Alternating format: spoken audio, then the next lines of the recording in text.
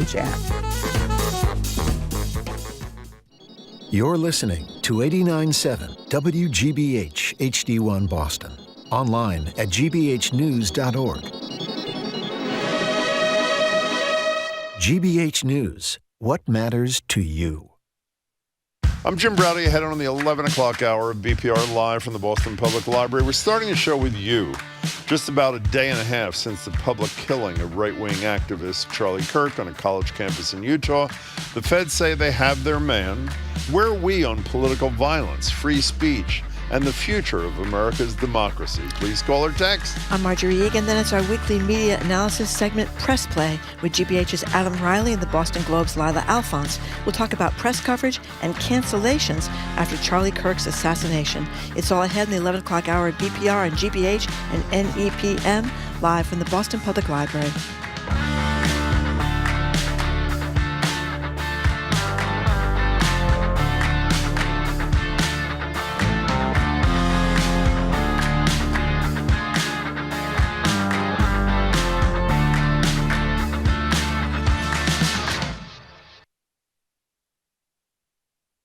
Live from NPR News in Washington, I'm Corva Coleman. Authorities in Utah say they have a suspect in custody in connection with the shooting death of conservative activist Charlie Kirk. NPR's Kirk Siegler reports authorities are questioning 22-year-old Tyler Robinson of Washington County, Utah. The arrest of Tyler Robinson, who's being questioned in connection with the fatal shooting of Charlie Kirk here at Utah Valley University, caps a nearly two-day manhunt. At a news conference, Utah Governor Spencer Cox said, quote, "We got him." A terrible day for the state of Utah, but I'm grateful that at this moment we have an opportunity to bring closure to this very dark chapter in our nation's history. Cox says investigators say the suspect traveled to the campus from his home near St. George, Utah, about 260 miles away. Authorities say they recovered writings on bullet casings on the rifle found near the murder scene that had phrases on them including "Hey fascist" and "If you read this, you're gay," LMAO. Kirk Siegler, NPR News, Orem, Utah. California lawmakers have passed a bill requiring police to be transparent in how they use artificial intelligence when they write incident reports. NPR's Martin Costi reports the move is in response to doubts about the accuracy of AI. An unknown number of police departments around the country are now using AI tools that write reports using body camera video and other sources. Now the California Senate and Assembly have passed a bill requiring police to clearly mark such reports as AI. The head of the California Public Defenders Association, Kate Chatfield, says criminal defendants deserve to know how the cases against them were built. The defendant should have a right to know how that police report was generated and how the words that were used to describe what happened were generated. That's important. One concern is that generative AI might hallucinate details that could later help to convict someone. The bill now heads to the governor. Martin Costi, NPR News. The Israeli military continues to order evacuations in Gaza City as its offensive there continues. Health officials in Gaza say at least 53 people have been killed by the Israeli military in the past 24 hours. NPR's Carrie Kahn reports. Overnight airstrikes and drone attacks have been reported in Gaza City. Nearly 1 million people still live there, according to city officials, and it's unclear how many have evacuated to southern Gaza, where despite Israel's assurances, tent camps are already overcrowded and lack basic services. UNICEF says access to clean water is urgent in the Al-Mawazi camp, where it says more than 70,000 people have recently fled. The UN agency also reports record levels of childhood malnutrition. The number of children admitted to hospitals with severe acute malnutrition doubled in August compared to July. Carrie Kahn, NPR News, Tel Aviv. You're listening to NPR. Good morning with the latest from the GBH newsroom in Boston. I'm Craig Lavolt. A week after a Boston federal judge ordered the restoration of billions in grant money pulled from Harvard by the Trump administration, the school says it's hopeful the money will soon start flowing again. From our higher ed desk, GBH's Kirk Carapezza reports. In labs in Cambridge and across the country, researchers cheered last week's ruling, calling it a win for academic freedom and democracy. But they've said the real test will be whether the money is actually restored. So far, that hasn't happened. But Harvard says it has received notices the grants will be reinstated, even as the Trump administration promises to appeal the ruling to reverse its cuts. Kirk, GBH News. A group of prisoner advocates are calling for a halt on plans to upgrade the state's only women's prison.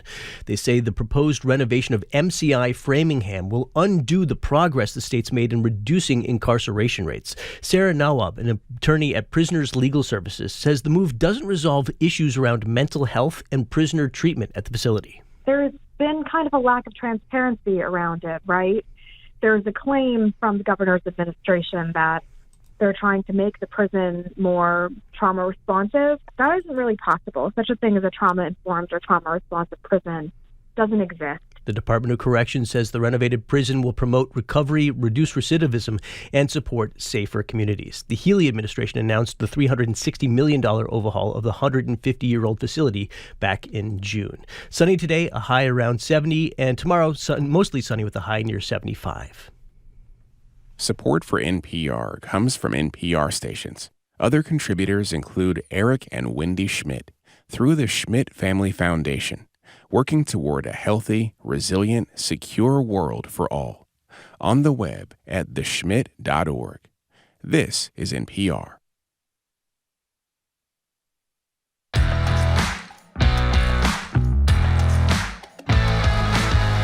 Hey, it's Jim Browdy. I am Marjorie Egan. You're listening to Boston Public Radio and GBH and NEPM. Thank you very much. We are broadcasting live from the Boston Public Library, and we're streaming at youtube.com/GBH News. We have two special broadcasts coming up. Jim is very excited about the food at the Big E.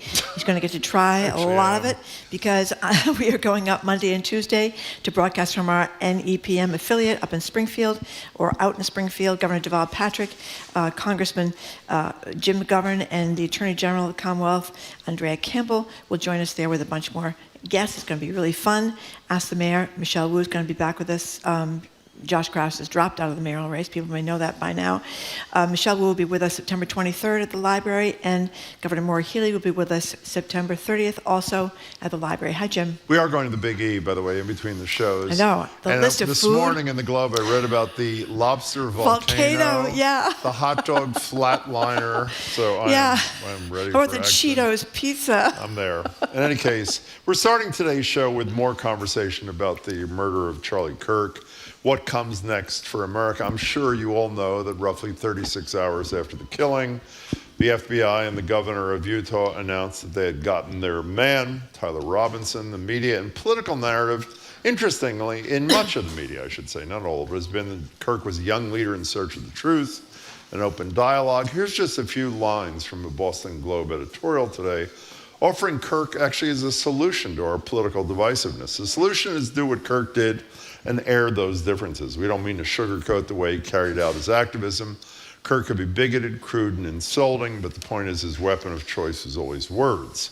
So the phone and text lines are open at 877-301-8970. In fact, Charlie Kirk's words often did inflict harm.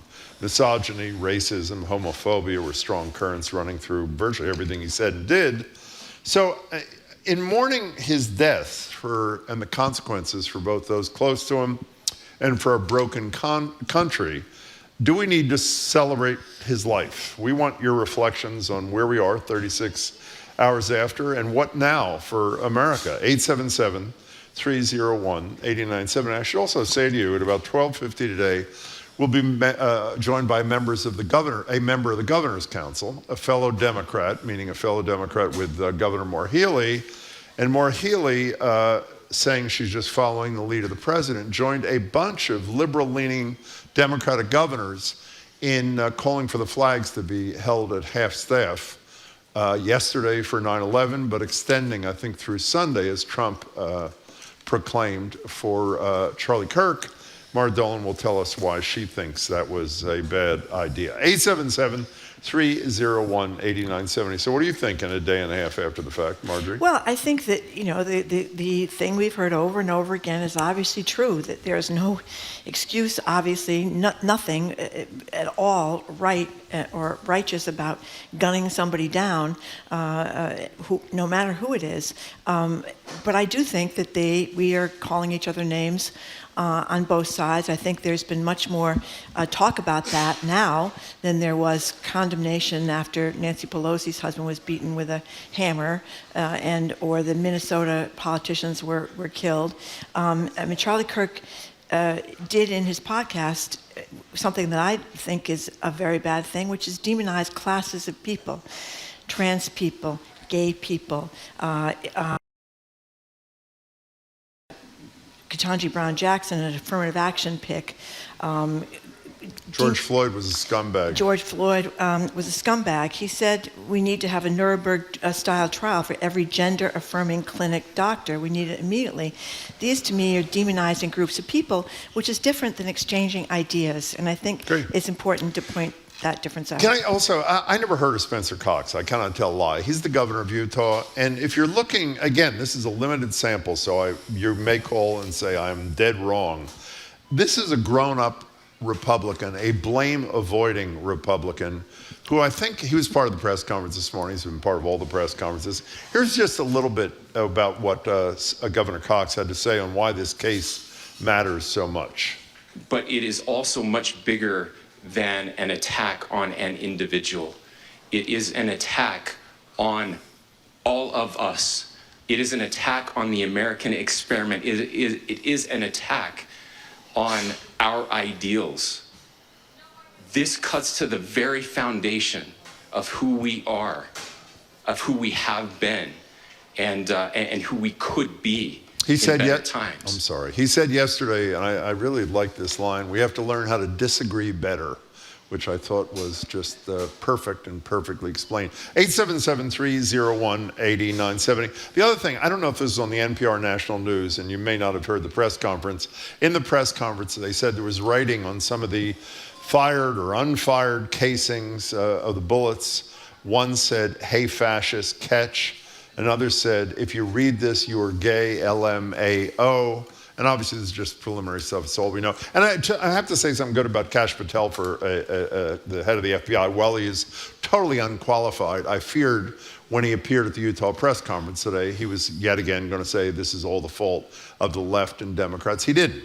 He didn't talk much about the investigation. He mostly praised Trump and the FBI, which I guess is fine. But he did not do the thing that Trump did the night of the killing and talked twice about how the radical left was responsible, which I think is a healthy thing for the country. 877-301-8970 is our number. Let's begin with Luke from Turner's Falls. Hi, Luke. Hey, how's it going? Good. Good. I just wanted to mention in the conversation about celebrating Charlie Kirk or not, that his relentlessly bigoted opinions that he spewed nonstop are, in fact, a red line for many people, and clearly not for others. Even those who proclaim to be leftist or liberal in their politics and the dialogue that they're willing to engage with, these things are just flatly unacceptable in a diverse, democratic society like the one we are trying to build together. Luke, can I agree with every word you said, and I'm going to be kinder than I usually am on this subject. I've listened to a lot of, by the way, I'm a big admirer of the Globe editorial page. I couldn't disagree more with him being I was surprised the solution. By that. And there are a lot of people I know who've made comments like those that you find to have crossed that red line, and I feel the same way. I have a feeling most of them really didn't know much about Charlie Kirk and have just heard some of the media retellings, like this notion that he got great dialogue going. They heard he was willing to debate, any liberal, any Democrat, all comers, that sort of thing. So maybe they're screwed up, but it also may be that Charlie Kirk and his politics were not as well known to them as they are to you and now to us. Luke, thanks for the call. We really appreciate it. I read this morning where 1,000 students had signed a petition asking that Charlie Kirk not come speak at the university. I mean, I don't like that either. I think people should be able to come speak at universities, and I don't like that censoring of speech. But there was considerable objection to him as well as I think it was about 3,000 people, Muslim students, that went to hear him speak. Well, the one thing, we said this to Paul Revell, former Secretary of Education yesterday. I think you agree with this too. The one thing that he was totally right about is that there's much less of an audience for a conservative or right-wing point of view on college campuses than there is for liberal or left-leaning. And that was one thing that he did address. But again, the language he used and the vilification, the demonization is not my cup of tea, nor Luke's, nor yours. 877-301-8970 is the number. Lisa in Andover, thank you for calling. Hi, Lisa. Hi, thank you. So I listened to your show yesterday, listened to Chuck Todd, and then after you talked about the Boston Globe article earlier, I became very angry because this is not freedom of speech issue. A line has been crossed when an individual starts saying that a certain group of people needs to be eliminated. That is hate speech. It's not freedom of speech. It's not protected by freedom of speech. You are literally saying that a certain group of people should not exist. When we talk about Muslim zealots and they are terrorizing Americans, trying to eliminate Americans, that is considered terrorism. That is considered hate speech. Why is there a double standard for Americans that talk the same way? I'm not sure there's a double standard in general for Americans. I think there's a double standard, at least for a couple of days, for Charlie Kirk. So what? I hear where you are, but where does that take you? Where do you end up in terms of how the country's dealt with this for the last day and a half, Lisa from Andover? I don't think they've dealt with it well. I think the Democrats need to speak up and be stronger about this issue and say this is hate speech, and we're not going to condone it.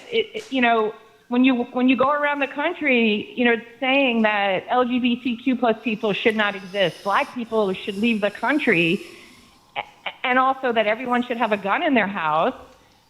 You need to fight against that and say that this is not free speech. Lisa, this is hate speech. Lisa, you said it. Thank you much for your call. We appreciate it. Some people have called him an anti-Semite as well, and he has said that the physical foundation of anti-whiteness has been largely financed by Jewish donors in this country. He accused Jews of controlling not just the colleges, it's the nonprofits, it's the movies, it's Hollywood, it's all of it. I mean, that is another classic anti-Semitic line that we've heard over and over again. And someone just texted about what he said that was racist. I think when he's saying that people like Joy Reid, who was on MSNBC, Michelle Obama, Sheila Jackson Lee, Ketanji Brown Jackson, of course, she's on the Supreme Court, that he said of those women, you do not have, and they're black women, you don't have the brain processing power to otherwise be taken really seriously. You had to go out and steal a white person's slot to be taken somewhat seriously. I mean, that's, to me, a racist remark. It's demonizing a class of people. And he brought out that old thing that we've heard a million times about what the Bible has to say about stoning gay people to death. And he says, he quoted the Bible about that. But people that quote the Bible about that never add the rest of it, which also says, it's in Leviticus that people should be stoned to death for not observing the Sabbath or eating certain kinds of food. So I think most of us agree that you shouldn't stone anybody to death, but not to just mention gay people and not mention people who don't observe the Sabbath, which is probably at this point about 80% of Americans should be stoned to death. It's demonizing a group of people. So what do you think about, before we get back to the calls, Maura Healey, as we mentioned earlier, we discussed with Governor Councilor Mara Dolan at 1250, is extending the flag lowering that originally was for 9/11 yesterday through Sunday, in furtherance of, I mean, I guess following the lead of the President of the United States, which we're told she's done in the past. And by the way, she's not alone. Virtually every liberal-leaning governor, Democratic governor, is doing the same thing. I was sort of shocked by it, to tell you the truth. I don't think there's any great penalty for her, Massachusetts, if she said, I just can't do this. What do you think? I would ask, and we can ask the governor when she's with us, what then is the message to trans children who'd like to get gender-affirming surgery, or to African Americans, or to Jews, or to gay people? What is the message there? John in Westford, welcome to the show, John. Good to talk to you again. Hi. Hi, nice to talk with you. Yeah, I think a lot of people don't realize how he started his career. It was traveling around the country for a couple of years, speaking at universities with a black woman. Her name was Candace Owens. That's right. And they went to many universities, and whenever they talked about, like, all the sound bites that you played yesterday, oh, it's hard with the echo, all the sound bites that I heard yesterday, I can just see them being cut. I mean, he's talking with a black woman on stage to a black audience about merit-based criteria versus DEI versus affirmative action. So to say that he is racist is the most ridiculous thing. I mean, I've been following him for a long time. Mostly he just pops up as shorts, video shorts. But as far as being anti-Semitic, listen to what Ben Shapiro says about him recently. Listen to what his best friend, Candace Owens, a black woman, talks about him. Well, but by the way, Judge, I'm not cutting you off. You can please stay. We were judging him on what he said, not based on what other people said about what he said. Those were quotes that Marjorie was just reading. And you know, John, that Candace Owens has been deplatformed. I think she got in trouble with Kirk himself for some of the things she said in her podcast. She's kind of gone off the rails on a few things, hasn't she, Candace Owens? But let me just finish the first part. Okay. What I'm saying is, you take a little soundbite and don't look at the big conversation he's having with the black audience. It's just like when Trump was accused of asking Russia for Hillary's tapes. That's been proven wrong if you listen to the full thing. Same thing with the Charlotte. John, let me ask you. We hear your point, John. He called George Floyd a scumbag. Put it in a context that's acceptable. I don't know what the fuller context is. I know he called him a scumbag. What's the context in which, to you, anything he said other than that in that sentence would be acceptable? What I'm saying is, when, like, a typical example for when Trump said there were equally nice people on both sides, his next sentence was, true. And I'm not talking about the neo-Nazis. They should be condemned. And the same thing happened with all of those bites. He talks about in detail the nuances. But, John, we appreciate your perspective. One thing, John, I think he says that Ketanji Brown Jackson was unqualified and shouldn't be on the Supreme Court.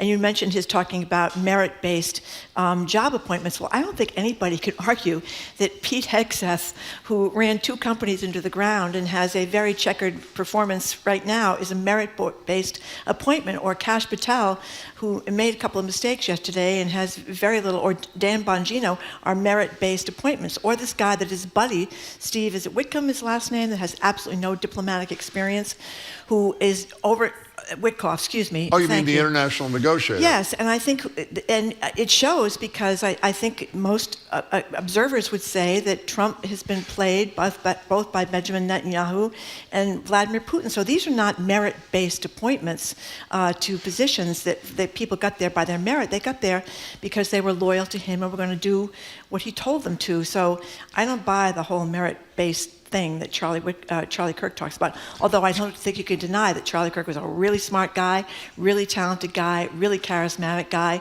able to debate people for hours and hours and hours. But again, I think he demonized whole classes of people, and that's my problem with John, him. we really appreciate being called, even if we disagree. So please, particularly because we disagree, actually, keep calling. Let's go to Rhodes and Newton. You are next on BPR. Hi. Hi. I just wanted to mention the fact that they had a double standard when it came to the violence, when it came to the Capitol, and how the president is reacting to it, obviously. Well, they were patriots. That's the difference. The people who tried to overthrow the government were patriots, right? Well, you know, that's his version. Exactly. Rhodes, we have bad connection. Bad connection. Maybe you can move somewhere different, and we'll put you on hold, and you can call us back. We can't hear you very well. By the way, not only do you disagree, Rhodes, with the patriotism thing, the family of the police officers who died in the ensuing days, I think, probably feel exactly the same way. Robert in Rhode Island, hey. Hello. Hi. So I appreciate the caller earlier that was talking about Charlie Kirk and his relationship with Candace Owens and Ben Shapiro. Yep. And wanted to make a correction, or the New York Times made a correction on, it was one of Charlie Kirk's anti-Semitic statements, and that he was simply quoting it, and that he then proceeded to critique that statement. I see. It was not an original thought of his, or one that he was defending. So what did he say? What did he say to correct it? Do you know? I don't know. I believe it was about the Jewish philanthropists, donating money to supporting, what was it? Yeah, so here's what it was. The Philosophical Foundation of Anti-Whiteness has been largely financed by Jewish donors in the country, he said on his show in 2023. That was not his own statement, or that was not a statement that he agreed with. That was one that he quoted and then critiqued. Great, we'll check it out. One of our colleagues is going to do it right now. He was accused of saying that about Jewish control of the power, of levels of power in the United States, but we'll double check that. Can we double check that? Also, can I ask callers, I don't know if it's useful to spend the next 10 minutes we have on this debating whether Kirk's rhetoric was positive or was a solution, or his approach was a solution, or if it was hate speech. I'd like to talk about what happens now. Where do we go from here? This is a broken country before Kirk was killed. It is a more broken country in the wake of that. And I'd love to hear, and I think Margie would too, and I think our listeners would too, your perspective on what happens now, what happens now in this incredibly divided country. Do we tone down? Spencer Cox did. I don't know what he's like, the governor of, I don't know what he's like on days when he's not dealing with horrible crises like that. Wouldn't you like to hear people like that speaking on both sides, Republicans and Democrats? I think it'd be really a useful, constructive thing. I think the issue is that there's a sense that we are heading down a very dangerous road of involving political violence, and it's very scary to people. And how do we reverse that course and have debates and discuss ideas without anybody thinking that they should go out and shoot somebody because they disagree with them? But anyway, we're taking a quick break. More of your calls and texts in just a moment at 877-301-8970. We're talking about getting out of this hole that we seem to be in the United States of every couple of weeks there's another horrible shooting event or attack on someone having to do with politics. You're listening to BPR on GBH and NEPM live from the BPL and streaming at youtube.com/GBH News.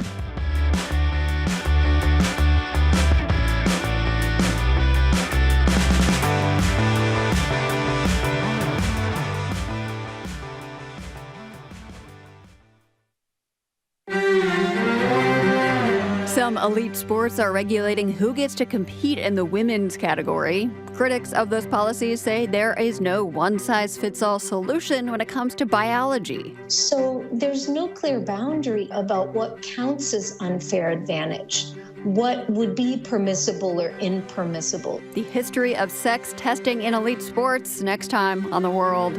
This afternoon at 3, here on GBH News 89.7. Our programs are made possible thanks to you. And Concerts West, coming to TD Garden on September 17th, Hans Zimmer presents The World of Hans Zimmer, A New Dimension, an orchestral and cinematic experience. Tickets now available. More at worldofhanszimmer.com. And the Cape Cod Foundation, committed to building resources to support community life on Cape Cod, including environmental conservation, arts and culture, and community development. Learn more at capecodfoundation.org.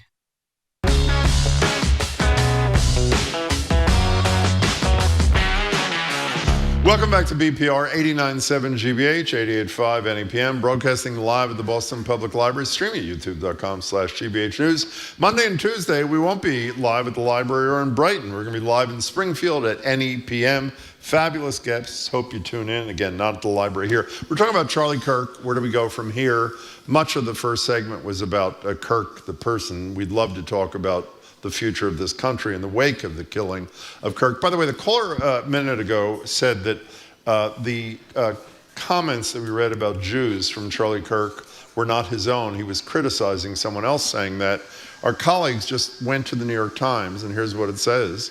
Mr. Kirk also accused Jewish philanthropists of fomenting anti-whiteness by supporting liberal anti-racism causes like Black Lives Matter. Quote, the philosophical foundation of anti-whiteness has been largely financed by Jewish donors in the country, he said on a show in 2023, not long after he accused Jews of controlling not just colleges, all the nonprofits, movies, Hollywood, all of it. So to the caller, please email us at bprwgbh.org, and if we're getting it wrong, we will correct it immediately. Well, that's exactly what I said, but the bottom part is talking about allies of Mr. Kirk sought to defend him by citing his support for Israel and his support from Benjamin Netanyahu. Okay, well, that's not what the caller said. So if the caller has something different and we missed it, we apologize and get it to us, and we'll read it on the air immediately.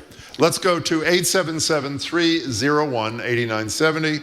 Pat in New Bedford, hi. Hey, how you doing? Appreciate you taking my call. I just wanted to comment on how I was struck by Zoran Mandani's response. You might think that he would be before his audience that would maybe typically be celebrating or maybe not even hurt by the murder of someone like Charlie Kirk. He had a very universalist approach in response to it, which I thought was really showing of his decency and embrace and the importance of human dignity.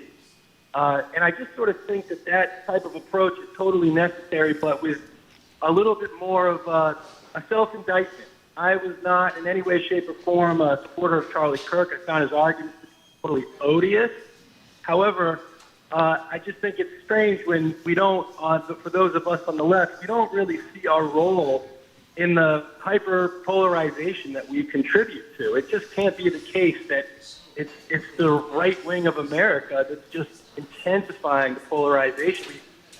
We gotta start saying what's our role in this. I was listening before, and I just a couple months ago, and someone called in saying, "What do I do? I tried everything. I sent letters to my congressman. I shamed my conservative family members," and no one said, "Hey, don't shame your conservative members." Like there needs to be a little bit more self-indictment calling out of the poor, lowbrow tendencies of those of us on the left. Pat, that was fabulous. No, you're right. You're right. I mean, people. It's both sides. I think we got to agree. It's both sides demonizing each other. I mean, I think it happens.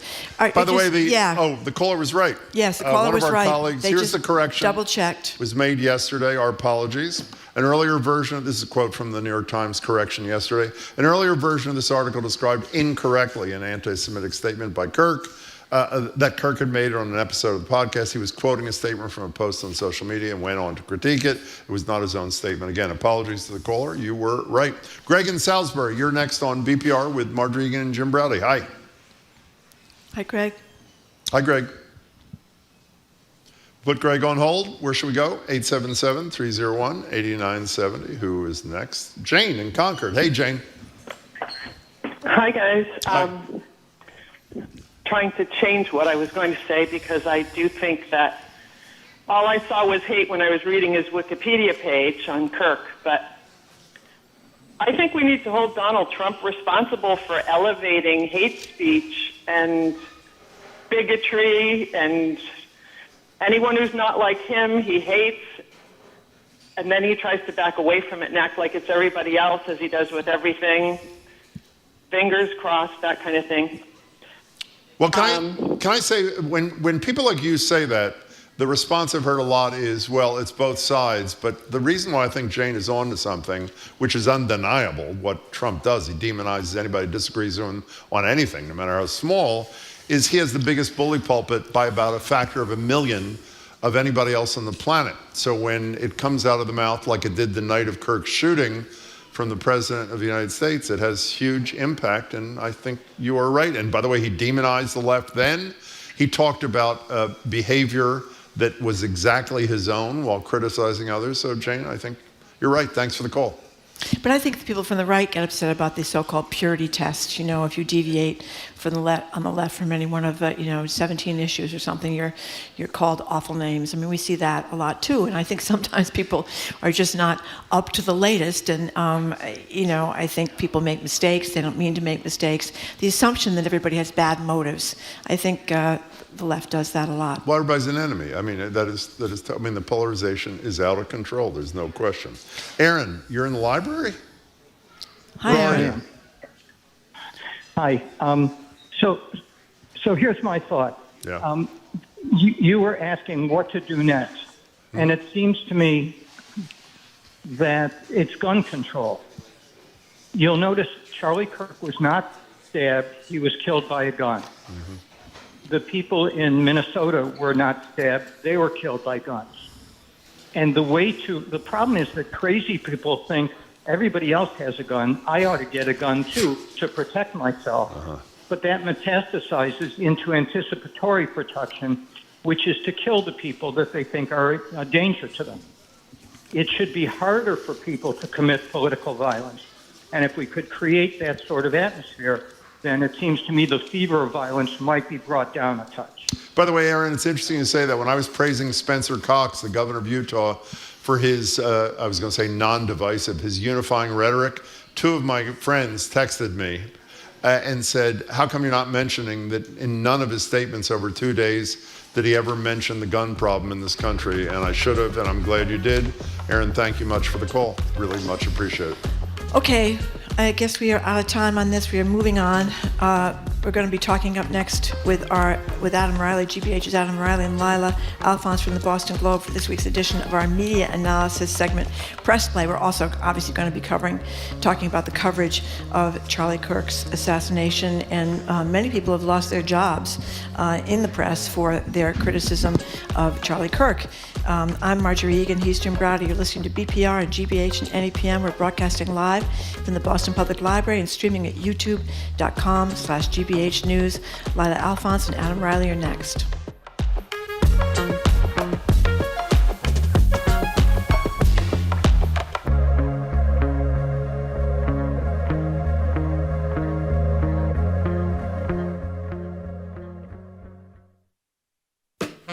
I'm Jared Bowen. Today on The Culture Show, New England's on the menu. The New York Times proclaims 5 regional standouts in its 2025 restaurant list, including Boston's La Padrona and McGonagall's. Plus, Banksy targets a London courthouse with a mural skewering crackdowns on free speech. Now his artwork has been removed. Is Lady Justice turning a blind eye to censorship? We take on that and more in our Week in Review. That's today at 2 on 89.7 GBH. Support for GBH comes from you. And North Shore Music Theater, presenting Rent, Jonathan Larson's rock musical about struggling artists navigating life during the AIDS crisis in the East Village, at Bill Haney's North Shore Music Theater, September 16th through 28th. nsmt.org. And MIT Sloan Executive Education. You can advance your career with 2 to 3 day courses designed for professionals. Topics include leadership, innovation, and strategic management. Learn more at executive.mit.edu.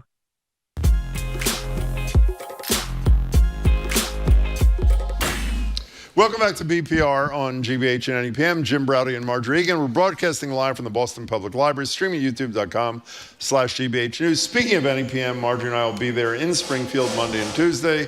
Governor Patrick in the studio, Attorney General Campbell in the studio, Congressman McGovern zooming in, Rick Steves zooming in. It's going to be a great couple of shows. Before we introduce our media guests, we're going to correct the correction. Oh my gosh. We misinterpreted, and I think the caller did too, the New York Times connection. Our colleague Nicole Garcia actually listened to some of these things, and in short, Kirk did say on his own behalf, not critiquing it, quote, anti-whiteness has been largely financed by Jewish donors. That was November 16th, 2023. Tucker Carlson expressed this sentiment originally, and Charlie Kirk was defending the statement. So there we are. So the caller was not correct then? He was not, but it was understandable because he made the same mistake we did by reading the correction. In any case, it's time for our weekly media analysis segment, Press Play. We're joined at the BPL desk by GBH political reporter Adam Reilly. Hey, Adam, nice to see you as always. And Globe, Rhode Island, and New Hampshire editor Lylah Alphonse. Lylah, it's great to have you back. Welcome. Thanks for having me. So, Lylah, let's start with you. There was a lot of written and spoken about the fact that early on, right after Charlie Kirk was shot, you could go online, Twitter, Facebook, YouTube, etc., and actually see him, the blood coming out of his neck, etc. What do we make of this? Objectively, I think we make of it that the media is no longer the ones who decide what's acceptable, and that's really tough. I have two kids who are in their late teens, early 20s. They saw the whole thing, and that's because they get their news on TikTok, right? Where you don't have media gatekeepers deciding how much of something can be shown. I, who am definitely no longer in my 20s, saw a sanitized version. I saw several sanitized versions. One where he threw a cap into the crowd and then it cuts off, and then it comes back later with the whole scramble and horror. Another where you saw him recoil, but you didn't see anything that happened after that. And that's what I'm used to both seeing and approving when we publish stories with embedded multimedia. So I think it's a sign of the times, and it's something we have to think about deciding whether or not the legacy mainstream media is now still responsible for deciding what adults get to see, because our kids are seeing everything. And whether they're wrong, Adam, I'm guessing, considering when you were young and irresponsible, you worked at the Boston Phoenix, that you may have thought of the same thing Marjorie and I discussed right after we read about it being available, is when your boss and our former colleague, Peter Kadzis, decided with a warning above it to show video of the assassination of beheading of Daniel Pearl. I got that right? My recollection is that what Peter did was provide a link that people could go to. So it wasn't like the video was embedded. But with a warning. Yep, there was a warning. So the question is, I am somebody, I have mixed feelings, but I have to say, for example, I'm against death penalty. I believe executions should be available for people to see, because maybe I'm naive, but I happen to think that a lot of people who support the death penalty in this country would stop supporting it if they saw it. And I think I feel the same thing here, even though I understand the issue with the family and all that, as the caller said a minute ago, gun violence every day. There was, every day in schools, everywhere, and people don't have to see it as long as they're given an option. Is that an irresponsible position on my part? No, I don't think it is. I mean, I'll be just completely honest here. I have not watched the video. I just don't have the stomach for it. They took it down from a lot of places. Well, it's still available in a lot of places. Yeah, I didn't want to see it, and I didn't even want to see a sanitized version where certain things were blurred. But this story is, among other things, about America's just being soaked and steeped in gun culture, and being able to see the video cuts through, I think, our we've become inured to this so much. Every time I read about I grew up in Minnesota. My mother asked me recently, what about the story about the school shooting that occurred at the Assumption School? Yeah. And my honest answer to her was, I don't even think twice about these things when I see them. I just, it registers and then I move on. So I think there's some value potentially in having video out there that makes people not just move on like that. There's another Kirk-related thing we touched on briefly with Chuck Todd yesterday, is Matthew Dowd fired at MSNBC, and there's stories this morning. Lots of people. He's not the only journalist. He may be the highest profile one. There's some teachers who, in their private capacity on social media, made statements that school leaders determined were inconsistent with their continuing the job, meaning that's a euphemism. They fired him, essentially, a kind of thing. I don't have Dowd's quote in front of me, but he basically was talking about when you use hate speech, you get what? Hate words, hateful words leading to hateful actions. And Chuck thought that was blaming the victim, and even though he was a former colleague of his, he thought the firing was an appropriate response. Was it? I can see how he thought that was victim blaming. I also think that it's undeniable that a lot of the rhetoric that Charlie Kirk and other people, plenty of other people share, has created the culture in which this happened. I don't think you can look at Utah's extremely lax gun laws where anyone can open or concealed carry without a permit anywhere, and not say that, well, that did help allow someone to be able to set up on a roof. But that said, I think that you're seeing the firings there in the media, you're seeing them among teachers. At the same time, you're seeing people laud the idea of free speech and free debate. So I'm not sure how to take those two conflicting thoughts. Free speech is important, debate is important, but don't say that. You run the Globe, New Hampshire, and Rhode Island. If one of your columnists said a similar thing. Columnist or reporter? Columnist, not reporter. So columnists are allowed to... He's essentially an opinion guy on MSNBC. So columnists if an are opinion allowed to do person that. said what Dowd said, you'd be okay with it? I would probably kick it back for additional context before I published. Where are you on this, Adam? I feel like so much of what we're trying to do right now is untangle what drives and animates political violence. And Dowd, you may not agree with his thesis, but that's one possible explanation, right? He was thinking out loud about what's behind this fundamental problem that was manifest when Charlie Kirk was killed. So I kind of think, I feel leery of saying it. I think firing is an overreaction there. Well, one of the things that didn't come up, by the way, and we can move on from it, is whether or not he was fired on the merits or he was fired in one of these anticipatory notions that it would upset the boss being Donald Trump, not the president of NBC News. Yeah. So we don't know. What's an interesting response? Jezebel's feminist website, before Charlie Kirk was killed, they posted a story headlined, "We paid some Etsy witches to curse Charlie Kirk." And then they took it down after he was killed. But the editor added a note and said, "The piece was intended as satire and made it absolutely clear we wish no physical harm, but we stand by every word. And we may republish at a later date, but out of compassion for the victim's family, we want to make clear we prioritize an end to violence." And I thought that was a pretty gutsy statement by the editor of Jezebel. I think that's such a Jezebel story. Slippery kind of, right? It is. It's such a slippery slope, and you're trying to apologize but not apologize and reserve the right to put it back online if you want to, but maybe not. I don't think he meant slippery slope. I think he meant slippery. Like trying to be a little sneaky, get away with something. It is. But I think that that's a good example of how people in the media, people on social media, just talk, and meanness is seen as funny. And it's all considered appropriate until there's a consequence. Yeah, but one of the things you could see where Jezebel would take this opposition position to Charlie Kirk, because he's talking about how if you don't get married by 21, you're kind of all washed up as a woman kind of thing, and trad wives and all this kind of stuff. And the vice president talked about all those miserable cat ladies that they're just soaking in despair because they don't have a bunch of children and grandchildren and stuff. So you could see where they would do that satirical approach.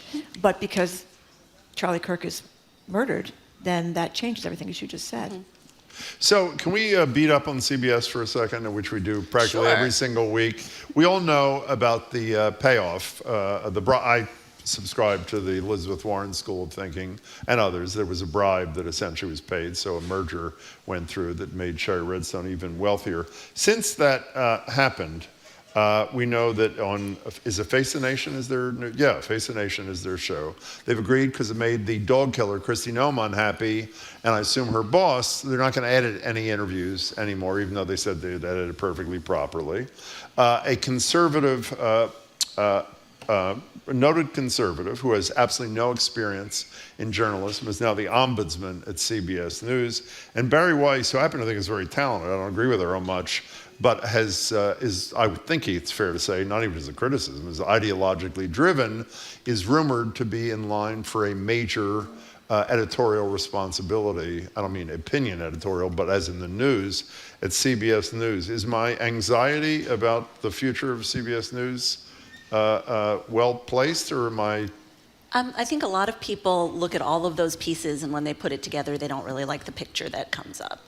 But I think that anxious or not, we're seeing a shift in the way legacy media operates. And the media is not a monolith, but the media also is a business. And so they're going to, all different outlets are going to do different things in order to make sure they can continue to be in business. And some of that, I think ideologically, audiences, fellow journalists probably have different takes on, may or may not agree with. But what I'm seeing there is an attempt to stay afloat and relevant. I mean, You don't mean bottom line. You mean afloat and relevant with a guy who may crack down on your operation, the President of the United States. I'm saying, that, but also bottom line, because if the president does crack down, your bottom line is going to be affected. Their news broadcasts are not at the top of the charts. They're already dealing with changes in the way consumers consume news, and they are not keeping up with the trends. So I can see them trying everything they can to stay relevant. I feel like one of those things is not like the others, though. I kind of, the interview piece, I sort of like the idea of interviews either being broadcast live or being broadcast live to tape in their entirety. There's something, more fundamentally honest about that. It doesn't make the speaker look as good. It doesn't make the interviewer look as good. But I think that's not a bad experiment to engage in. What they got rid of in Kristi Noem was her lies. And I thought, why shouldn't we hear those lies? Why should we have missed out on those? As long as you've got the interlocutor confronting her on them, right? Yes, or you have some explainer afterwards that I'm a big believer in fact-checking. That's a good point. You got to do that. If you're going to go live, you got to fact-check very aggressively. There's nothing wrong with that, saying that is not true, that is not true. Well, in the abstract, I agree with you, but you've done a lot of everybody here has done television. You and I have done a lot of television, Adam. The problem is we have the luxury here. Do we ever edit anything except funny stuff, or we don't ever edit a news interview? I don't think we ever have, and if we did, it was maybe once. I don't know of one. But we have a lot of time. You're right. A television show, I used to do one for 30 minutes. It's a lot harder than it looks to fact check someone. And the notion that you think you can do, I have a 7-minute slot, so I'll do a 7-minute interview when I have the Vice President of the United States sitting here. You can't do that. I mean, that's not how an interview works. It's too rushed, too tense. You hopefully edit it responsibly, just like 60 Minutes did with the Kamala Harris interview, even though they ended up paying $16 million. Which was totally responsible. Which was totally responsible. I mean, I guess there's one, not to get too down in the weeds here, there's one sort of middle ground that you could reach where you could take interviews, edit them, but make sure every single interview is posted online. They do. That's post the stuff with Trump, though. They didn't do that. Is that true? I didn't know that. I don't think they did that before. Well, they should. That's totally correct. Make it available to people. Absolutely. And I thought the whole Kamala Harris thing was on the 60 Minutes website. I think they put it up after that. They put it up because they had to. Yeah. I got to tell you, I think we're in a different place now because people lie so much about so many different things that I think you have an obligation to straighten out, to correct those lies.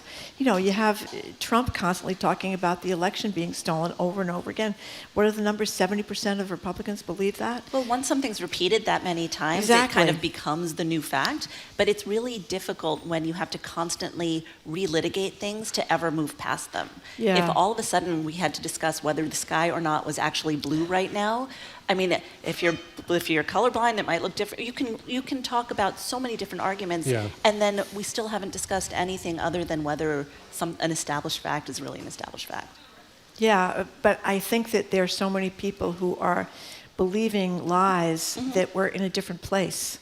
And that's the problem. When you speak to your family, friends, or the people that text us here, I think, God, where did they get this stuff? And then you look it up, and they believe things that they heard on Fox News, which had to pay almost $1 billion for lying about the election being stolen. And my recollection is that research by people who are journalistic pointy heads shows that fact-checking doesn't matter, right? You can say, no, in fact, the election wasn't stolen in the midst of the interview, and it's not going to change their minds. Well, it might not change their minds, but I think it's important to have it there so you at least know you're not. Because what is the point otherwise? If you're just putting somebody on who's going to lie from beginning to end of the interview, I mean, that's the problem. We're talking to Adam Reilly from GBH, Lylah Alphonse, who edits the New Hampshire and Rhode Island parts of the Boston Globe. So the Murdoch family, sort of like Succession, which is pretty great. They buy out a couple of the siblings, unlike Succession, and he puts in place Rupert, 94, is he? 90-something, puts in place the one he wanted, the conservative I think this is the longest Rupert has been without an engagement announcement. I mean, he's usually always finding someone new to marry, but he's on a hiatus at the moment. One of the things that love in an odd way because it gives you faith in real journalism. At the same time that he's fighting hard to make sure his most conservative son takes over the paper and is there for the next 20 or 30 years, has any paper done better reporting exposing the underside of Donald Trump than the Wall Street Journal? Well, not just Donald Trump. We talked about this the other day. Was it on the air? Annie Linsky used to be at the Globe, then went to the Washington Post, then went to the Wall Street Journal, was vilified. She was on with us the next day after she wrote a piece saying people in the administration know that Biden is losing it. She was trashed roundly. She was obviously totally right. They're the ones that exposed, what was it, the birthday book, the 50th anniversary birthday book, Yep, the I love that drawing by twist. Trump and all. So I mean, that's really a hopeful thing to me, separating opinion and great news reporting. Yeah, I find it hopeful as well. To me, it suggests that for Rupert Murdoch, there is a greater value than ideological tone or ideological content, that he puts a premium on a great scoop. That's a good point. I don't know. Right? I don't know if his son will do the same thing, because I don't know anything about him. What's the deal with him, Lachlan? He's thought to be even more conservative Oh, I than his didn't know father, that. more Okay. ideological than his father.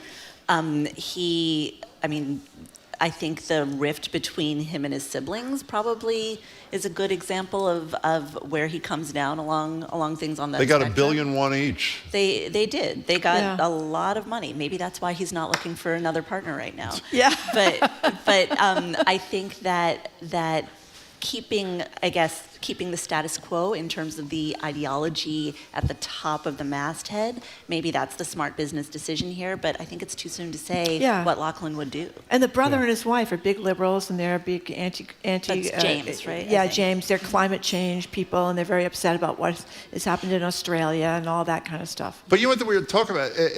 At the same time that I'm praising them for their fabulous news reporting on the Wall Street Journal, they also own the New York Post, which is not a real newspaper on most days. Fox News, which is surely not a news station. So there are a lot of odd things going on over there. It was bizarre when they were the ones who were on the alleged Epstein letter story before everyone else. When they broke that, it didn't sort of bleed over into the Post or into Fox. It wasn't like the other pieces of the empire took that news and ran with it. Yeah. So the Journal for them remains its own. Maybe because it's the prestige publication. I think it's money. I wonder if it's an acknowledgement that there are different audiences. Different people consume each of those different media in very different ways. So That the makes Fox sense. News audience may want one aspect of the Epstein book. Yeah, they'd rather not hear about the New York Post just wants to see the beautiful picture, secret. right? And don't forget, when Fox News criticizes Trump, they discovered right after the election they lose viewers that go to Newsmax or someplace else. So I think with Fox, it's money. They don't want to.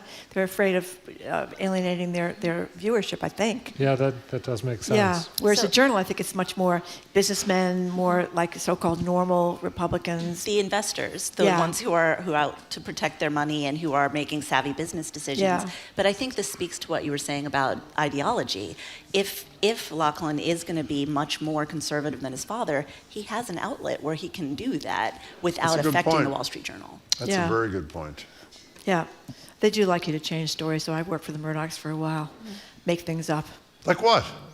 I told you the great story about the helicopter crash. Tell us right now. Well, there was a news person, and I apologize, I forget the person. You know the traffic helicopters that go around. There was a crash. This is years and years ago. That's when Rupert Murdoch owned the Herald. When Rupert Murdoch owned the Herald, and I was a police reporter then. I was covering the story, and the helicopter went down near a school, and one of the bosses from Fleet Street, a British guy from Fleet Street, came over and said, and it's right near the school, and we understand that maybe the hero pilot gave up his life because there were children on the playground. And I said, well, nobody told me about that. I can call back and ask, and you call back the cops, you call back the fire. It was not a hero to avoid. He wanted me to make this up and put it in the story to make it more. It's a different MO. Yeah, it's a wild way of doing business. Yeah. Wow, I don't think you're supposed to do this. And and you didn't. Well, in those days, you took your byline off the story. You said, I can't. I quit shortly after that. But that was their MO, and I'm sure it's their MO with the New York Post as well. Good to see you both. Lylah, thanks Adam, for having thank you us. so much for your time. We appreciate it. Okay, thank you very much for joining us today. Whatever you did. Adam Reilly, political reporter for GBH, Lylah, Alphonse, editor of the New Hampshire and Rhode Island desk at the Boston Globe. Thank you much for being here. We say goodbye to the folks up on NEPM or out at NEPM. People don't like me to say up. In the spirit, they want me to say out. So out at NEPM. And make sure to tune in to the fabulous 413 starting at 3 o'clock this afternoon. They have 2 special guests today. I think that might be, could that be you and me, Jim? Our show continues in Boston with GBH's Callie Crossley, Live Music Friday, and more. I'm Marjorie Egan. He's Jim Browdy. We're broadcasting. You're listening to BPR, GBH, and NEPM live from the Boston Public Library.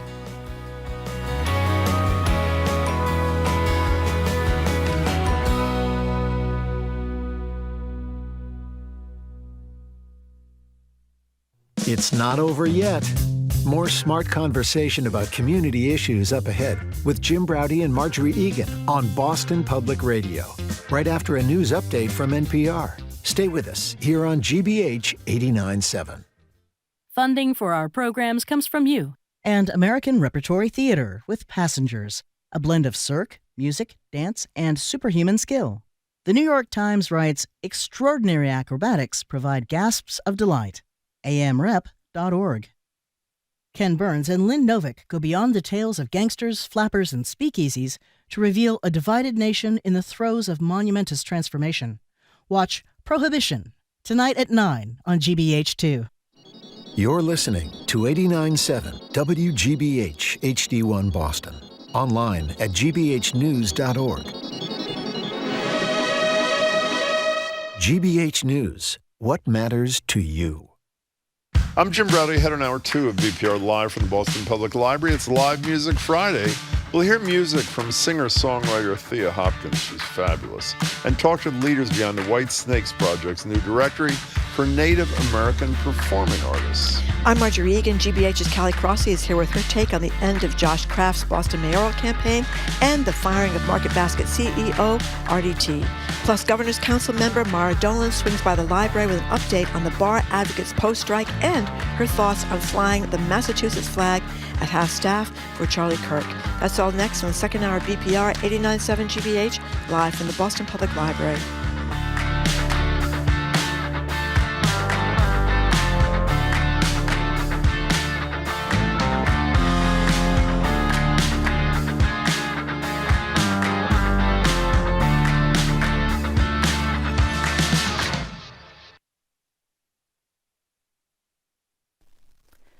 Live from NPR News, I'm Lakshmi Singh. Charlie Kirk's alleged killer is now in custody. He's identified as 22-year-old Tyler Robinson.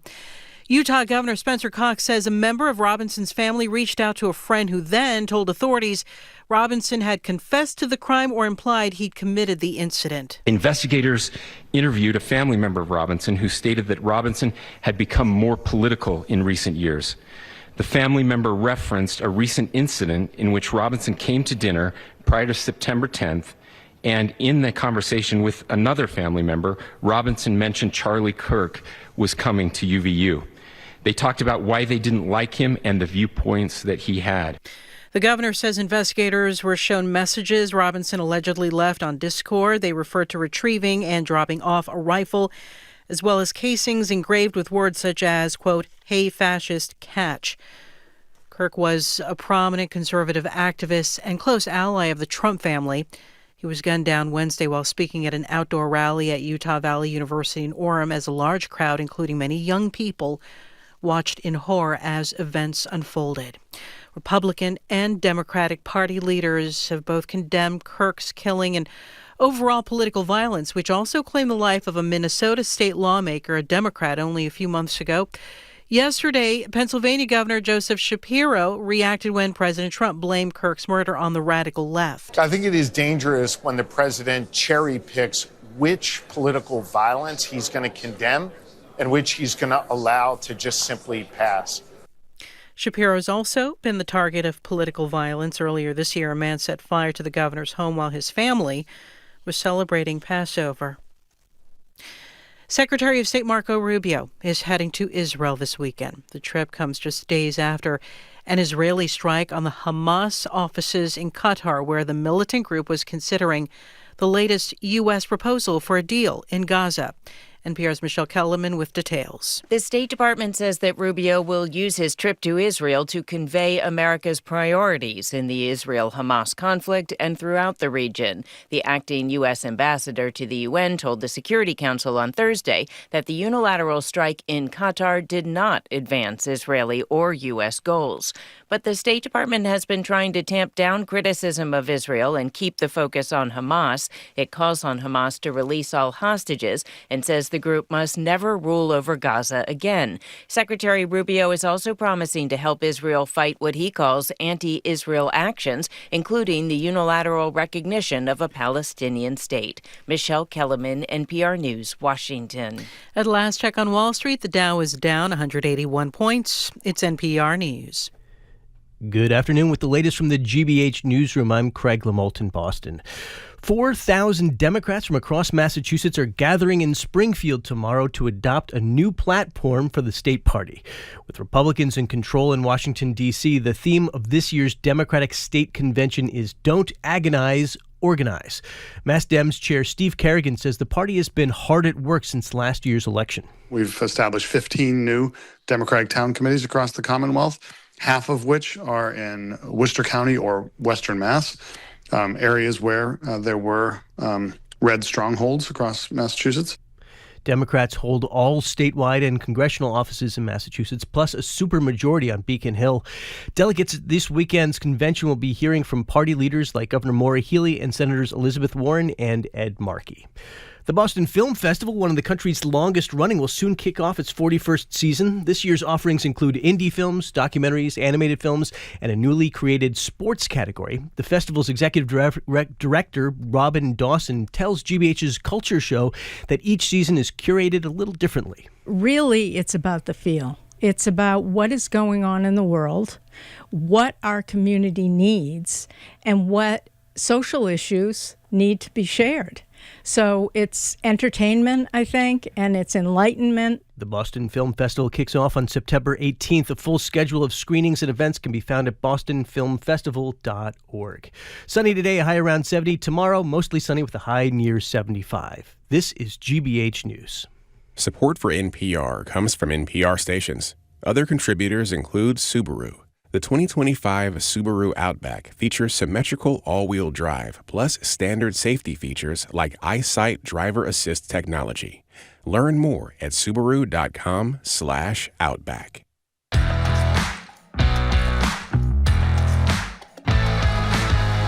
Welcome to hour number 2 of Boston Public Radio. We are broadcasting live from the Boston Public Library, and we have a couple of programming notes, I guess I should call them. We're going to be out in Springfield at our affiliate, NEPM, broadcasting Monday and Tuesday. We're thrilled to be joined out there by Governor Deval Patrick. He's got a place out there in the Berkshires, I think, Deval Patrick. He does. He lives there part-time. And Congressman Jim McGovern will be with us, the Attorney General of the Commonwealth, Andrea Campbell. The Mayor of Boston will be with us on September 23rd right here at the library, taking our questions as yours. And on the 30th of September, the Governor Maura Healey will also be with us at the library. Same deal, taking our questions and yours. Hello again, Jim. Hey there, Marjorie. We're joined now at the library desk by Callie Crossley. She's the host of Under the Radar with Callie Crossley. You can catch that Sunday nights right here on 89.7 at 6 o'clock. You can also hear Callie commentaries on Mondays for GBH's Morning Edition.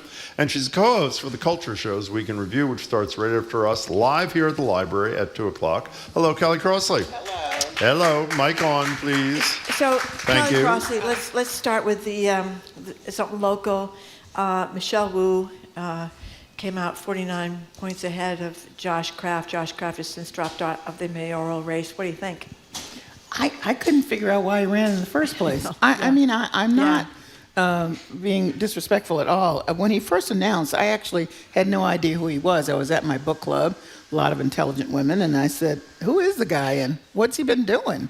Because you figure that's somebody who would have been working in some aspect of government, I might not know where, but would have something foundational upon which he would then want to run for mayor of the city. And so some of them did know and knew who he was and explained, oh, he's a good guy, boys and girls, yep. and blah, blah, blah, blah. And I was like, okay, is that mayoral, material? Yeah.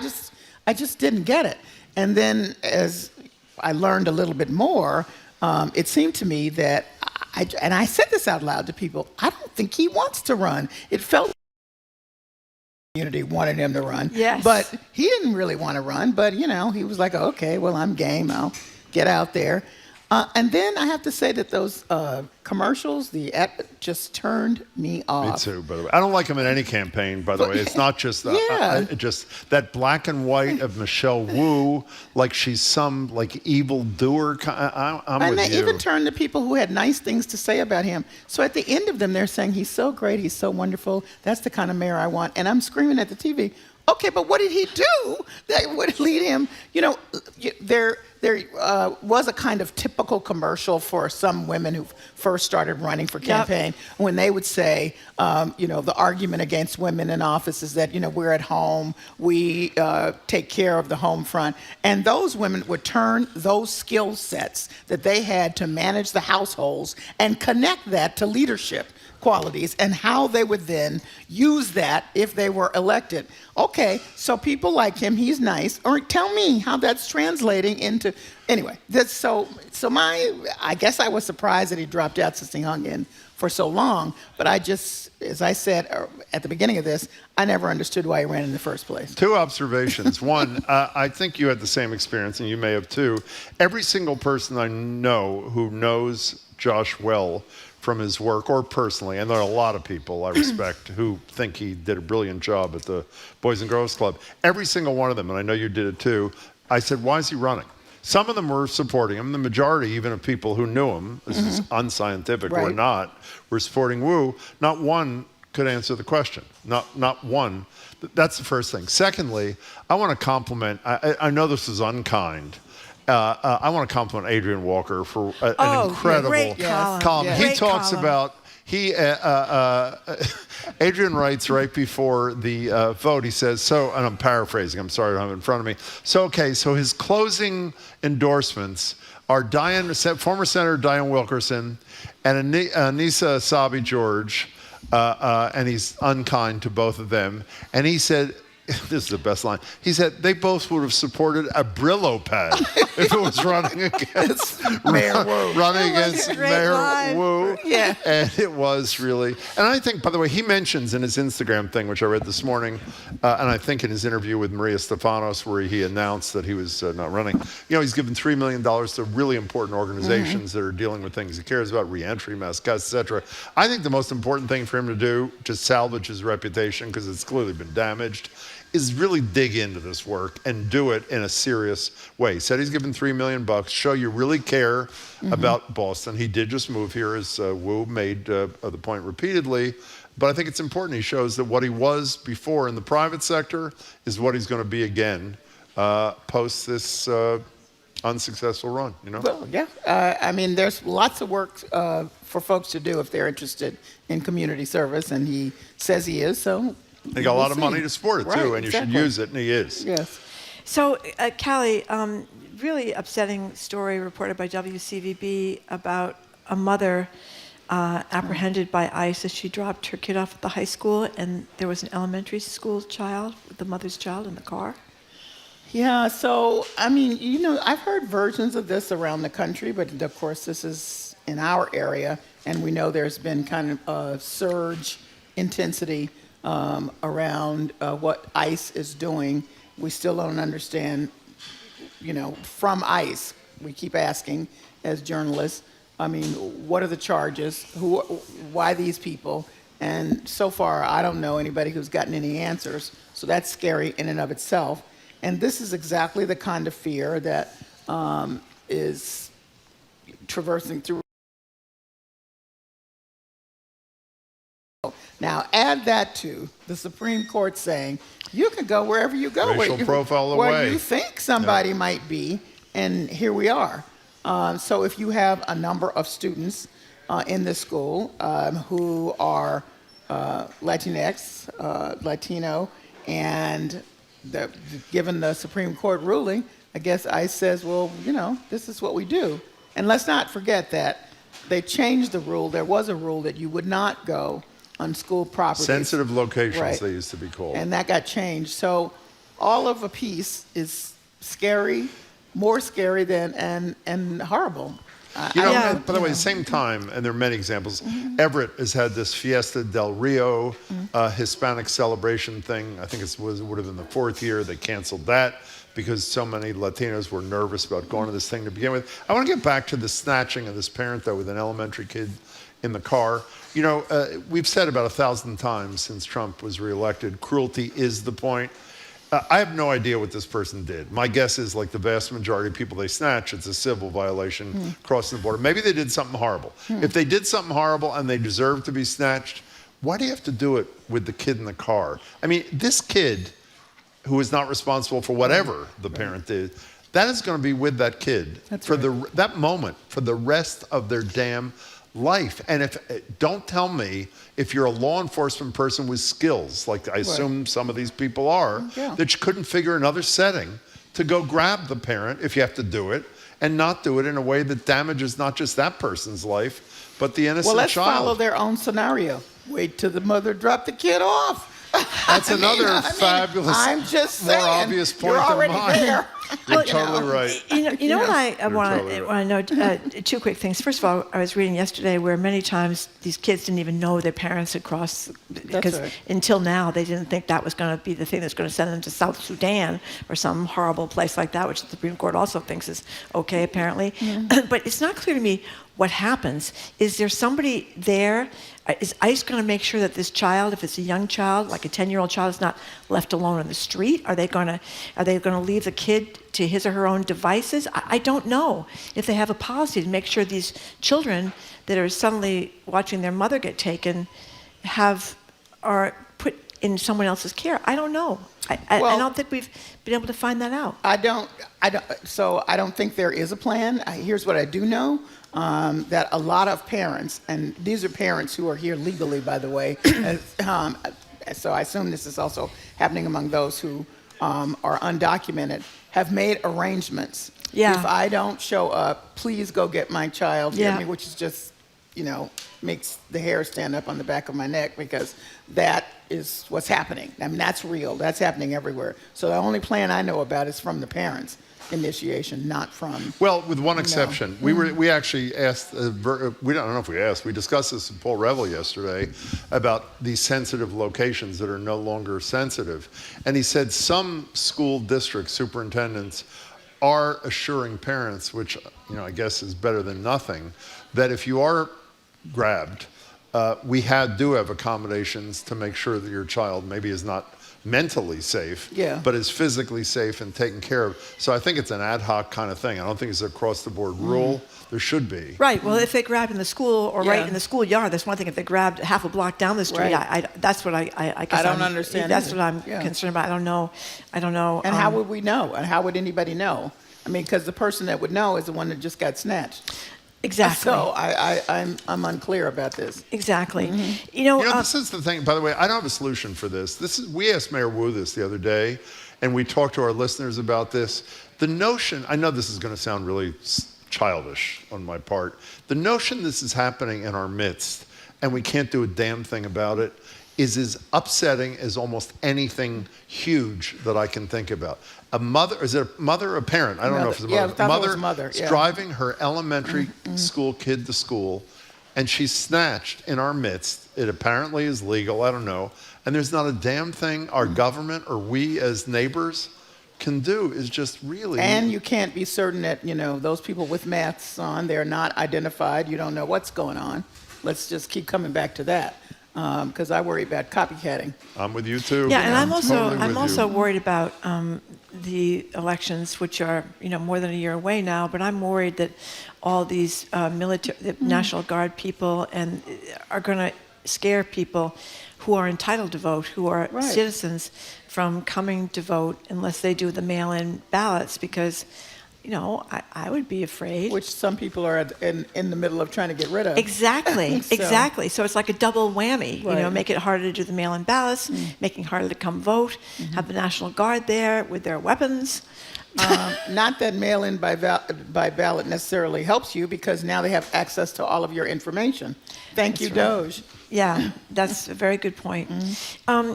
Roland Martin, a longtime great journalist. I think weren't we next to him at one of the conventions? He We was were. Over at the, We actually were. I thought so. He was you were at NECN then, and I was the Herald. I was at the Herald. I snuck over into the booth there, and he was next to New York One, I think, was the station. We he were was at sharing for a New long York time. One and NECN. Yeah, That's right. He wrote. He didn't write. He was interviewed and talked about the attacks now on black-owned media. What was he talking about? Well, he's long been concerned. First of all, we should say that after he was a commentator on CNN for some time, so people may remember him from there. And then he was on TV One with his own show. So that's where I think most people might know him from. And then he left both of those institutions. I think he was exited from CNN, and he started his own thing. So he owns his own company, which is really quite successful, his own satellite channel. So he actually broadcasts himself, if you will, on streaming channels.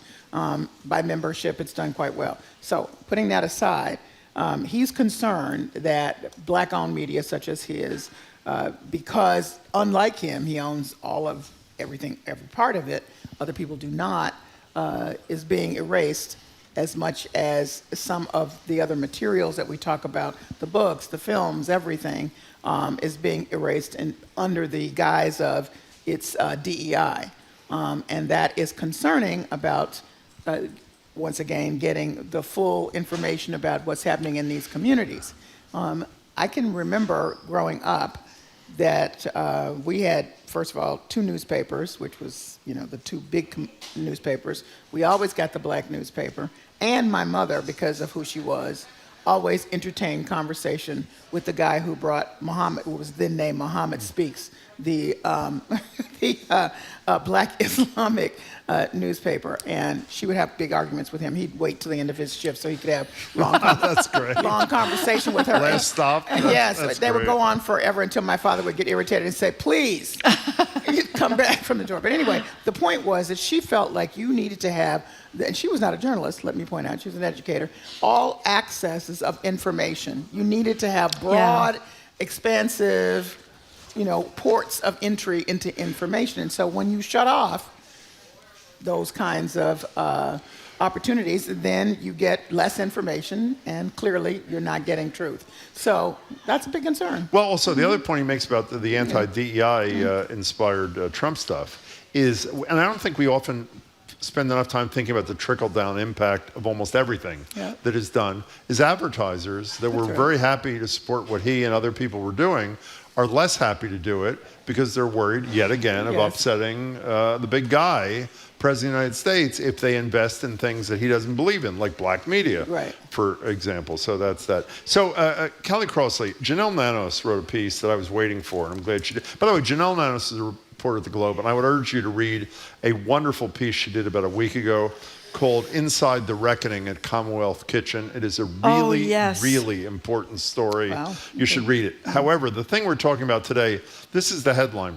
This time around, market basket fight has been a lot more muted. Everybody knows that RDT was fired by the board, and the board is controlled 60% of the shares by his 3 sisters. And she's writing about the fact, no demonstrations, no called for boycott, not even a lot of the same level of customer upset that there was in 2014. What does she have to say, and do you agree with it? Well, she's saying these are different times, and that, so first of all, it appears that some people were shocked that he had been dismissed, so they're not even aware of all of the details of it, but that people, because of the time it was in 2014 where people were feeling optimistic, feeling like the economy was good, and here we are, we are, commanders of our own fate. And it felt just so wrong at the time that Arthur would be attacked in this way when he was the very embodiment of what we thought good employers were. Support the employees, stand up for good prices for folks, all of that stuff. And now here we are at a space, according to her, where everything is crazily almost out of bounds in terms of price, and people are, fearful of so much else going on in their lives that it just doesn't seem to resonate in the same way. I said to myself, now is there, why is there a difference? I mean, I am aware of it. I haven't been doing anything at Market Basket because it annoyed me. But then I thought, well, one of the big issues, of course, the last time around was that the middle managers stirred much of the interest from consumers. And that didn't happen this go around. Well, two of them were here about a month ago, but they were outliers. That's correct. That's correct. So, she's right about that. And beyond that, I don't know. I had suggested in the newsroom the other day that we go back and talk to the people that made a case study out of the original protest. Tom Kochen from MIT, yeah. Yes, to find out. I'd love to know, what his assessment would be in light of that. By the way, Jamie just reminded me, the two guys, it was not just because of what they said on a show, but what they said on a show elsewhere. The two guys were both fired, or one was fired? Yeah. One of the two was fired immediately after the show. And the other piece that we don't have time for today, which I think there's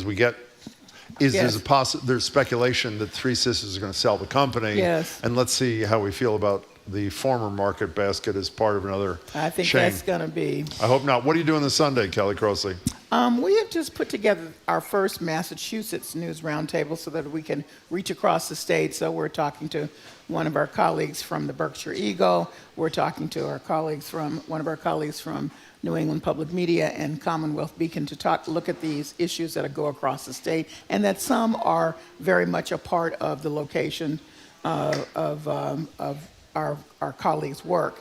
And it was just fascinating. One of the things that just really captured me is up in the Berkshires, because of the demographic shift of fewer kids for college, we know that. Mm-hmm. That's happening in high school.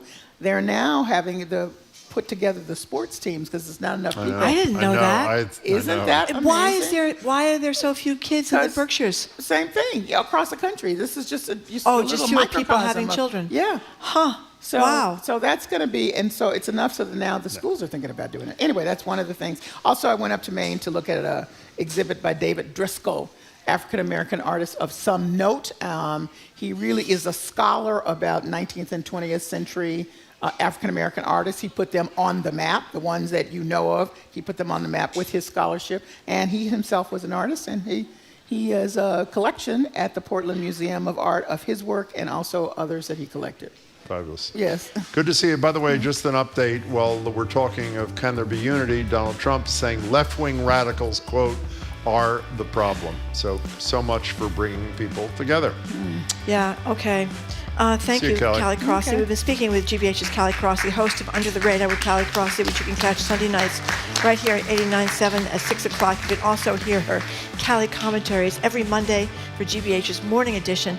Callie, of course, is also a co-host of the Culture Show's Week in Review. She always keeps that very tight under wraps. You can't find a thing about it from her. We have to ask Jared later on. Anyway, the Culture Show, and this is its Week in Review. I love the Week in Reviews. Starts right after us, 2 o'clock here at the Boston Public Library desk. Coming up, it's Live Music Friday with the White Snake Projects. I'm Marjorie Egan. He's Jim Browder. You're listening to BPR and GBH at 89.7, live from the BPL and streaming at youtube.com/GBH News.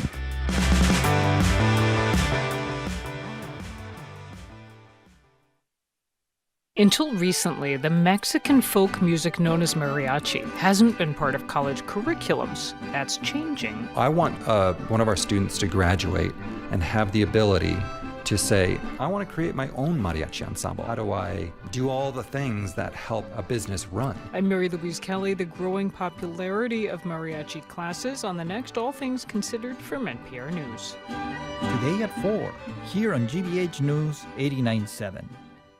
Our programs are made possible thanks to you. And Liberty Mutual Insurance. Liberty believes progress happens when people feel secure and exists to help people embrace today and pursue tomorrow. Learn more at libertymutual.com. And the Peabody Essex Museum, presenting Salem's only collection of authentic objects from the 1692 Salem witch trials. Now on view. For tickets, you can visit PEM.org.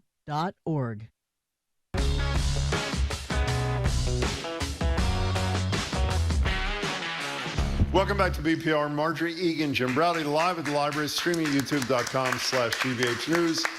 Once again, Monday and Tuesday, we will not be at the library Tuesday. Monday and Tuesday, we're broadcasting from 9 p.m. in Springfield. Governor Patrick is going to join us on Monday, as is Rick Steves. On Tuesday, the Attorney General, Andrea Campbell, will be with us for an hour for Ask the Governor. Jim McGovern's going to zoom in. We have a lot of local great people, farmers, a lot of great people from the western part of the state. The mayor, as in Mayor Wu, joins us, well, I guess the next mayor too now, joins us at the library on September 23rd for her hour, and the governor joins us for her hour, Ask the Governor, on September 30th here. We somehow made it through another grueling week and to another much-needed edition of Live Music Friday.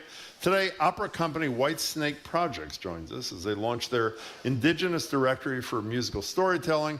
Tell us more about that in a moment. whitesnakeprojects.org and theidms.org. I will say that again, don't worry, for more info. Joined at the desk by Cerise Jacobs, founding artistic director for White Snake Projects. It's great to see you again, Cerise. Thank you. Thanks for being back. Jean-Luc Pierite, correct? Pierite, thank you. President of the board of the North American Indian Center of Boston, NACOB, and singer-songwriter Thea Hopkins. Before we talk to her, we love Thea, by the way. She's been here before. Welcome to all three of you. And as I say, before we get talking, here's Thea. She's performing Temps and Weeks. It's a song that's called Moshup's Trail. It's a Moshup's Trail. It's about the legend, Wampanoag legend. Your mic's not on yet. Oh. Moshup's Trail. Yes. We're thrilled to have you, Thea. Thank you. Nice to be here.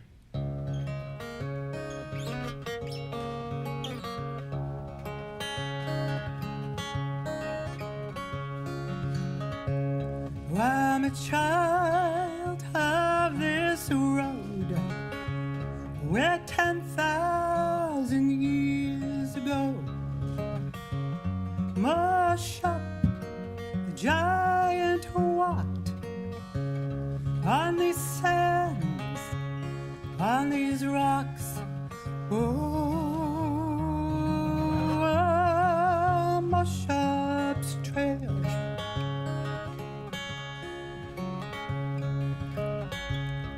Moshup stamped his right foot in the waters and said, put cliffs of clay on this land where Wampanoags today still stand. Oh, Moshup's trail.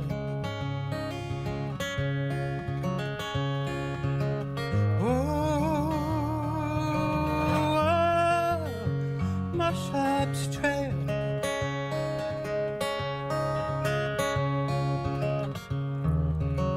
Taller than the tallest tree, it came from across the sea.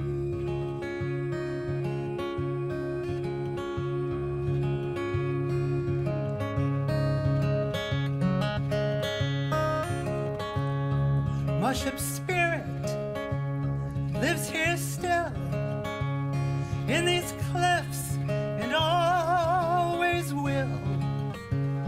A legend I was told as a child long ago. Oh, Moshup's trail.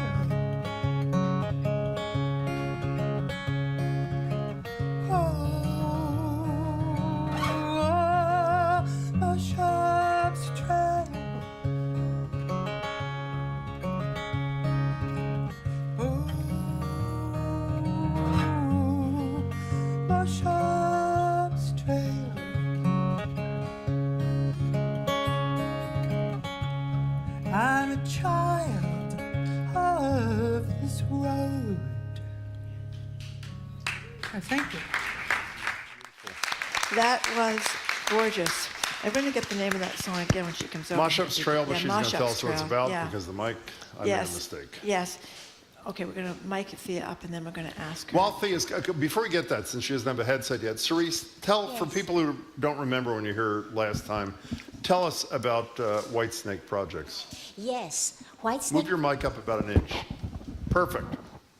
Whitesnake Projects is an activist performing arts company, and our mission is to use music theater as a platform for activism. So that's why we launched the Indigenous Directory of Musical Storytelling as one of our many projects. And what's the point? What's the hope that will provide? Well, the musical, the IDMS, it's the acronym. Idioms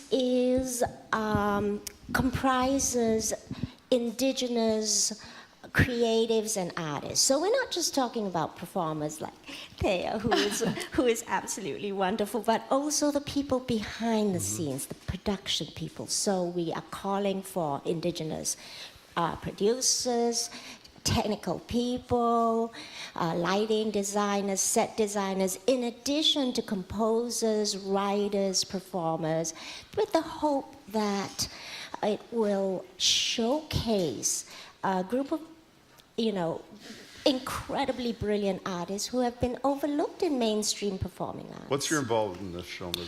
So, hi, my name is Jean-Luc. I'm president of the North American Indian Center of Boston. We're Massachusetts' oldest urban Indian center. We've been providing cultural and social services for the New England Native American community for almost 55 years now. And we've served as an advisory role towards the development of idioms. For us, what this is about, because our mainline in programming is employment and training, we want to make sure that we are playing an active role in building an artist community that leads towards jobs and greater involvement for our peoples. And for myself, I have a background in language and culture revitalization, so I really believe in the power of building community towards the development of our traditional knowledge. And Thea, tell us again the name of the song and where people can hear your music, because that was just gorgeous. Oh, thank you. It's a song I wrote. It's called Moshup's Trail, and it's based upon the legend of Moshup the Giant, the Wampanoag legend. And Moshup was, in the legend, he walked across the waters and stamped his feet in the ocean and created the beautiful Gay Head Cliffs. And it's a story that was shared with me when I was very young by my Aunt Patsy.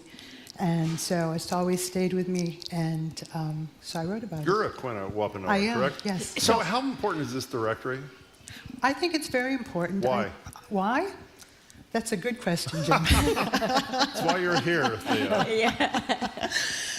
Because it's expanding, it's providing an organization for, obviously, Indigenous artists and storytellers, but it's also expanding awareness beyond the Indigenous community about the talent and the brilliant artistry, which is part of the Native American community. And so I think that it's wonderful, all the work that Cerise is doing and NACOB is doing, and as I think I might have said before, when the last time I was here, there's a real renaissance happening within the Indigenous community as far as arts. I mean, there's really a sense of that happening that I've experienced here. And because of things like this, or just coming up from? No, I think this is part of it. I think it's really an international movement that's happening. I see it happening in Canada. I experienced it last year when I was in Australia. Connecting with folks at different conferences too, from around the world. So it's growing, and it's wonderful, really. What is the overall picture? Maybe you can address this, Jean-Luc, in Massachusetts and across the country for, you're talking about a renaissance of Indigenous culture, but in general, how is the Native American the whole thing going in the United States? Yeah, thank you. And especially for an urban Indian organization, our population is still, for Native people, 70%, over 70% of our population lives away from tribal homelands. And so that actually, it speaks to the importance of the role of other urban organizations, just like NACOB, because our people are still here. our need is still here for cultural and social services, but the funding priorities of the federal government are not so much there to meet the obligations to Indigenous peoples. So in building this coalition with a platform like Idioms, what we're hoping to do is that we're going to participate in musical storytelling, we're going to participate in public art, but how is it actually going to translate into direct services for our community? That's the important piece for us, is how we're going to actually use this platform to make sure that Thea can actually, continue the stories of her aunt and, provide for her family as well. As Cerise, the reason I smile every time I look at you is, for those that don't know, I see you in this arts environment, and then I close my eyes and remember, big-time prosecutor, big-time lawyer downtown, and then all of a sudden this patron of the arts with your hands dirty and all that sort of stuff. The Whitesnake has something going on September 26th to 28th. Is that correct? That's right, Tell us Jim. about that. Okay, it's called White Raven, Black Dove, and it explores climate change and race as a social construct. And it uses the two mythological birds, raven and dove. Raven is also very much part of the indigenous culture, North's culture, so it's world mythology. And of course, we all know dove. She was set free by Noah to come back after the flood with a green leaf. So we follow that trajectory. It opens in a dystopian world after the sixth extinction. And after the battle, I think we're in the sixth extinction as we speak, are we not? We are, but we haven't reached the end of it, okay? So come and see how the world is resurrected through these two mythological birds. That's September 26th. And if people go to snakeprojects.org, they can find out about tickets and that sort of stuff. Absolutely. Jean-Luc, can I seize on something you touched on in passing? We've discussed ad nauseum on the show. If you're not a white guy, you're not in great shape in this administration. How affected is the indigenous community across the country affected by the federal targeting and cuts? Yes, here locally, since I've been board president at NACOP, we've actually leaned into actual coalition building and partnership building with state, with municipality, with other community-based organizations. So our reliance on direct federal funding has not been so much going into this year. However, all of our coalition spaces, all of that philanthropic foundational giving to our community, now other people are going into those wells, and so we're seeing those resources dry up. You describe your music as red roots Americana. What does that mean?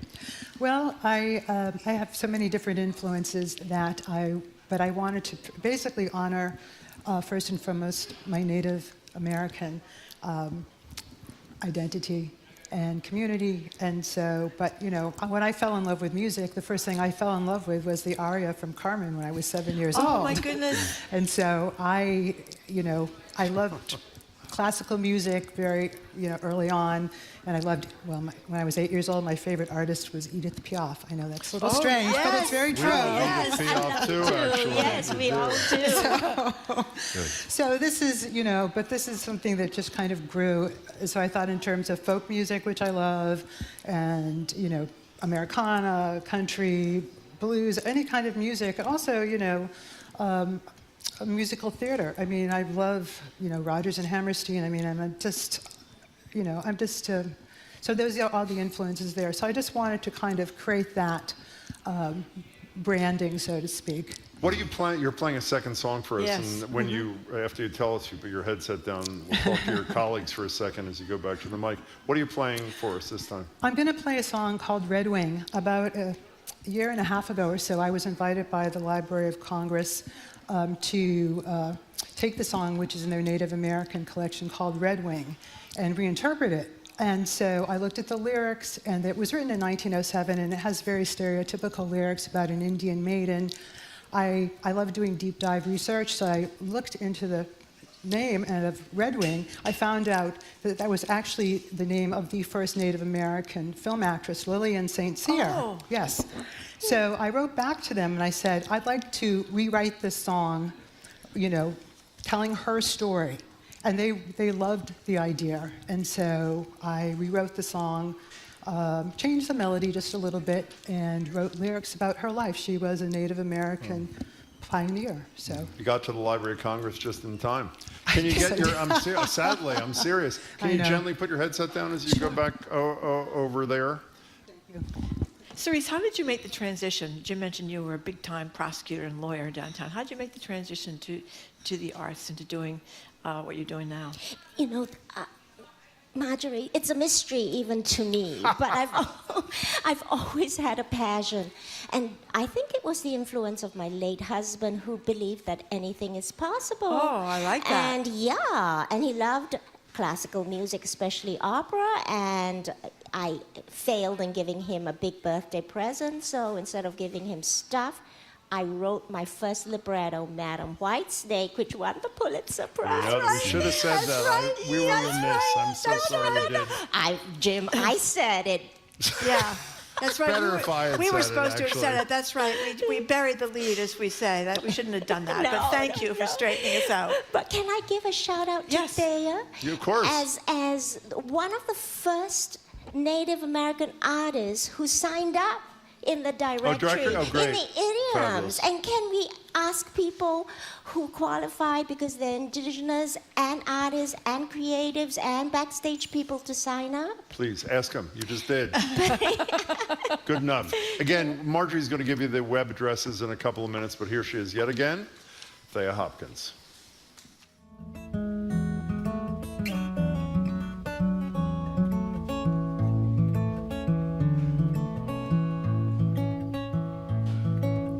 On a winter day, born on Nebraska plains, Lillian St. Cyr, Red Wing was her Indian name, named by Standing Bear. Lillian St. Cyr made her way when the way was not clear. Whoa, Red Wing, whoa, Red Wing, on the silver screen in 1914. Whoa, Red Wing, whoa, Red Wing, a native pioneer, Lillian St. Cyr. Red Wing was sent to residential schools, there to learn all the white man's rules, where you were taught it was a sin just to be Indian. Whoa, Red Wing, whoa, Red Wing, on the silver screen in 1914. Whoa, Red Wing, whoa, Red Wing, a native pioneer, Lillian St. Cyr.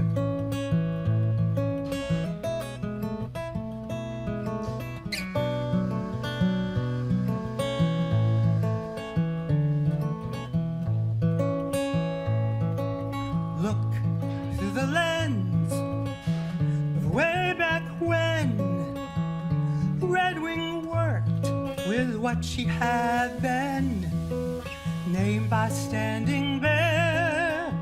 Lillian St. Cyr made a way when the way was not clear. Whoa, Red Wing, whoa, Red Wing, on the silver screen in 1914.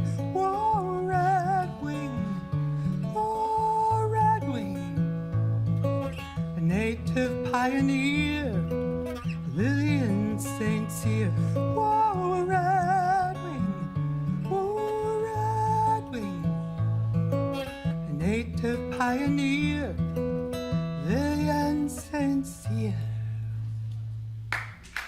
Thank you. Red Wing.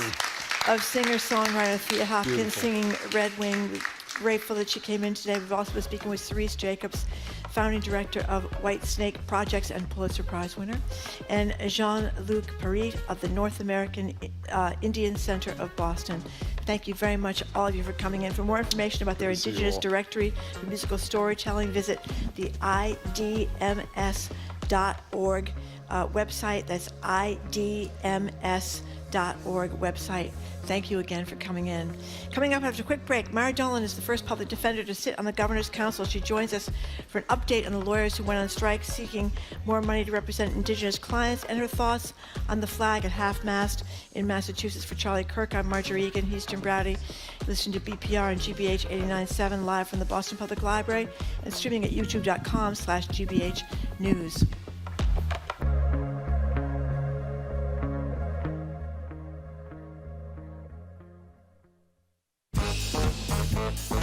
This week on Under the Radar with Callie Crossley, the latest from the local offshore wind saga. Two city councilors want Holyoke to declare itself a non-sanctuary city, and sports programs in the Berkshires join forces for survival. It's our inaugural Massachusetts News Roundtable. That's Under the Radar with me, Callie Crossley, Sunday night at 6 here on 89.7 GBH and the GBH app. Support for our programs comes from you. And Speakeasy Stage, presenting Primary Trust, the hilarious and heartfelt Pulitzer Prize-winning play about friendship, kindness, and the possibility of starting fresh. Now through October 11th. SpeakeasyStage.com. And Concerts West, coming to TD Garden on September 17th, Hans Zimmer presents the world of Hans Zimmer, a new dimension, an orchestral and cinematic experience. Tickets now available. More at worldofhanszimmer.com.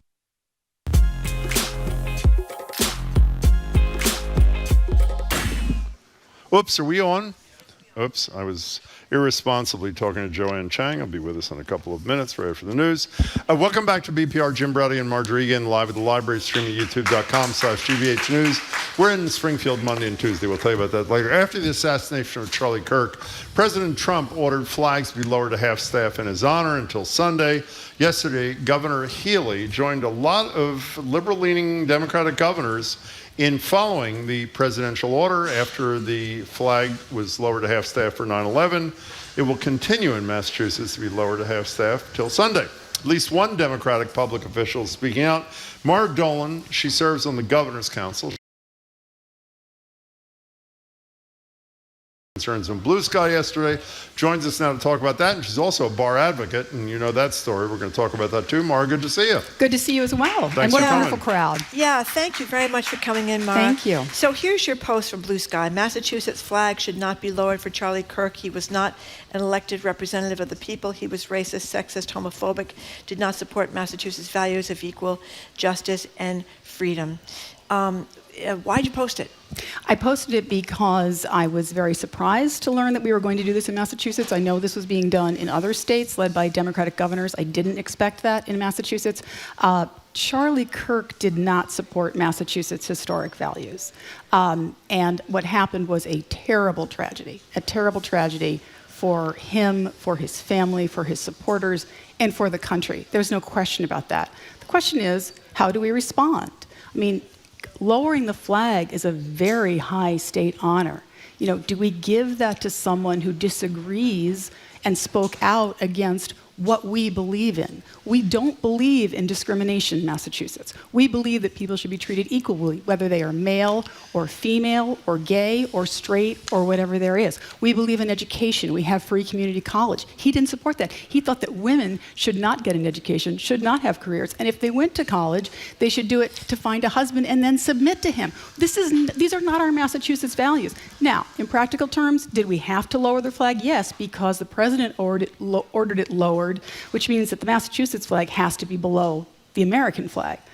We could have lowered it to honor the flag. What do you mean we had to do it? If we didn't do it, what are they going to do? Arrest Governor Healy? We can't fly the Massachusetts flag above the American flag, but we could have lowered it to honor the flag, not to honor Charlie Kirk. And by the way, honoring Charlie Kirk means discussing his ideas in an open forum, and so I really appreciate this. What kind of blowback have you gotten? Virtually none. I'm shocked, actually. Oh, no, I've gotten an incredible amount of support. People really appreciate the fact that I spoke up. They're very upset by this. They're grateful that someone has spoken up. Have you spoken to the governor? No, I haven't. So what, the state convention Saturday in It's Springfield? tomorrow, yeah. So you have an odd smile on your face. Is this going to be an issue? Or? No, listen, no two Democrats have ever agreed on everything anywhere. So we're a big tent. We like it that way. I'm sorry, go ahead, I just want to Margaret. be clear, though. You're saying that because it was a decree, she had to do something, or she didn't have to do something.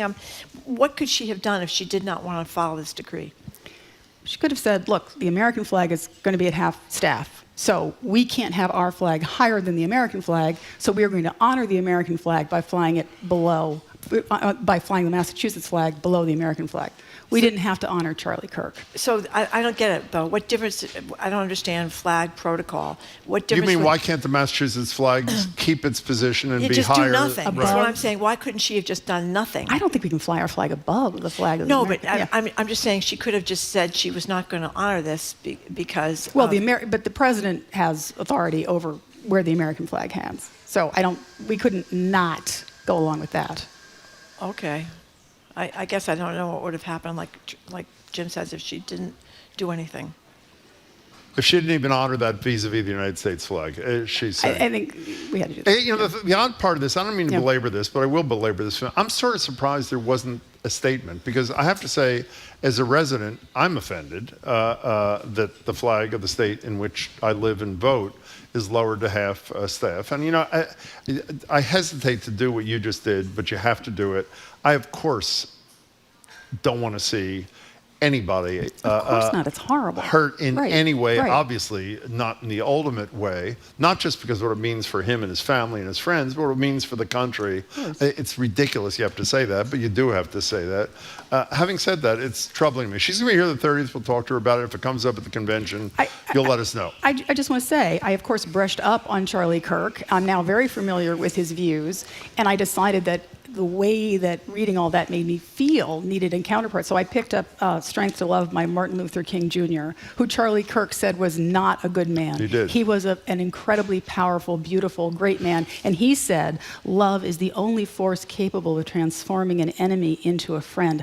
I'm with Martin Luther King. So you're also with the bar advocates. You've been a Yes. bar advocate for a long time, and as we said when we talked to you not too long ago, bar advocates, up until very recently, provided for roughly 80% of the representation of indigent defendants who, under the United States Constitution, are entitled to, criminal defendants, entitled to representation. The rest through the public defenders. Now that number is going to grow. The legislature finally, and the issue was the bar advocates had stopped taking new cases because their pay was pitiful, well below all the surrounding states. The legislature, in typical fashion, delayed, finally threw crumbs in your direction while sending some money to the public defender to expand the number of lawyers they can have, which I think is a good thing. I don't know how you feel. What's this? Are you doing representation? I still have cases that I accepted months ago. How about new cases? I am not currently accepting new cases. However, I have told the judges in the court where I was accepting cases that if they have an emergency, they can contact me. One of the big issues is involuntary commitment hearings, Section 35s. These are folks who are usually brought in by a family member because they have a substance use disorder, an alcohol use disorder, and they are at grave risk. Well, if we can't give those folks attorneys, we can't commit them. So what are most of your colleagues who felt the way you did about the insult? And as a non-bar advocate, I couldn't agree with you more. The Globe editorial page agreed with you yesterday or the day before. What are they doing? Are they doing representation of new clients or not? Some have gone back to accepting new cases. Many have not, particularly in Middlesex and Suffolk. So we've still got 4,000 people who are entitled under the Constitution to an attorney who don't have one. I don't think that what the legislature did was an insult. I think to go from 65 an hour to 85 an hour in just a little over years, percentage-wise, it's not a bad increase. But you're dealing with the market realities of being an attorney and what an attorney can make. Yeah, and explain to people the difference between the bar advocates and public defenders. I think there's a lot of confusion there.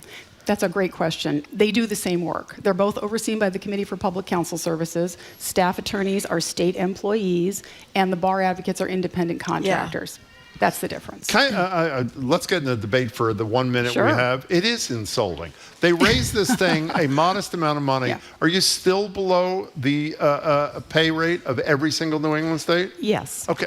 Again, It was an attempt to buy off people on the cheap who don't provide a voluntary service. Well, it's voluntary for you to do this, Right. but a constitutionally guaranteed right that these individuals have, and they're trying to buy you off on the cheap. I'm also You don't trying have to think what else you can get a professional to do at $85 an hour. I don't know that this. Well, they're not even at 85, Marjorie. They're 65. They're at 75. Oh, 75. They're at Okay. 75. Even worse. I mean, that's the price of a blowout. I mean, That's it is. right. Okay, can you do us a favor? That's a good point. At the hairdressers, you're paying to get your hair colored, which some of When us you're may do. locked out of the Democratic Convention on Saturday, That's can not you going call to happen. in? You don't think that's going to happen? No. Okay. No, I really have gotten a lot of support. And look, we believe in freedom of speech. We believe in having different views. And it's very important that we all stand up for what we believe in. That's what I'm doing. Mara Dolan, thanks so much. Thank Appreciate you it. so much. Thank Take you care. See very you much soon. for coming in. We Thank much you. appreciate it. We've been speaking to Mara Dolan, the public defender and elected member of the Governor's Council. No. Yeah. Did I get that right? She's a You're governor's public- counselor. you're public defender? First term. She's both. Yeah, she's both. She's a bar advocate and a governor's Just wanted to counselor. be, and I just wanted to make sure I called her a public defender, which I probably shouldn't have done. Coming up after the 1 o'clock news, Christopher Meyers, Joanne Chang of Flower Bakery are here to discuss their partnership with the Pine Street Inn's job training program, along with one of the participants who is now an employee in that at Flower Bakery. We're going to talk to all three of them up next. I'm Marjorie Egan. He's Jim Browdy. You're listening to BPR GBH 89.7 live from the Boston Public Library, streaming at youtube.com/GBH News.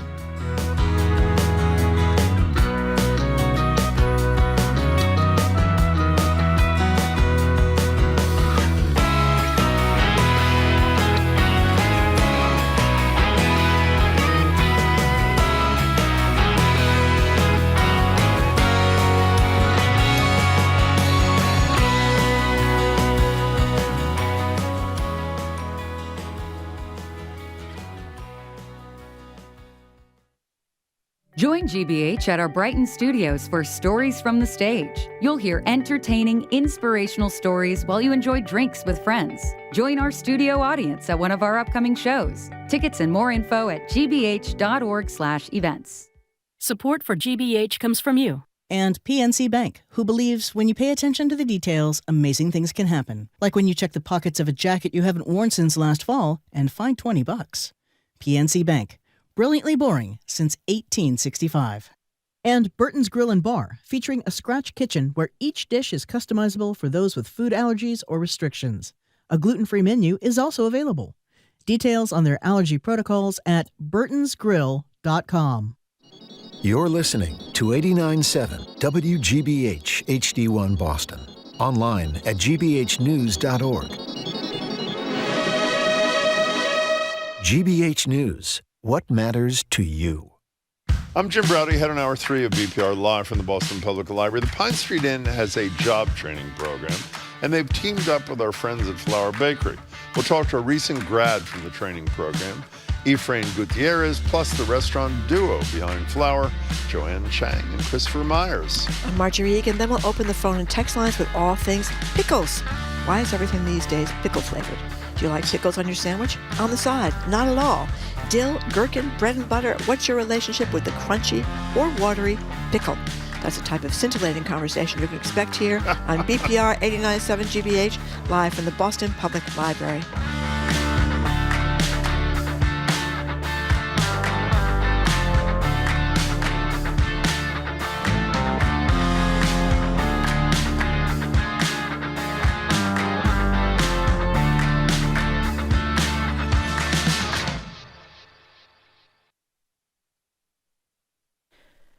Live from NPR News, I'm Lakshmi Singh. The man accused of killing conservative activist Charlie Kirk in Utah Wednesday is expected to be charged with aggravated murder. Authorities say 22-year-old Tyler Robinson was apprehended 10 p.m. local time, 33 hours after he allegedly gunned down Kirk at an outdoor rally on the campus of Utah Valley University. NPR's Frank Ordonez reports President Trump says the person responsible should be given the death penalty. President Trump praised the collaboration between local law enforcement and federal officials. In an interview with Fox and Friends, Trump said, quote, "We got him." Well, I hope he's going to be found guilty, I would imagine. And I hope he gets the death penalty. What he did, Charlie Kirk was the finest person. He didn't deserve this. The arrest follows a widespread search that began soon after the conservative activist Charlie Kirk was shot while speaking at a college in Utah on Wednesday. Utah's governor said casings found along with a rifle had inscriptions that read, among other things, "Hey, fascist, catch." Officials believe the suspect acted alone, but the governor says the investigation continues.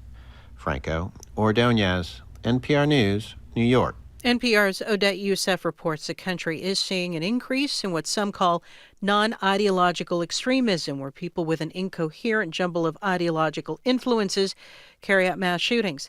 However, data show one group continues to pose the biggest domestic threat. The FBI has said many times over recent years the most lethal and persistent threat when it comes to violent extremism up till now has come from violent white supremacists. Now, there is concern among extremism analysts that we may be seeing or soon to see a shift toward more violence from the left, but we really don't have enough data at this point. NPR's Odette Youssef reporting. Russian and Belarus forces will hold several days of mass joint military exercises along NATO's eastern flank starting today. The military drills are taking place at a moment of spiraling tensions with the Western military alliance. Here's NPR's Charles Maines. The military exercises will see thousands of Russian and Belarusian troops respond to a mock invading force and include stagings in the Baltic and Barents Seas, as well as simulated deployments of nuclear weapons. While the Kremlin says the maneuvers are not aimed against anyone in particular, they come just days after an apparent breach of Polish airspace by Russian drones, prompting concerns the war in Ukraine could spill over into neighboring states. Poland announced it was shutting its border to Belarus amid the exercises. Fellow NATO members Lithuania and Latvia are also stepping up security. The Kremlin spokesman Dmitry Peskov accused them of hyping the Russian threat in a moment of what he called emotional overload. Charles Maines, NPR News, Moscow. It's NPR. Good afternoon with the latest from the GBH newsroom. I'm Craig Lamolt. Massachusetts Democrats are meeting in Springfield this weekend for the state party's annual convention. The nearly 4,000 delegates will adopt a new platform, laying out their values and visions for the next 4 years. GBH's Katie Lannon reports. The proposed platform has drawn criticism from some activists who see it as a watering down of the 2021 document. The new version no longer has specific sections on certain issues like immigration, transparency, and reproductive rights. State Party Chair Steve Kerrigan says people identify as Democrats for different reasons. What we wanted in this platform was for as many Democrats to see themselves reflected in this platform. So it is a more broad stroke platform, which I believe is more inclusive than previous platforms. Kerrigan says the platform speaks to the values of Massachusetts Democrats, like inclusion, diversity, and honoring people's rights to homes, jobs, and health care. Katie Lannon, GBH News. A group of prison, health, and legal advocates is pushing the Healy administration to stop planned renovations of the state's only women's prison, MCI Framingham. They say the $360 million project is a misallocation of financial resources. That's according to Sarah Nawab, an attorney with Prisoners Legal Services. So what advocates are hoping to see here is a pause on this project, transparency about what exactly the administration is seeking to do here and why the price tag is so large, serious consideration of how we can further reduce the population at MCI Framingham. In June, the Governor Maura Healey announced the renovation would include modernization of the housing units, improving mental health treatment facilities, and adding electrical infrastructure and climate control. This is GBH. Support for NPR comes from NPR stations. Other contributors include Progressive Insurance with Snapshot, which monitors safe driving habits to determine a personalized rate at Progressive.com, not available in California or from all agents. This is NPR.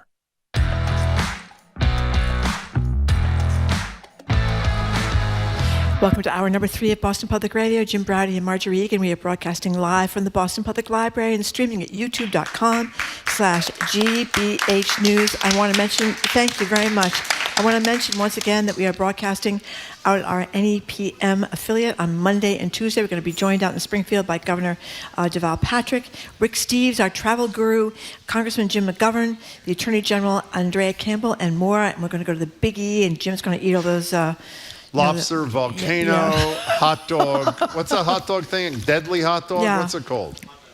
Hot dog flatliner. Yeah. Thank you. It's not as good as the flour hot dog, but we'll get to that in a couple of minutes. I just ate this incredible piece of pastry. Joanne's going to tell us about it. Apple, oatmeal, raisin cake. It's brand new at Flour. Yeah, the heck with my sandwich. Speechless. The heck with my sandwich. I just ate that. Anyway, ask the mayor September 23rd at the Boston Public Library, and ask the governor September 30th, also at the Boston Public Library. Hello again, Jim. Hey, and the rest of the hour is actually going to be upbeat in about 30 seconds. The first 30 seconds, I just want to update you on the discussion we started at the top of the show. This is from the New York Times today. Mr. Trump dismissed on Friday a suggestion from one of his Fox News interviewers that there were extremists on both the left and the right, saying his biggest concern was those on the left. Quote, the radicals on the right oftentimes are radical because they don't want to see crime.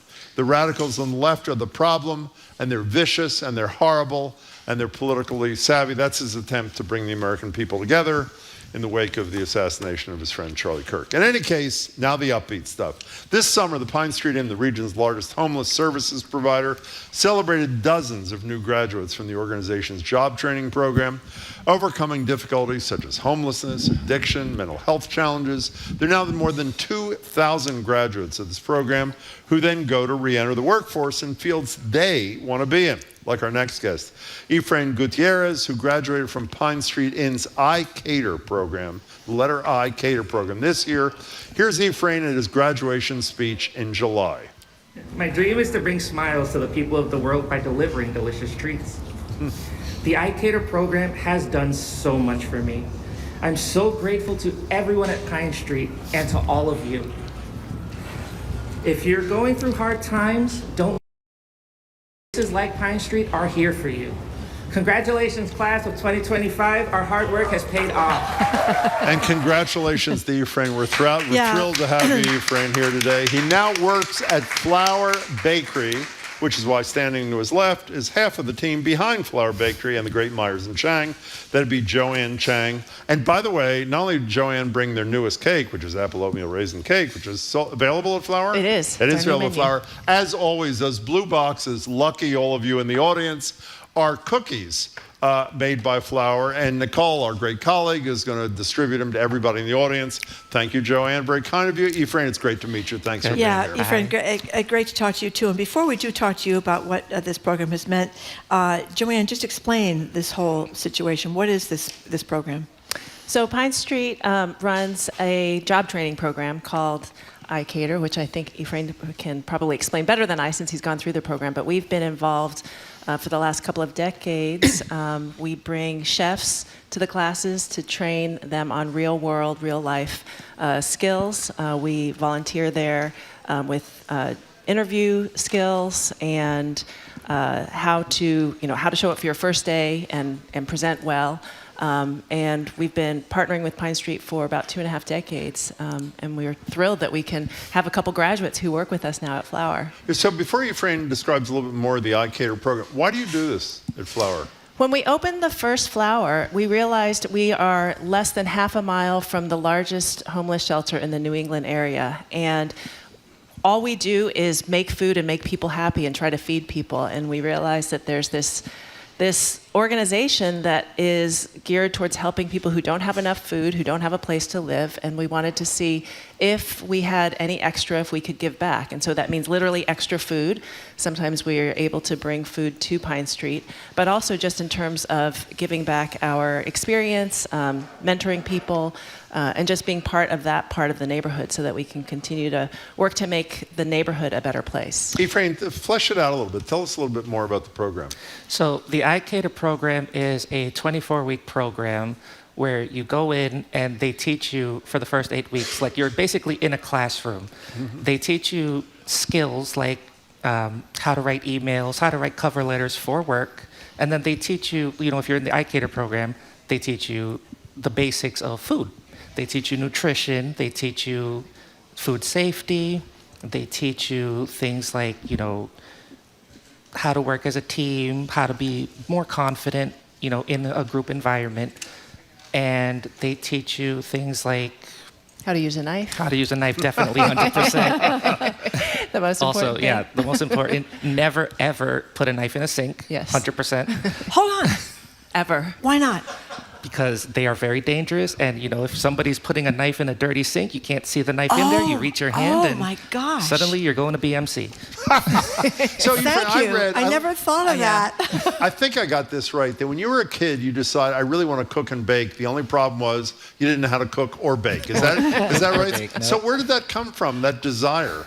So basically what I was doing was I just like put little random things together, things that you'd be like, this doesn't go together. Like I just put like dried potato flakes and coffee grounds, and I'd be like, let's try this. What is Very this? promising. And then I'm like, oh, nope, that's not it.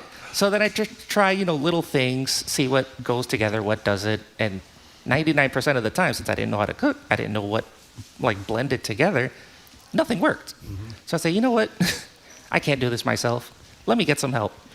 So eventually, I said, okay, I'm going to do something about this, try to get some kind of experience. And so I started watching a lot of Food Network and all these cooking shows, and that definitely was like, putting a smile on my face, like, oh my gosh, these are the people I want to be. And Efrain, how did you get involved with Pine Street? So I had been going through a very rough time in my life, and I hooked up with therapy at a place called Arbor Hospital on Green Street. Yep. And during my stay there at the therapy, I connected with the counselor there, and they said, hey, there's a place called Mass Rehab. It was called MRC, and they recently rebranded to Massability. And they were helping me, find like a suitable job. So I described to them, so being somewhere in a kitchen would be like my ideal environment. In a kitchen is where I would feel at home, where I would feel safe, where I would feel comfortable. Even though, for most, the kitchen is like, can be as dangerous as it can be, comfortable. And after a bit, they said, oh, there's a place called Pine Street that is doing, a training program for people who want to work in food service. And I said, oh, that sounds like the perfect thing for me, And after a while, I got in contact with Pine Street, and they said, do you want to come in for an interview? And then I said, sure, I definitely 100%. Can I start now? And they said, no. Just wait a bit. And I said, okay, I'll wait, if I can. And then when I did go, I gave them, my best face. I gave them my best everything. Yeah. And they said, oh my goodness, you're 100% a fit for this place. And after I started on March 10th. That was my official first day. And that was officially like the best choice I ever made in my life, basically. How different is your life before March 10th and now, Efrain? I would say compared to March 10th to now, or before March 10th, I went from never saying more than 5 words a day to being a chatterbox. Wow. How's working at Flower for you? Flower, oh my goodness. Everybody at Flower is so helpful, and like trying to match their energy is a challenge in itself, but I'm definitely trying my best. And for what I could say, working there, I started on the 19th of June, and I've been having a blast. What do you really. like doing the most? I love making the drinks. I love handing out the pastries, but I also love just running back and forth with the food, giving it to the people, letting them know, here's your food, it looks delicious, can I have some? Can I put you on the spot? Is he a good worker? He's fabulous. He's not giving himself enough credit when he says he's trying to match the energy of the team. I feel like he's one of the people who brings so much energy to the team and to the bakery.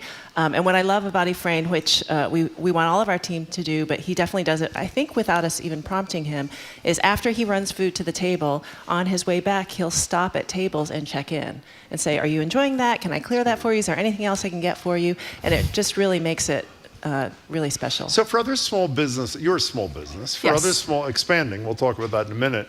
For other small businesses listening, this is not just you doing a good thing No. for people who need it.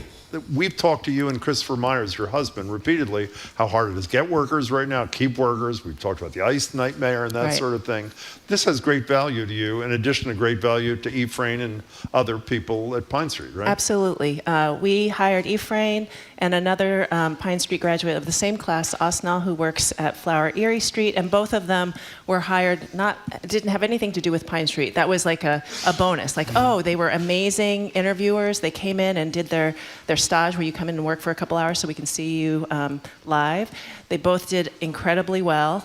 All their coworkers wanted them, and then like, oh, and by the way, they both just graduated from Pine Street. Do you meet everybody you hire? Yes. You do? I do. How many people Well, work? I don't hire them, but once they... No, but you meet them before. No, Oh, right not after. before. Oh, okay. Once they're hired, I make sure that their manager lets me know. Every single one. Correct. Here's what I wonder, because I think if I worked at Flower Bakery, I'd weigh 9,000 pounds by now, and I just ate that delicious whatever. What the apple? It's the apple oatmeal raisin cake. Yeah, okay. It's not only delicious, but it kind of feels kind of healthy. Kind of healthy. It is. There's so many apples. So here's what I want to know. If you work at Pine Street, do you get a little Pine Street food? I mean, not Pine Street. If you work at Flower Bakery, do you get a little food there? I mean, what's the deal with the employees eating at Flower Bakery? So we have certain meals, like we have a little like staff list where there's meals that you can have, and then there's meals that you still have to pay for, but you do get your little discount. Great. And then on the 1st and 17th of each month, it's like free day, where the entire menu is, what's the word, like? Is available. Is available, yeah. It's up for grabs, basically. Oh, yeah? Yeah. So on those days, I'm like, oh my goodness, now it's like nothing's off limits. You can try the salmon, you can get the beef yeah. melt, you can get whatever you want. So before the menu changed, which it recently changed on the 10th, every 1st and 17th, I would get a chicken parm sandwich. Good choice. Good choice. And but on the other days when it wasn't either the 1st or 17th, I just loved the grilled cheese and the PB&J. Wait a minute. None of the sweet treats? None of the... Oh, definitely. Like I get the those sweet too? treats. But Okay. as far as sandwiches are concerned... as far as sandwiches are concerned, those are my two go-tos. I'm glad to hear that, because the food is so good. Joanne, I'm going to give you a little advice you didn't ask for from Jamie, our lead producer, because Marjorie intimated she may want to work there at some point. Jamie wrote, can you imagine Marjorie working at Flower? Where's my whisk? I misplaced my spout. Oh, no, I dropped the eggs. Yeah. Can I scrape them off the floor? Yeah, well, so if you're I lose thinking of doing everything. it, don't. I'm okay? disorganized, and I lose everything. It's a problem. I have not tackled it as of yet. So before, Efrain, we're going to talk to Joanne in a second about some other things about Flower and Meyers and Chang in a second. We've loved meeting you. Is your intention to stay here? What are your work goals? What are your... my work goals for Flower are to stay as long as I can, hopefully the rest of my life. And eventually, I want to work in the big kitchen. I want to be the one making all those delicious things that customers see every day. And then that way, eventually I'm going to be like thinking up my own recipe and saying, hey, let's put this on the new menu. I know you live with your mom and your grandmother. Have they stopped by? No, they hopefully are watching in my room right now. I set that all up for them. Oh, good. But you might bring them a sweet treat from time to time. Oh, definitely. Yeah, okay. Every day, I'm always like, oh, do you want to try something new? Or I just bring them something new. Great. That's great. Efrain, it was a joy to meet you, by the way. Yeah, if you don't mind congratulations. just gently putting Thank down you. your headset so we can, we'll continue with Efrain Gutierrez. Congratulations on... And by the way, thank you so much for coming in, Efrain. Before we talk about your business, Pine Street, we have Linda Downey here all the time, who's the leader with other great people. They do such fabulous things. If you're a small business that's listening and would like to emulate the example that Joanne and Christopher have done at Flower and a lot of other businesses are doing, contact the Pine Street Inn and I'm sure the opportunity is there. So last time we saw you, you had just opened. You didn't like what I used to call it. Now I call it a hot dog stand. I know I shouldn't do that either. You have a fabulous place on Boston Common that for the first time has hot dogs, for the first time has soft serve, which I think Margie would agree is the best we ever had. It's great. How's that one doing? It's good. We just introduced chocolate soft serve. So now we have what everybody has, vanilla and chocolate. Very good. Yes. Why does it taste different? It tastes like it has, to me, it's sort of like in between the airiness, which is too airy for me, of most soft serve, and ice cream, which is too dense for me. Am I right or am I not right? Yes. I mean, we tested soft serve for, I think it was 3 months. Every Tuesday, we tried 3 or 4 different versions. You can just buy soft serve mix, and that's the easiest. And many people do that, and it's actually pretty darn good. And just put it in the machine and press go. But we wanted something creamier. We wanted something a little bit tangier. We wanted to make sure the vanilla was super vanilla. The fruit, when we did strawberry and peach, we wanted it super strong. The chocolate really intense. So we tasted a gazillion different versions. You want to get the proportion of cream and milk and buttermilk and all of that just so and sugar so that you get what you're looking for. So that's number 10. Yes. Number that's 11 is on the way. flower. What's the deal with that? So we signed a lease to open Flower 11 at 1 Brigham Circle, which is the former JP Licks. Yep. It's right past the MFA. It's near Brigham and Women's, and we hope to open in the beginning of the year. How much is almost every small business person with whom we speak, we talk about interest rates, we talk about tariffs for equipment, for construction, that's right. How much of that kind of crap are you confronting that you didn't have to confront before? Yeah, we didn't have to deal with it with we did a little bit with F10, but with F11, we tried to lock in pricing for the equipment. We just put down the deposit and said we're buying it right now because we know that the price of everything is going up. So it's been a little bit of a challenge, but how's the worker situation? I'm sorry. The employee hiring situation is way better than it was a couple years ago when everybody was talking about how hard it was to hire, and so we've actually been doing pretty well. What about it's not as bad. You read a lot about how a lot of people that work in the restaurant business are undocumented, and there's fear now that people may show up at the workplace demanding papers and stuff. Have you heard that from? Yes, absolutely. Yeah. Absolutely. In fact, one of our team members was going to the office to get to file her application for citizenship, and she got taken there. She did? She did, yeah. She and was what in the Globe. happened? She's currently in Vermont. In a detention facility? I believe so, yeah. Her son is in touch with her, and she has a lawyer, and she's applying for citizenship. I hope her son is a grown-up and not a kid. Yes. Oh, that's good. You know, 7 in Boston, 3 in Cambridge. Do I have the numbers right? Okay. Yeah. So I wouldn't ask you this question if there was still a race, because I didn't want to take sides here. Mayor Wu is the current mayor and the next mayor. A lot of the complaints, and there weren't that many, obviously, she won by 49 points, have come from the business community. How is Wu as a mayor for your small business? For us, she's been great. I mean, she's been very supportive. She's always been a big flower fan, which we appreciate. And the business community that I think has a hard time with her, from what I've seen, is sometimes the developers who want to make deals so that they can get their buildings approved. I think that with her administration, it's been challenging to get access to her. So I think that's what's been to frustrating. her directly. Correct. From what I understand. I mean, we're not a developer, and so we deal with developers when we're trying to negotiate leases. But so that has been something that I've heard. Yeah, both Harvard graduates, I should say. You went to Harvard. Oh, right. Yeah, the mayor went to Harvard. The mayor went to Harvard Law School as well. I thought there was a certain amount of.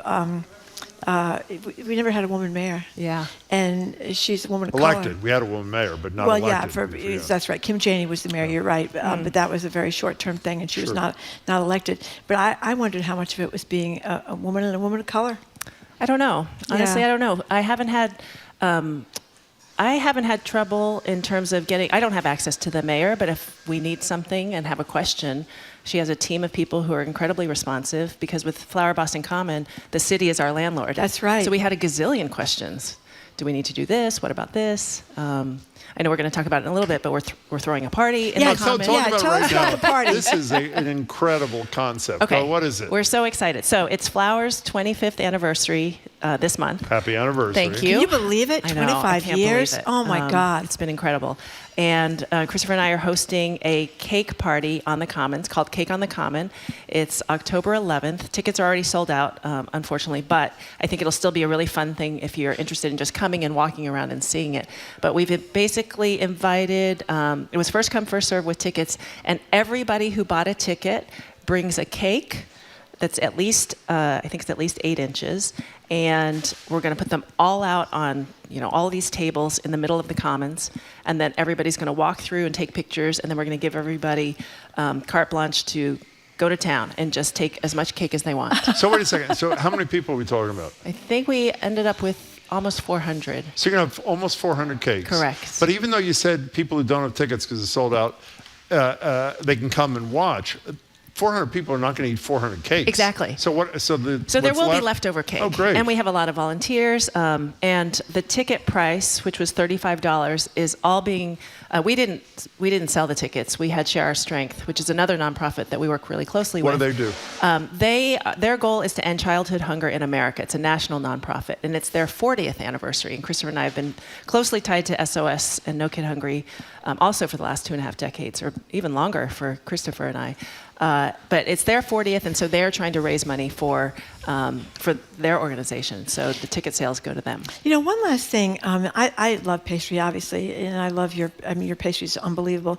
But I see more and more gluten-free stuff. You do quite a bit of gluten-free stuff. We do, and it's good. It's not. You would never guess. Yes, I mean our rule is if it's gluten-free, you need to be able to not tell people that it's, we tell people, but I need to be able to give it to you and have you enjoy it and then be, oh, by the way, it's gluten-free. And do you see more and more of a demand for it? Because it seems like so many people are gluten-free now. Up and down. Up and down. Yeah, it depends. Can we end with the question you asked earlier when Efrain was there? You said, if I worked at Flower, which you will not, you'd be the size of a house.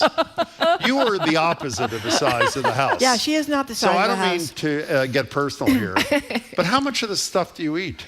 I do a lot of tasting. What does that mean, like one bite? A couple bites of many things. Yeah. But I don't eat I don't sit down with a platter of pastries and eat all the pastries. Why wouldn't you do that?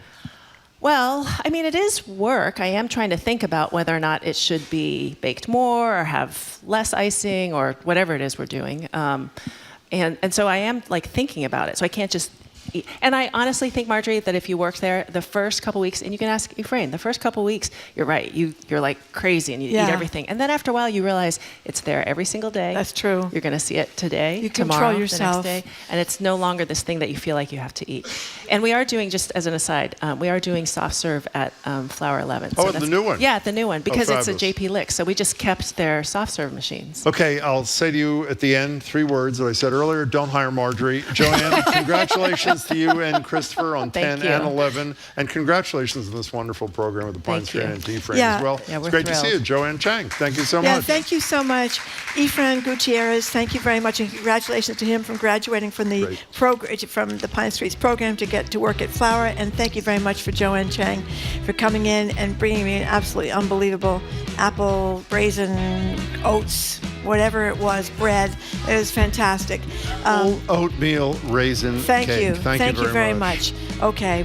Up next, we're going to open the lines to get your thoughts on another food item, pickles.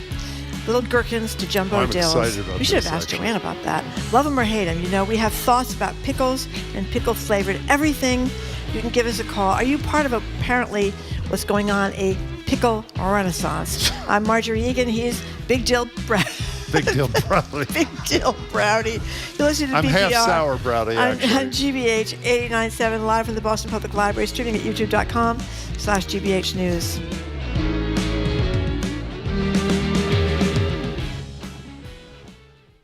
Until recently, the Mexican folk music known as mariachi hasn't been part of college curriculums. That's changing. I want one of our students to graduate and have the ability to say, I want to create my own mariachi ensemble. How do I do all the things that help a business run? I'm Mary Louise Kelly. The growing popularity of mariachi classes on the next All Things Considered from NPR News. Today at 4, here on GBH News 89.7.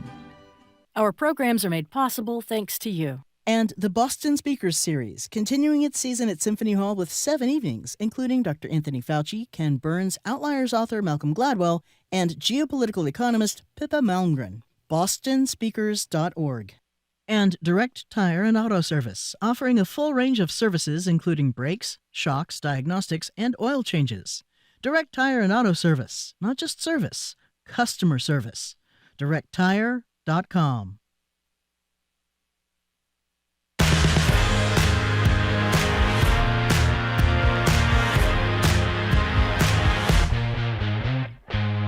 Welcome back to BPR. I am.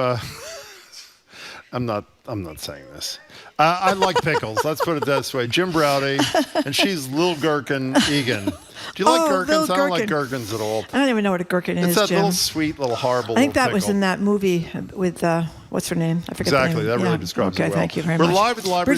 Bridget Jones. Okay, streaming at youtube.com/GBH News. Springfield, Monday and Tuesday, as you know. So here's a peek behind the scenes. I know people like that at BPR. It's Friday afternoon. Our team is tired. We quite simply ran out of serious things to talk about, so as a little treat, we're playing something called Dill or No Dill. The rules are simple. You call us at 877-301-8970. Tell us about your favorite pickle or your worst pickle nightmare, and we either listen to you or hang up on you, or no, we don't. Actually, we talk all things pickles. Here it is. Whether you view pickles as a noun, pickle as a noun or a verb, maybe you love a crunchy spear, or well-versed in all the various fruits and vegetables you can pickle. We want to hear from you. Not to mention, I learned this morning, Pamela Anderson, who I have a whole new view of. I know. After being in that, was it Naked Gun? The new Naked Gun? The new Naked with Gun. Liam She's dating Liam Neeson. Yeah, it's great. She has a new pickle brand. It's going for a mere $38 a jar. The number is 877-301-8970. You and pickles is our theme. I don't even know. Are you a pickle person? Well, I like the ones you put next to you. The dill pickles, like if you're getting a sandwich, maybe you have a dill pickle on the side or something like that. But I don't like pickles in a cheeseburger or in anything. Like if you go, I don't go there much anymore. But when I used to go to McDonald's, when I was a kid, you always say no pickles, no pickles, no pickles. I don't like pickles inside Why? things. But Why? I don't know. I just don't like the taste of them that much. I just don't like the. You like them as a separate thing? I like them as a separate thing. Yeah. Do you know that now there's all sorts of pickle news, though, Jim? What is They're putting edible glitter on pickles, and they call them glickles. Do you know that? Did not know that. And no. they've got a big fight up in New Hampshire, live free or die state, over pickles. I did not know this. There's the pickle bill, and this wants to give a homestead exemption for people who want to make pickles at home. They don't want to have to go out and get a license. And apparently it's a big deal up in New Hampshire, the pickle bill. Will a pickle live free or die? Or die, exactly. So I have a couple things to say about pickles. One, an expression that I use quite often, which will not surprise you at all, with friends, family, etc. Are you going to eat that pickle? So, no, I don't mean you. It's like you're with somebody who gets a sandwich. They start eating the sandwich, and that pickle on the side you were talking about is just sitting there and sitting there and sitting there. And you decide what is a reasonable period of time after which you can say, are you going to eat that pickle? And by the way, a lot of people don't like that because it's pressure. You can say, yes, I am going to eat that pickle if you are, or you can say no and share the pickle. Or the second thing, what you usually do is just take it. You just take it. No, I do not without do asking. that. Well, maybe with you By the I way, would. you want a gherkin pickle? We have a definition. What is it? Sometimes called baby pickles, small, bumpy cucumbers mainly used for pickling. They're so tiny. Gherkins are usually jarred whole. So there you go. Tastes horrible. Now, I'd like to say a second thing. I have very strong feelings about pickles in sandwiches. You mentioned you didn't like them. You had them taken off your Big Mac or whatever. Here's the key. First of all, for all my life until 3 years ago, I never intentionally had a pickle on a sandwich because I didn't like it like you. Oh. All of a sudden, I had pickles on a sandwich by mistake, Marjorie. And you know what I did? I loved it, and I learned what I had missing. Here's the key. I know this is obvious to pickle lovers. The key, if you get pickles on a sandwich, is to eat it soon. Because if you don't eat the pickle quickly, what happens to the bread, Marjorie? Gets soggy. Gets soggy. So you have two Saturated choices. with pickle juice. Eat it quickly, or if it turns out you can't eat it quickly, you ask for your pickles on the side. So that's my little pickle advice here a texter on BPR. says, baby gherkins are excellent with liverwurst, Jim's favorite sandwich. Good sweet hot mustard and a rustic cracker. Can I tell you something? When my mother would make me not salami, this is a true story, not salami sandwiches, but liverwurst sandwiches when I was young, I wasn't allowed then to squeeze it out of the tube in which it came. She'd put, I forgot about that till I texted her. She'd put sliced little gherkins on the liverwurst when I was a little boy. All right, let's start this out with a little scene from Curb Your Enthusiasm, my favorite place to take sound from. Larry David is there, of course. The great J.B. How do you pronounce his last name? Smooth. Smooth, that's what I thought. He was on Leon, our show, you know. He was, but I forget how you say his last Thrilling. name. Smooth, and the late Bob Einstein as Marty Funkhauser, an example of why it's hard to enjoy pickles. Sandwiches, baby. Who wants a pickle? Pickles! I want pickles! Can't have a sandwich without pickles, right? No! Tap it. Yeah. Do you need any help? I got it. Everybody's got to be the hero with the pickle All right, jar. good. Everybody wants to open it. They could not apparently open the pickle jar. I got it. Jim. They're very hard. Can I say one more thing because I have strong views about this? Yes. Pickle is a wonderful food in many ways. You know what it is in terms of calories? Low. Oh, you know what that's it is good. in terms of carbs? Low. What's the problem with a pickle? Salt? High in sodium. Oh. That is a problem. So if you have a sodium issue, you do have. Do you have a favorite pickle? Oh, you said the dill on the side. The one that's on the side. Well, it's not. Like if you it get can like be a anything. club If you go to a sandwich- Jewish delicatessen, it's likely a half sour. Yeah. If you go to a normal kind of sandwich place, it's usually a dill pickle. I don't know what it is. Okay. I just know it's on the side. It's on it the looks side. like a cucumber. I want a side and it's pickle, not- please. it's What not kind do you like? I dripping like all the over side place. ones. What do you mean it's not dripping? Well, it's not full of brine. It's not full of the brine. Every pickle is full of brine. No, it's not. They're dried up ones that are on the side. That's my experience, Oh, Jim. my gosh. You know, it's kind of like these things have a renaissance. So remember, everybody's into pumpkin spice every fall, and now there seems to be this thing with pickles. They're just on the You know rise. what they sell at the Big E, which we're going to Tuesday afternoon? Dill ice cream. Oh my God. That's how I feel. That's horrible. Let's start with Chris in Providence. It's the Pickle Hour here on BPR. Welcome to the show, Chris. Hi. And thank you for having me. So ever since I was a little boy, and I'm like 60 now, we would always, every few years, yeah, exactly. We go to the Big E, and they have the pickle barrel out there, and we would always get the best dill pickles you could ever have. The whole thing, it's solid. It's like 6 inches long, and they put it in a little piece of wax paper, and you just chew on this thing like it was a hot dog. But, you know, I remember it from a kid until now. We go every few years. It's wonderful. Boy, that's an upbeat call to start the conversation. Well, we're going to the Big E. Another I know we treat are. for you to try, Jim. Chris, thank you very much for the call. By the way, next week when we go to the Big E, probably the next day, we're going to talk to you about your Big E experiences. And, we said this. We taped a little thing with the two hosts. I think it's on today. It is on today, Yeah, but it's on we today. should say to you, we should have made this point. We're going to the Big E on Tuesday. We've never been there. If any of you have been there, and I'm sure a lot of you have, you should either text us at 877-301-8970, because we can't do the whole thing, obviously. Tell us what to do, where to go, what to eat, or email us at bpr@wgbh.org. Now, I just want to mention one thing before we get back to the calls. Monday afternoon. We're going Monday afternoon, sorry. Yeah. Apparently, this renaissance of pickles has to do with Gen Z, because Gen Z is supposedly very interested in all things that have a different kind of spice to them. They like pickle pasta salad, fried pickle dip. They like things with a lot of flavors, jalapeno, barbecue, strawberry. Anyway, it's a Gen Z sort of thing that's supposedly driving this excitement about the pickle or the glickle, which is the one that has glitter on it. Now, here is something that I thought I could answer, but if I'm wrong, please text us. Jim and Marjorie, that'd be both of us. Please solve a lifelong mystery. They're half sour pickles. You know that, right? I didn't know that, Of course you do. Which implies there are full sour pickles, but I can never find them. Do they exist? You'll be my heroes if you can find. Isn't there such a thing as a sour pickle? Well, I have a whole You look that list. up, you guys, I and have a let us whole know. list of pickles. Sour pickles are fermented without vinegar in a brine of water and pickling salt. If they're eaten before 6 weeks, they are called half sour. After that, they're considered fully sour. There you go, anonymous texter. By the way, do you even know, have you ever had a half sour pickle? I don't know what Sort they of like it's sort of cucumber-esque. It's halfway between the cucumber it started out as and a real full blast pickle. I just had side pickles, Jim. I don't know what you No, call but them. can I stop you? There's no such thing as a side They pickle. put it on the side of your plate. No, I understand that's where they put it. But you understand it could have been a gherkin. Do you understand that? Those were little. I think I know. Make it stop. Exactly. I know. Those are little. They're awful. But could they be on the side of your no, sandwich? the ones I like are the big ones on the side of the plate. Okay, she Big likes pickle. side pickles. That's right. By the way, why don't you look at the list of all the pickles on that sheet? See where the side pickle is. Go ahead, tell me. Well, they don't mention the side exactly. pickle. Megan, you're Candied pickles. Okay, fine. Candied pickles. Megan, you're oh in my JP. God. We're talking pickles. Hello there. Hey, how are you guys? I think we're good. Okay. Well, I am loving the pickle talk. I just have a funny pickle anecdote. Wait, Megan, we're going to put you on hold. Oh, Megan, horrible connection. We'll put you on hold. You walk to a different part of wherever you are, and we'll take you after we talk to whoever we're talking to next, because we're dying to talk to you. Where do you want to go? Let's go to Topher in the car. Hi, Topher. Hey, guys. How are you doing? I think we're good.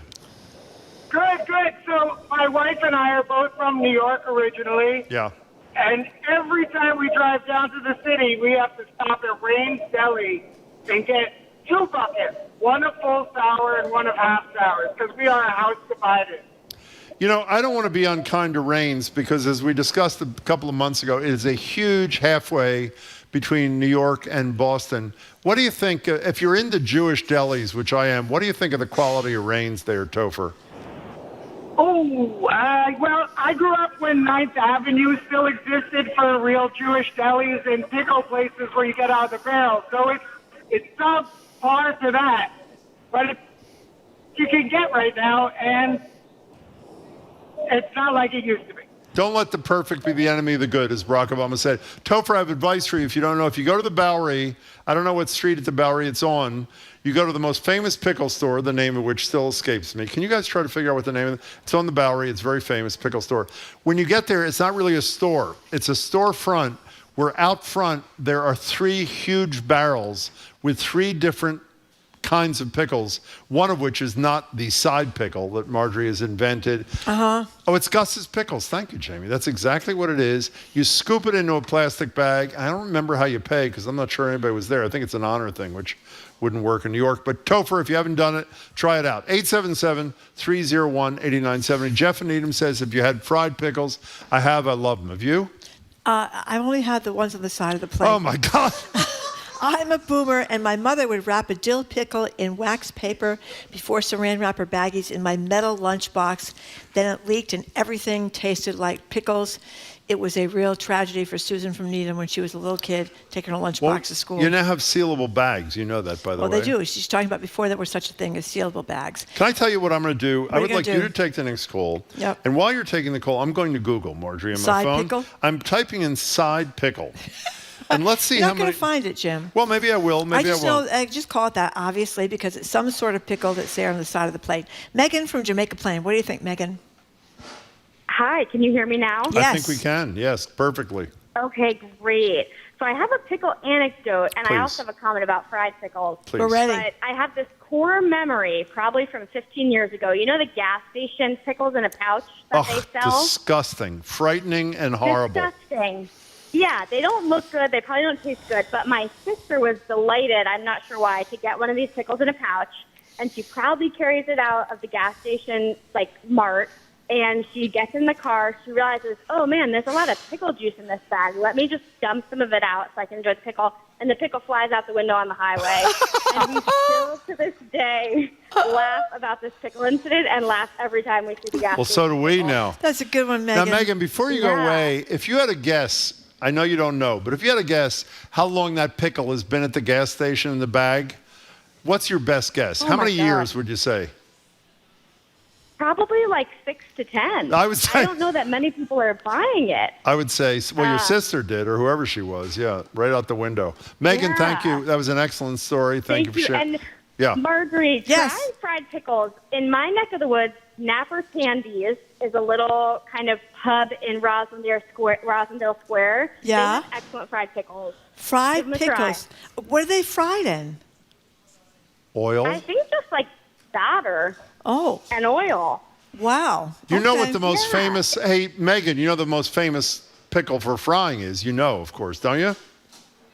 I don't, Jim. The side pickle. The fried side pickle. Oh, yes. Thank you. Thank you for that. Megan, that was an excellent call. Thank you. Now we have our first Big E text.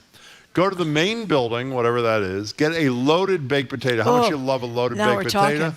That's from our friend That's Jen. Right up my alley. Says, thank you very much. Yeah, so someone questioned before, I think one of our staffers, whether a side pickle is a side or a topping. I would say it's just a side. It's not a topping. But you know it's not a kind of, just please, you know it's not a kind of pickle, right? Well, it's a certain kind of pickle because they're always the same. No, I'm sorry. But I just don't know what kind of pickle it is. Can you do me a favor just so I don't have a stroke here?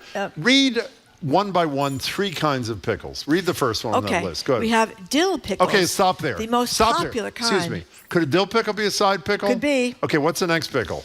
Genuine dill. Oh, no, kosher dill. Can a kosher dill be a side pickle? Could be. Okay, what's the next one? Polish and German dill. Could a Polish and German dill be a side pickle? Overnight dill. Exactly. My point is, Jim, any of them could be on the side of the plate. And, that's my point. So I don't really know what kind of pickle. So it doesn't tell you what it is. It does not. It doesn't have a name tag. Tell you what it is. Okay. Let's go to Dave from Newburyport. Okay, Hi, Dave. Good. Hey, guys. Yeah. Hi. Of course, I put something in my mouth at the exact time that you call me out. I'm going to do that now, too. Is it it's a okay. pickle, First Dave? of all, we didn't call you. You called us, in case you forgot. Yeah. Yep, I've been waiting for an hour and a half. I'm sorry. Go ahead, Dave. Okay. All right. You are missing the entire point. We are? Pickles is pickle juice. What do you do with it? I use kosher dill, Clausen kosher dill pickles are found in the refrigerated section. I use them in my avocado toast, my tuna fish salad, my egg McMuffins, all kinds of cooking. So the real discussion should be, how do you use your pickle juice? That's the key. That's a brilliant addition to the conversation. We're glad you waited 90 minutes. Would you put pickle? Now, you are, by the way, while we know you're one of the worst cooks ever, by your own admission, you're the best tuna fish maker in the history of the world. Would you ever put pickle juice in your tuna? No, I would not. Because it has to be dry. Well, maybe I should try it. Because there are these stories talking about pickle-flavored beer, pickle spritzes. Horrible. I've had it. Have you had it? Pickle popsicles. No, I keep telling you, Jim, I don't like anything but the side pickle. You didn't say the side pickle. Yeah, I've made that point several times. Yeah, you have. But I think that you ever had side pickle beer? Have you ever had that? No. But can you imagine having pickle popsicles or pickle ice cream? No.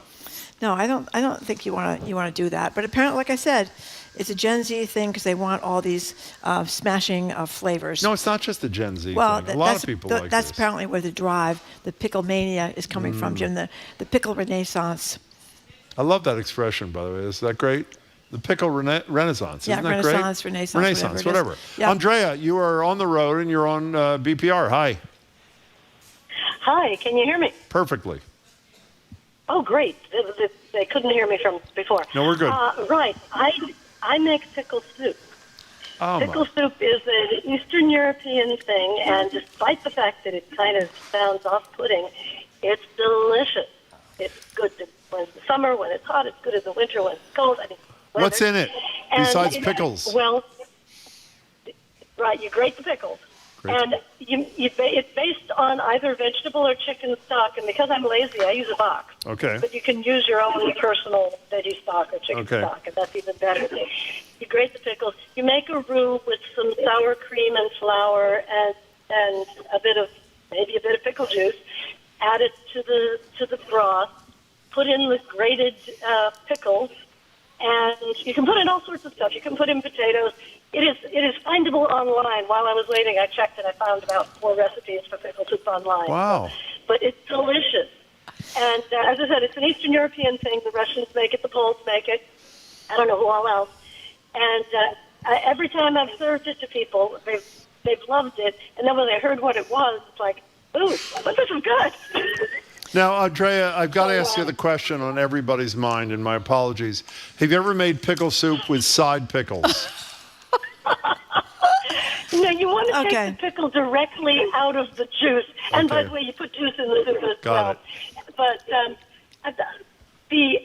the other thing you just talked about was pickle juice. Yeah. Yes. And I've been involved, and my kids have been involved in dance troops. And in the summer, when it's really hot, it's dance your head off. You're all hot and sweaty. Pickle juice is the best refresher because it's got the flow. That's also electrolytes. Wow, you have a lot of experience. My son brought it to his dance class once, and they all kind of went, pickle juice. and then they wanted more. Fabulous. Andrea, thank you for sharing your Yes, experience with us. thanks for calling, We Andrea. And I appreciate want to say there's a lot of interest in the side pickle phenomenon. I don't think so. Yes, a texter says the side pickle is called a spear. Philip on Rhode Island says we used to call those side pickles deli pickles. And here's an existential question, Jim. Mm-hmm. Can you have a pickle with a side of a pickle, or is it just two pickles? And the pièce de résistance, we used to have a smug mug. Apparently we're not going to do the smug mix anymore. No It's an American tragedy. No, it is. But maybe we can have a pledge enticement, a T-shirt with both of our faces on it as side pickles. Oh, God. Isn't that cute? Not really. That is fabulous. No, you're really onto something there. Okay, now, Sandy and Wenham, you're next, it appears, on BPR. Welcome to the show. We're talking pickles. Hey, this is Sandy, as you told us.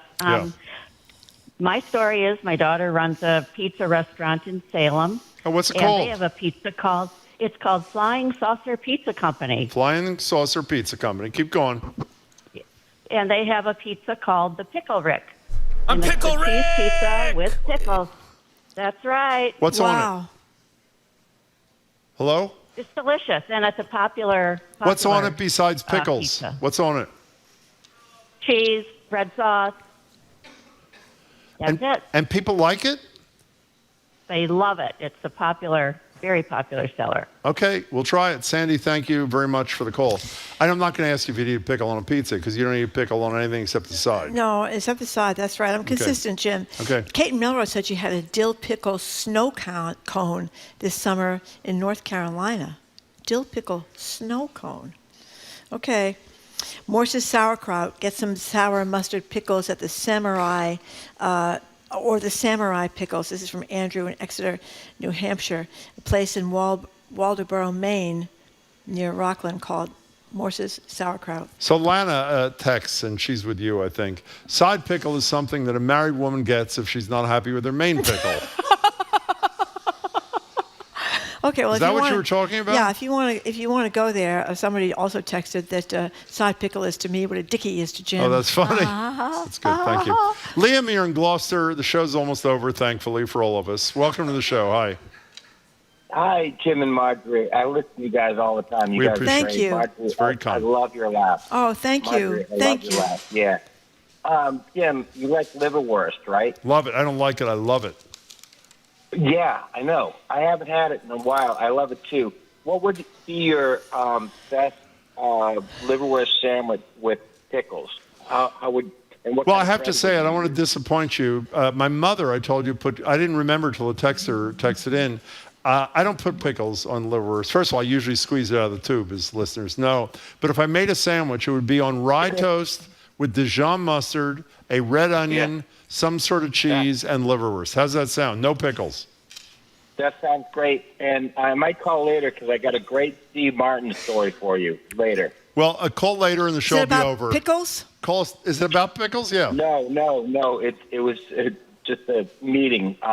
But you guys are great. Thanks. Keep up the great work. Thank You're you. very kind. Thank you now, very much. several people are saying that the side pickle is like a dating site, and we can find out a lot about side pickles. Well, that was the same joke. Online. It was the same joke. That's Yeah. right. Yeah. So. Yeah. Didn't go over as well the second time. Did Yeah, it? it's not quite so. When you talk about a side pickle, that's not quite as enticing as like Paramore. Well, it depends what your main pickle is like as a woman. Make it stop. Thank you. Well, it's about to stop, actually. Thank you for saying that. Jared, how do you feel about pickles in general, And the or side pickle in pickles particular?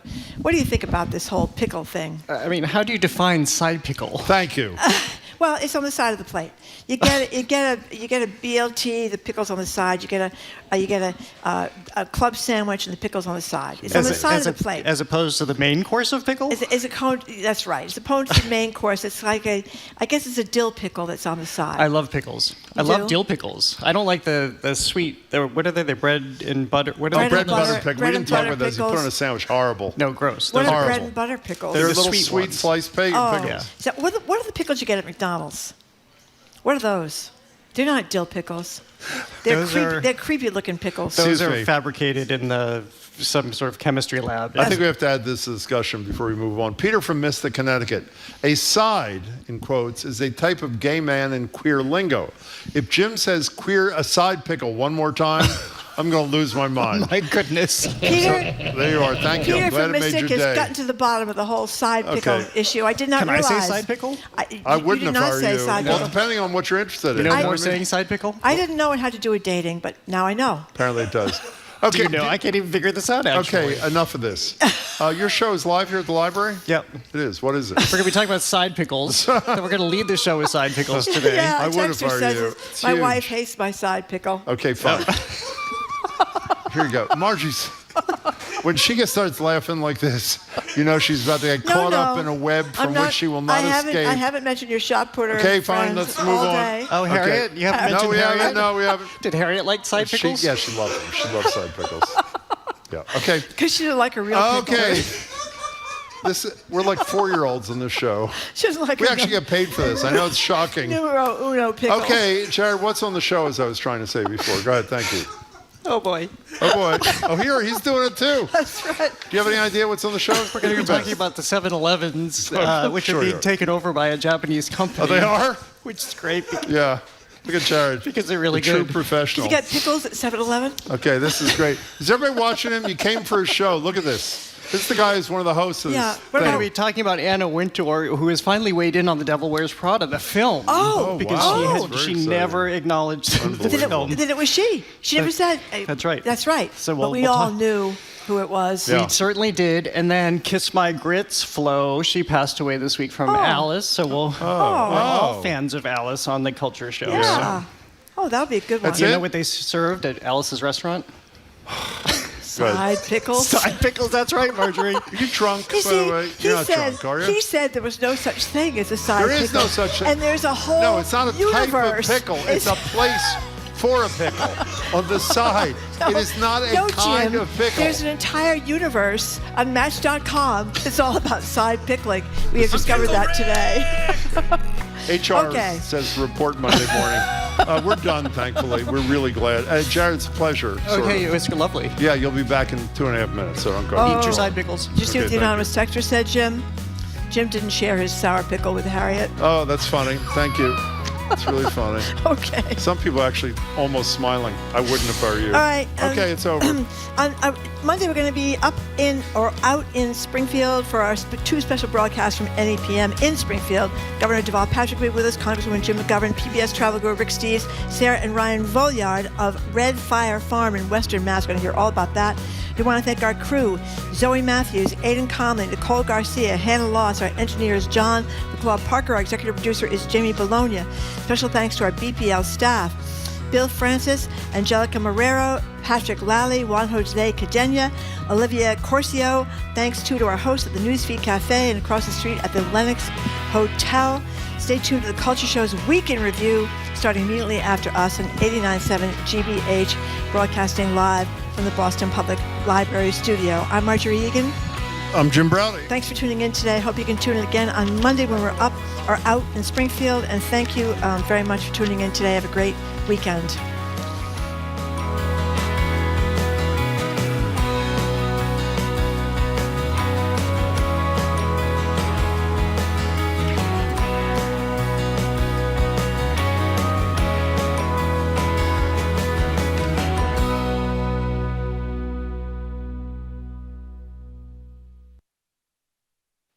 What's trending?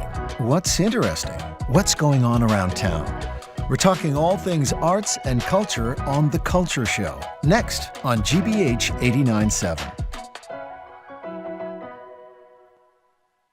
Funding for our programs comes from you. And Dover Rug and Home. Rugs and carpeting for today's lifestyle with in-home rug trial and design consultation. Dover Rug in Natick, Boston, Burlington, and online at doverrug.com. Dover Rug. Rugs and the people who know them. Looking for a newsletter that can match your curiosity?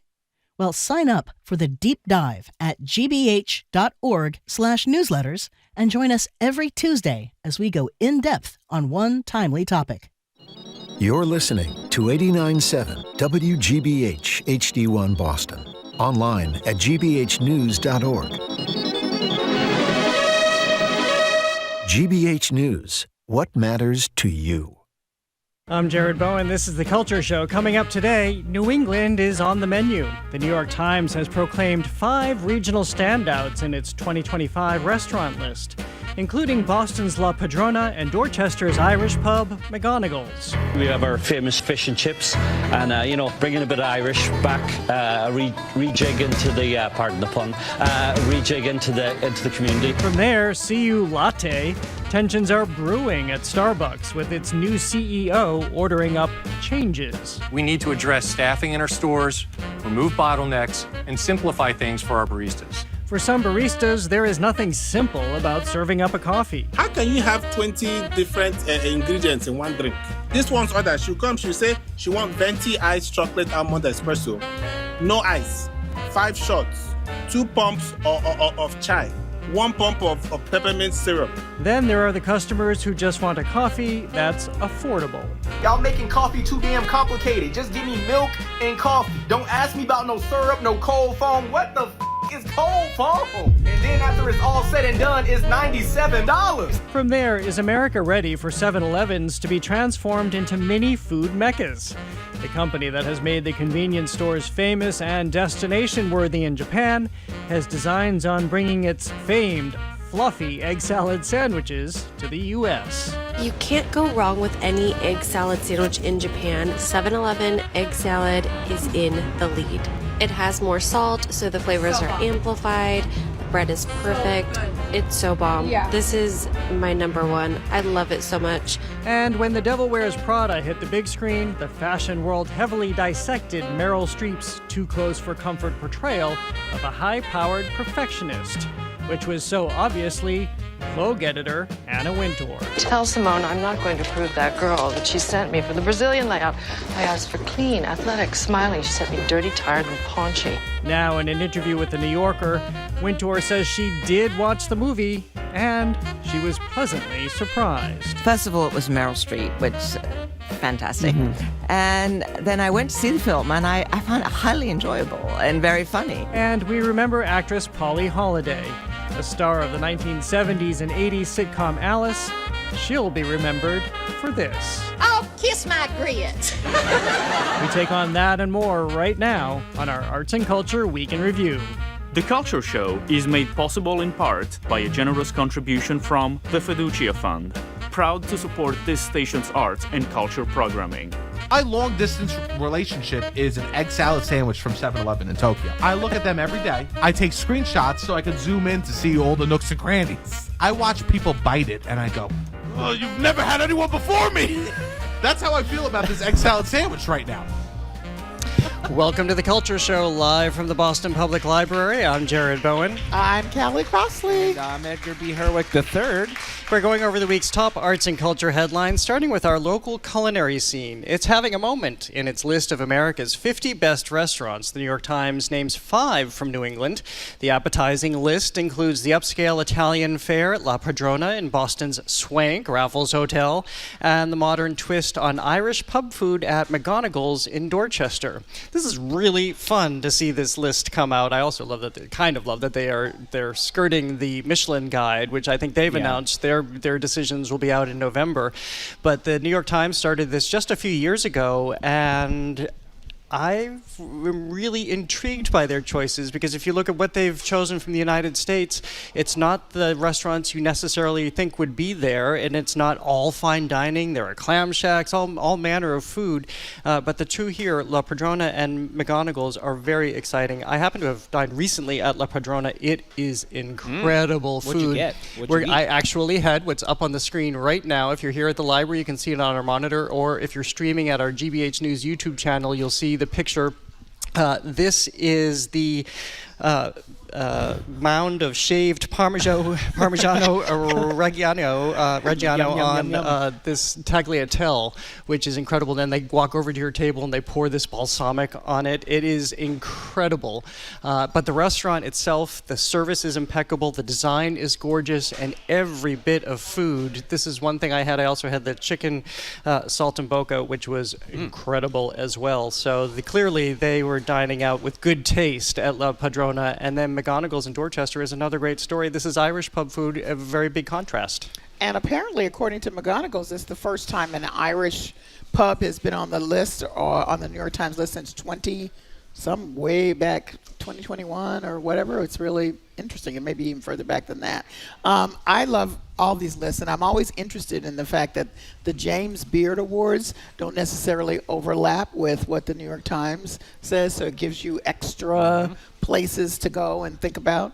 This is Jody Adams, La Padrona. I've not been there. I definitely will go. And,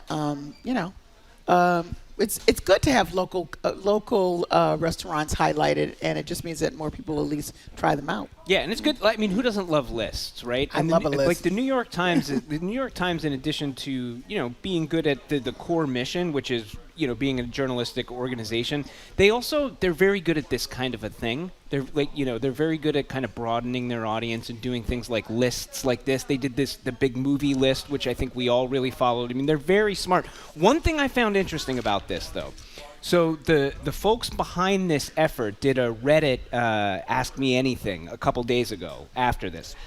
And there was sort of an interesting exchange. So a local writer for the Globe who covers Rhode Island, basically, one of the questions they got asked, she said, well, you have these like different sort of city guides out there. And she's like, I find it interesting that these two restaurants that are in Boston weren't on your local Boston guide, but they're on your 50 best restaurant guide. What's going on there, right? Which is a great question by her. And they responded, they were like, well, first of all, just to get into the weeds a little bit, they were like, we don't want to preempt what's going to be on the best restaurants in America list, so that we'll update our local list. But they said something, and I find this fascinating about this list. They said, while we would never put a restaurant on a national list that wouldn't warrant a place on the city list, the national list is more of a reading experience, a picture of the most exciting restaurants in America right now. It seems unlikely that someone would be using that list to decide where to eat in an ongoing way.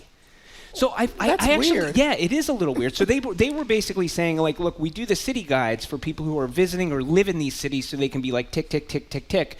But to present and say this list is more of a reading guide or some sort of snapshot, I find that strange. I do too. I think I understand a little bit of it in that there are also themes that seem to surface. I know one of the things for La Padrona they were talking about, because in some of the people who canvass the country looking at these restaurants, they're kind of fed up with some of the over-the-topness of food. And you saw what we just showed, the pasta that I had, very, very simple, really exceptionally well made and well done, but simple ingredients. It's cheese, it's pasta, and a little bit of balsamic vinaigrette.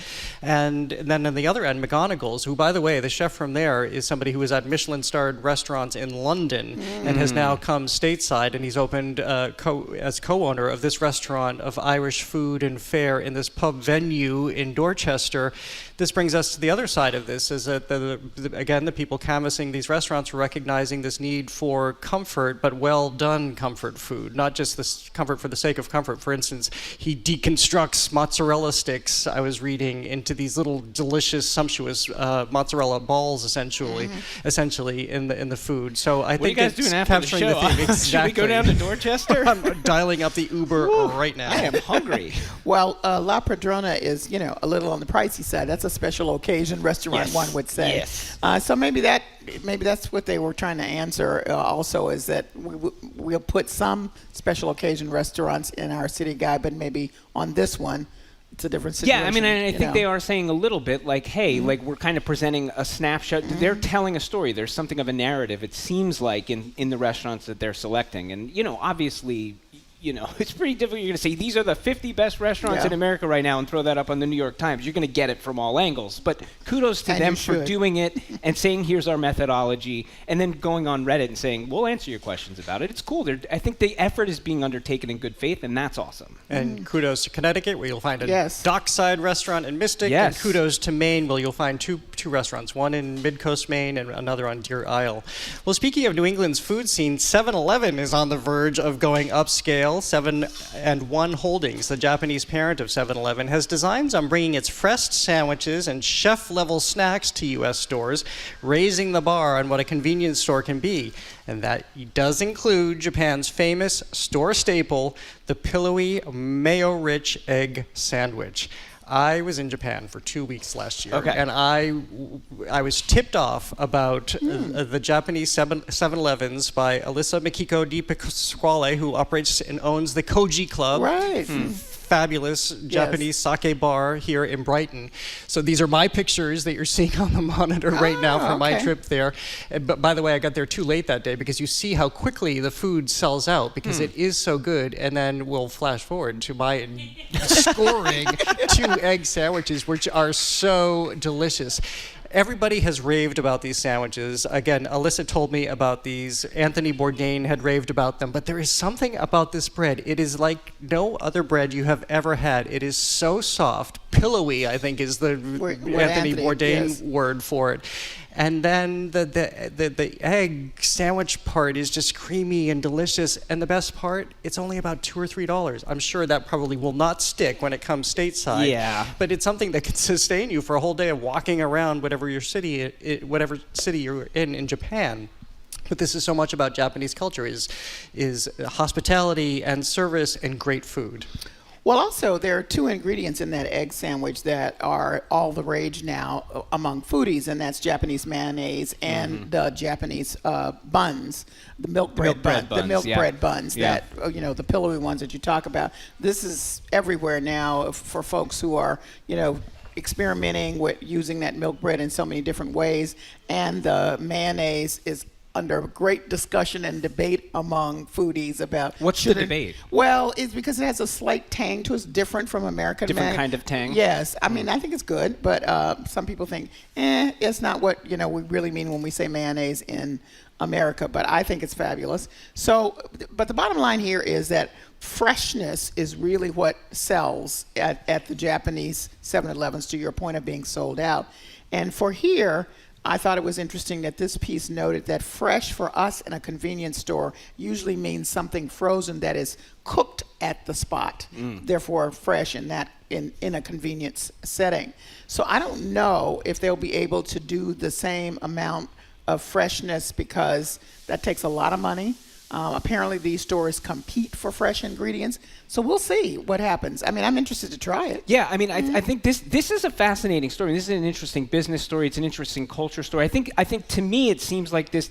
I look at this on 2 tracks. One is it's a little bit of a logistics story, as you're saying, right? Like apparently these Japanese stores, they have great logistics. They get multiple deliveries of fresh food throughout the day. So there's a whole like kind of logistics operation happening there that if you're going to succeed doing that here, you're going to have to figure out a way to replicate in some form or fashion.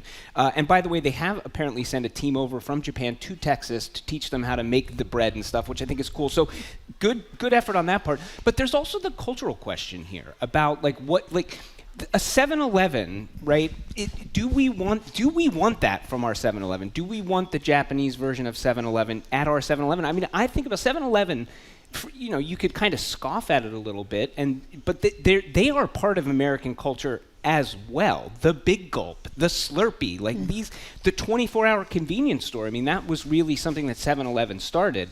And so, are they kind of upscale? Are they fresh? No, but do they have a vibe? I mean, there are songs about 7-Eleven. They're in so many movies. It's got a brand, you know? But you saw my pictures there. So it's like walking into an American 7-Eleven, but the fresh food is very different. You'll still find other things there. You'll still find the other 7-Eleven-y things there. Do they have the pizza and the weird corn dogs and hot dogs on those rollers, which is what I think of at a 7-Eleven, right? I think they have some of that. I always am who eats this stuff? I mean, presumably people do. But that's why I think it'll be yes and, because I think that they'll figure out a way to still keep the American integrity of the 7-Elevens, which I think people have a lot of nostalgia for. We just talked about Cracker Barrel, so you're not going to blow out that nostalgia because they've learned the Cracker Barrel taught all merchandisers that lesson. But I think that they're figuring out a way to also tap into something that is huge online. People are making TikTok videos about this. Celebrities are going over and seeking out the egg salad sandwiches. This has become destination worthy.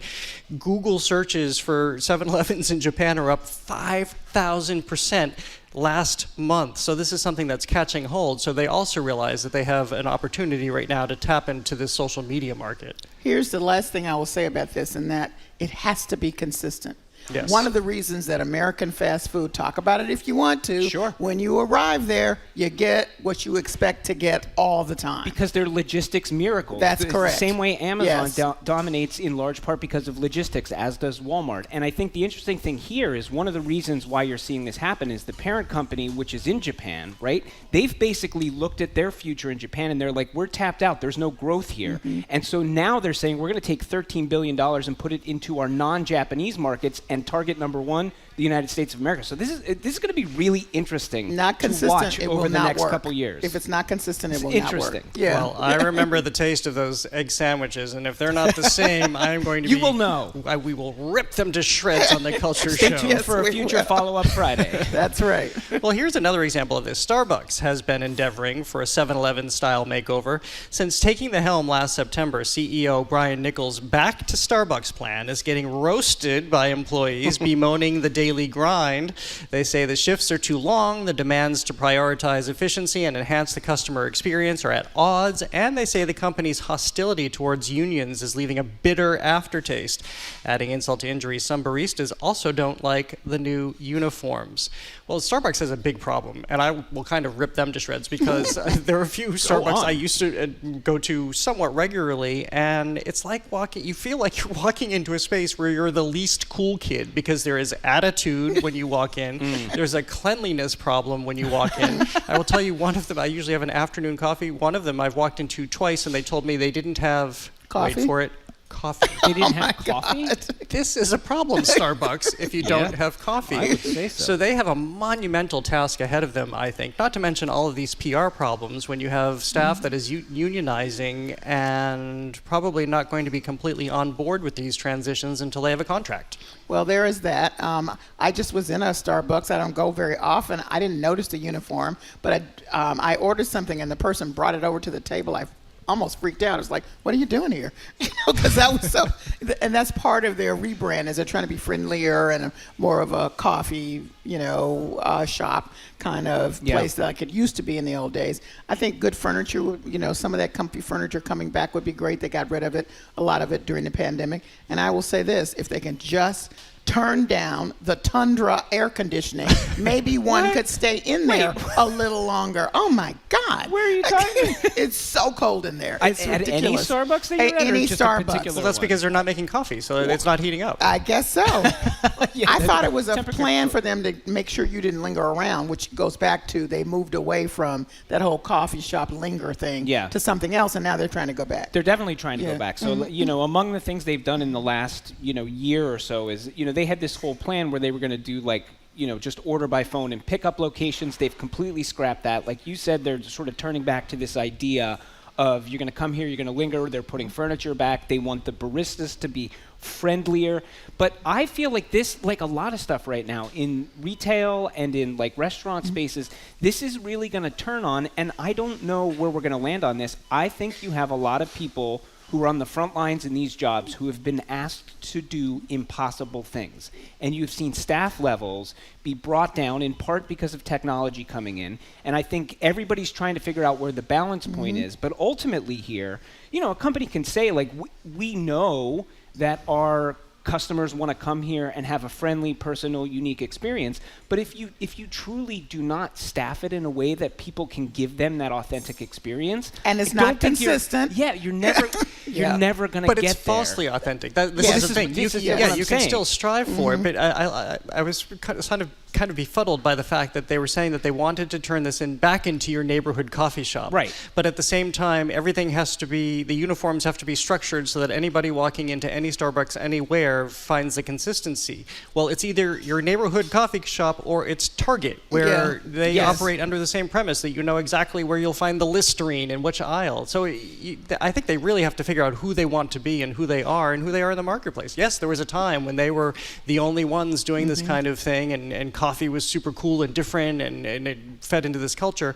But obviously, they're the victim of their own success because there are so many other entities now which have sprouted forward, and they have turned themselves into different individual, almost independent identities, and Starbucks doesn't know what to do with itself. Also, the tariffs are now driving up the prices, and a lot of customers are turning away. And future prices of coffee, giant question mark. Yeah. But again, I feel like it really is. It is about, if you can say that you want to give people good experience and tell your baristas. So that means you have to put a personalized message on their cup, which they're being told to do. You got to make sure that they get their drink within 4 minutes, even though, as we heard in the top of this, some of these drinks are incredibly complicated. They got to use 2 or 3 blenders to put it together, right? So, but like, these companies also, at the end of the day, are trying to make money at scale. And the thing is, like, you could hire, you're not going to make money, but you could hire 10 baristas and everybody would have a great experience. The baristas would be chilled out because it's not too much work on their plate. They could chit-chat with customers.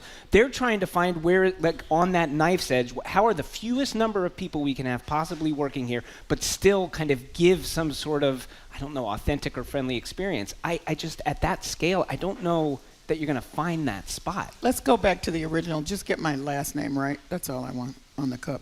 Do you give them a real last name? Do they get your first name right? No, I don't give them my first name. Nobody gets my first name. I get roughly 30% of the time, my name is Hector. They say, what's the name for the cup? I say Edgar, and then I get Hector. And I like 30% of the time. And I say Jared, and I get Jerry. So Jerry? Now it's just Jack. With a J or a G? Do you say Jack? Yeah, of course. So wait, what do you say, Callie? Crossley. You just say Crossley. And spell it correctly. Do you tell them how to spell it? Yes, I do. Okay. See, we'll be the new co-CEOs of Starbucks. Yes. We'll add that to our portfolio because we can solve these issues. Absolutely. By the way, before we leave this, I just want to say that writing the messages that they want to go back to. You talked about Edgar. We're going to get little hostage notes from I know from the baristas to get me out of here, please. Well, coming up, now you see it, now you don't. Banksy's latest mural about the threat to free speech is removed. That and more next on The Culture Show. Stay with us. The Culture Show is made possible in part by a generous contribution from the Fiducia Fund, proud to support this station's arts and culture programming. Until recently, the Mexican folk music known as mariachi hasn't been part of college curriculums. That's changing. I want one of our students to graduate and have the ability to say, I want to create my own mariachi ensemble. How do I do all the things that help a business run? I'm Mary Louise Kelly. The growing popularity of mariachi classes on the next All Things Considered from NPR News. Today at 4, here on GBH News 89.7. Funding for our programs comes from you. And MIT Federal Credit Union. With a full range of financial services, their financial advisors are committed to helping members' money work for them. Membership's open to the public. More at mitfcu.org. Federally insured by NCUA. And the Boston Symphony Orchestra, celebrating 125 years of Symphony Hall. The towering music of Beethoven's Missa Solemnis, Mozart's Jupiter Symphony, and Mahler's Fourth Symphony opens the season. More at bso.org. And Burton's Grill and Bar, featuring contemporary American cuisine with signature dishes such as crab-crusted haddock, superfood salad, Mediterranean chicken risotto, and the Max Burger. burtonsgrill.com. GBH News is your home for trusted local news. Get it at 89.7 on the radio, gbhnews.org, and subscribe to the GBH News YouTube channel. GBH News, what matters to you.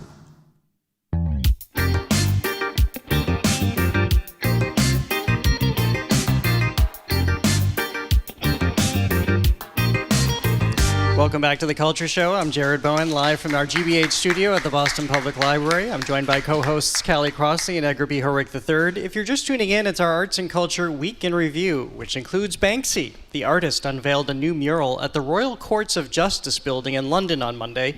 It depicted a protester lying on the ground holding a blood-spattered sign, while a judge in a wig and gown looms over him wielding a gavel. I'm talking about the artwork in the past tense because within 48 hours of its discovery, it was removed. So a reminder for people who may not be as familiar, Banksy, as you'll see his artwork on our GBH News YouTube channel right now, is somebody who works usually under the cover of darkness. No one really completely knows his identity. It's been speculated, but we don't know for sure. And these artworks will spring up overnight, and now he is a world-renowned artist. The work goes for a lot of money, but this became a very contentious issue in London this week. Sometimes people spend months trying to decode what he's doing. Remember last year, he was depicting animals all throughout London, and people are trying to figure out, is this about the migrant situation? Is this about climate change? But this clearly as he himself has acknowledged, if he is he, has on his Instagram page that this is about, or at least has referenced the fact that there are anti-terrorism laws in England, which people around the world may find stringent because it doesn't necessarily reflect the values of this country, or the laws of this country, I should say. Because, for instance, in London they have decreed the group Palestine Action, which is calling to attention what's happening in Gaza, essentially a terrorist group, because that group has defaced public property. So it doesn't even have to be attacks against people. In this case, they defaced the Trump golf course and an airfield in England. So if you step forward and you support Palestine Action, you're considered in a like way. And so this is what Banksy is addressing, that people don't necessarily have a right to free speech, if that's how you're to interpret this image of somebody being thrown to the ground, and it's the judge who's perpetrating this violence. So this has caused a lot of consternation and is caused a lot of dialogue about what constitutes free speech and how countries are dealing with it today. And this is the first organization, Palestine, the Palestine group you mentioned, to be banned under this legal definition of terrorism, which refers to both serious property damage rather than violence against people who advocate for political causes. And the group objects to being in the same group as Al-Qaeda, terrorist group. Yeah. And the last time they got broken up, one of their protests, they were silently sitting outside Parliament with placards, just silently sitting, and the group got broken up. You know, they weren't damaging property or anything, so people really viscerally responded. You know, they're just silently sitting. You know, how is that a terrorist act, blah, blah, blah. So that's just part of the underpinnings of what Banksy was referring to. And I think the blank, if we are to assume that he meant what, this is a direct reference, the blank placard that this protester who's on the ground while the judge is raising a gavel to him is to suggest that, you know, these people have been silenced. Their viewpoint has been silenced. Yeah, I mean, I think it's a gripping image. You know, the fact that the judge is holding a gavel and wielding it as a weapon, I think it's making, you know, wherever you fall on this issue, I think it is making a statement which I think most people could probably get behind right now, which is the idea that we have these systems of laws, we have these court systems. I think we all want to live in a society where we have them, but I think the question we need to constantly be asking ourselves, and we happen to be in a point of time where I think we're at a little bit more of an inflection point about this, but it is like, do our court systems, like, as you know, they are always going to fail at fully being a place where everybody can get the justice that should happen, but you should always be striving that justice and your court system or your laws move as close to each other as they possibly can. And I think that sort of raising that question, it's asking the question of whether or not, you know, you have a judge there who is like the representative of the court system, our system of laws, and in this case, you know, are they, you know, wielding justice as a weapon? I think it's provocative, but I think it's good. And one thing I think is really interesting, because whenever new Banksy appears, people want to see it, and the courts basically did allow people to do this. They somewhat covered it, but then allowed for people to view it one at a time, take pictures before it was ultimately removed. So on the one hand, this is exactly what they don't want to see, but they were also allowing people to take place in this exchange process. So very interesting. One thing I found strange about this is an aside and not as serious, but I noticed that Banksy's Instagram account has a blue check mark. But if we don't know who Banksy is, how was he able to get a blue check mark on it? Like that? Maybe he drew it. Well, maybe he drew it. we think his name is Robbie from Bristol. Right. Yes, we think he's Robbie from Bristol. I just find it's funny, right? Like nobody knows who he is, but his Instagram is officially his. I will note that. How did you check that? There's a hearing set for September 25th in the Court of Appeal for this group to try to overturn the judge's decision about they're categorize their yes, group this way. I just wanted to put that on the table.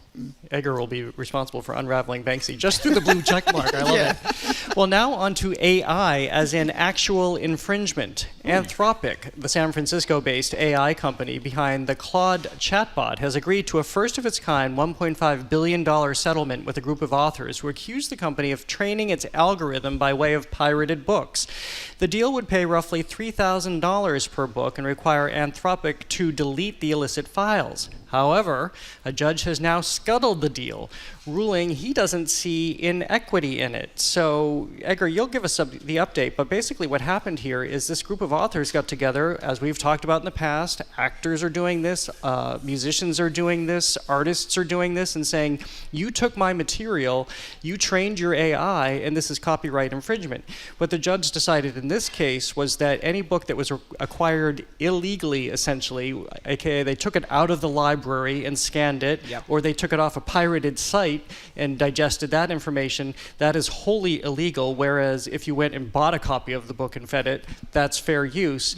But now, so something that was in place until just a couple of days ago has changed. And Edgar, you can explain that part. Yeah, so basically what happened, it sounded like this, this deal came together. And this is obviously big deal. We were just talking about our system of justice, courts of law, et cetera. Like there is, we are in a time, AI is obviously very new. Copyright infringement is not, but what constitutes copyright infringement in the world of AI is an open question. And so these cases that are happening now, I think are very important to be looking at because they are going to help point the direction of what AI will or won't be able to do or how much it's going to cost or who's going to make money on it. So these things, while you got to get into the weeds on it, I think are very important. But what happened here is it seems like this judge has basically said that it seems like this deal was put together in a way that he is not comfortable understanding, which is to say he feels like there is more information he needs from both sides, and he is worried that in this case, it seems like what he is saying, he is worried that the authors, and there is some, it's like hundreds of authors have, it started with just 2 authors, but sort of hundreds have come onto this in a class action lawsuit. He said he's not convinced that they are not kind of, I don't want to say being browbeaten into this, but that they are clear about like what this settlement is about, and he's just said to both sides, I need more information. I need this information by a couple days from now, this information by a week from now, and I think there's another hearing again on September 25th where he's going to say, bring me a new deal and I'll rule on that. I think it's fascinating, and this goes to the piece of the settlement that apparently both sides agreed to. I don't understand why they did. So you've explained if you get it out of the library or that's pirated, there are some places where they had been getting these books out and then, feeding them in to train the model. But it's okay if it's fair use. Now, we in this business understand fair use, but for us, fair use has limits. You just can't willy-nilly take, this whole show or somebody's whole book and use it.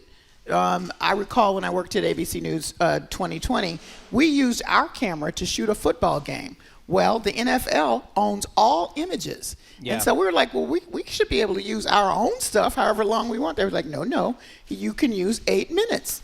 That's what we consider fair use, and after that, then you get into copyright infringement. So there are limits, and I don't understand, maybe this is what the judge is saying, on the part that they apparently agreed to, it looks like this Anthropic can just take anybody's book and however much they want, I think feed it into the judge has already said that if they pay for it, if Anthropic bought the book or officially licensed the book, that is okay. Well, officially licensed is different from buying the book. I could buy the book and feed it in. Agreed. That's crazy. Too. I was also struck by that. I'm struck by the fact that that part's already settled. I know. What they're arguing about now is a whole bunch of books, in 7 million titles, and 7 million titles that many of which, and I think this is part of the judge's issue, he's not even sure how many of those were just scooped up and nothing was paid. That's right. To then train. So that's what we're arguing. And over they admitted now. they did that. They admitted they did. I gotta say, when I first saw this, I thought 1.5 billion is not enough. Yeah. Because I was just about to jump in and say, let me explain to you why it's not enough, because the company is now valued at $183 billion. See, there you go. So I'm sure the judge is looking at this too, thinking 1.5 billion, yes, sounds a lot at the outset, but as I explained, this is only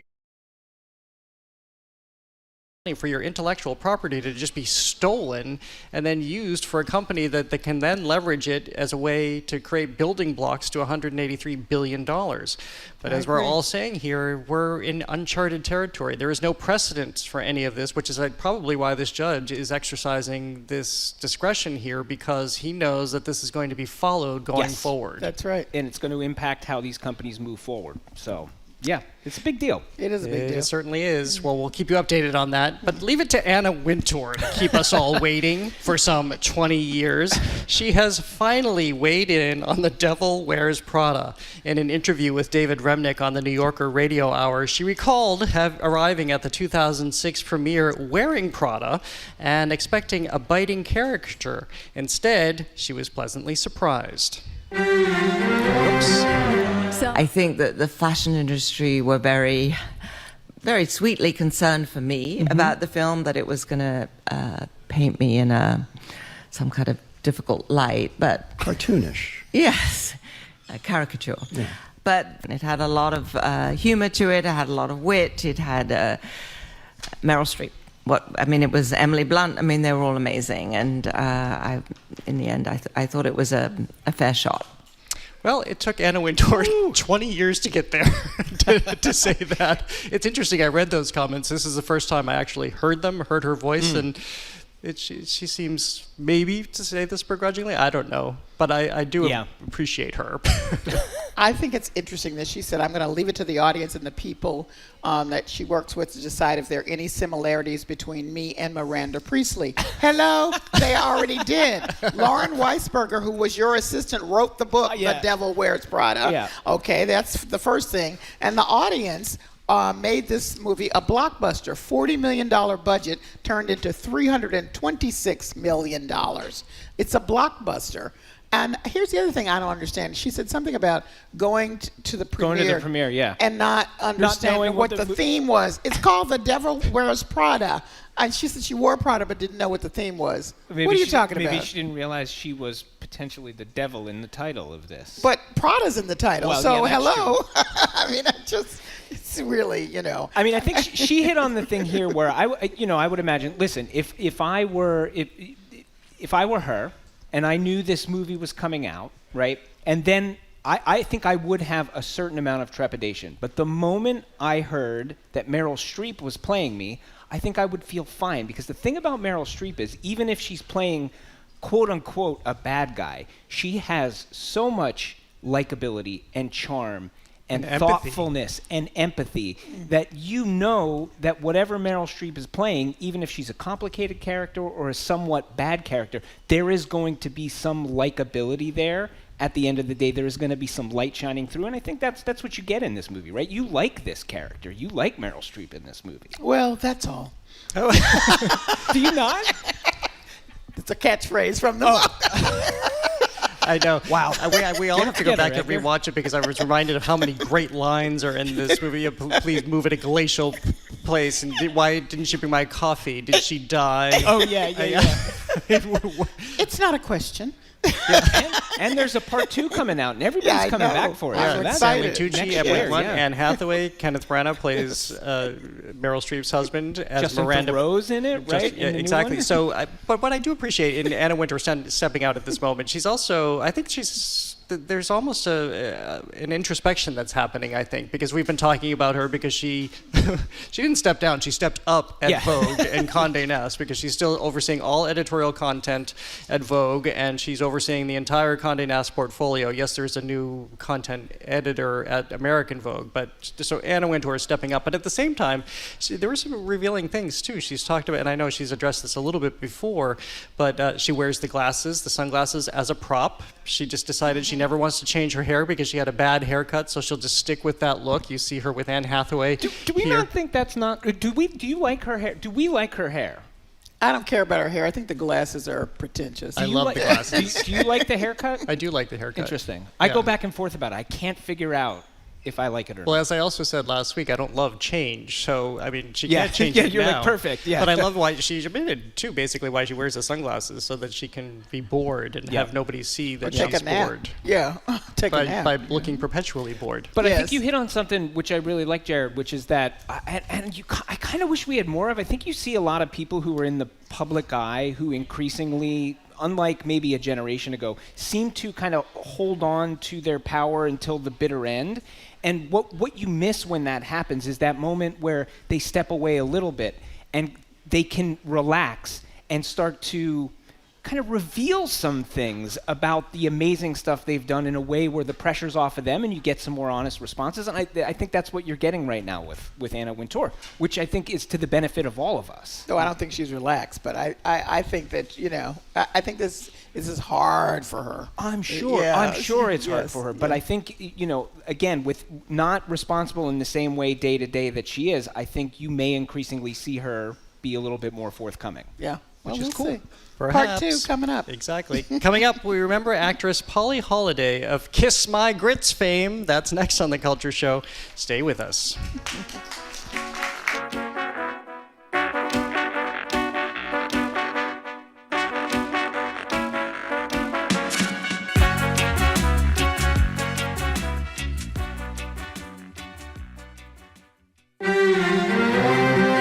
Some elite sports are regulating who gets to compete in the women's category. Critics of those policies say there is no one-size-fits-all solution when it comes to biology. So there's no clear boundary about what counts as unfair advantage, what would be permissible or impermissible. The history of sex testing in elite sports next time on The World.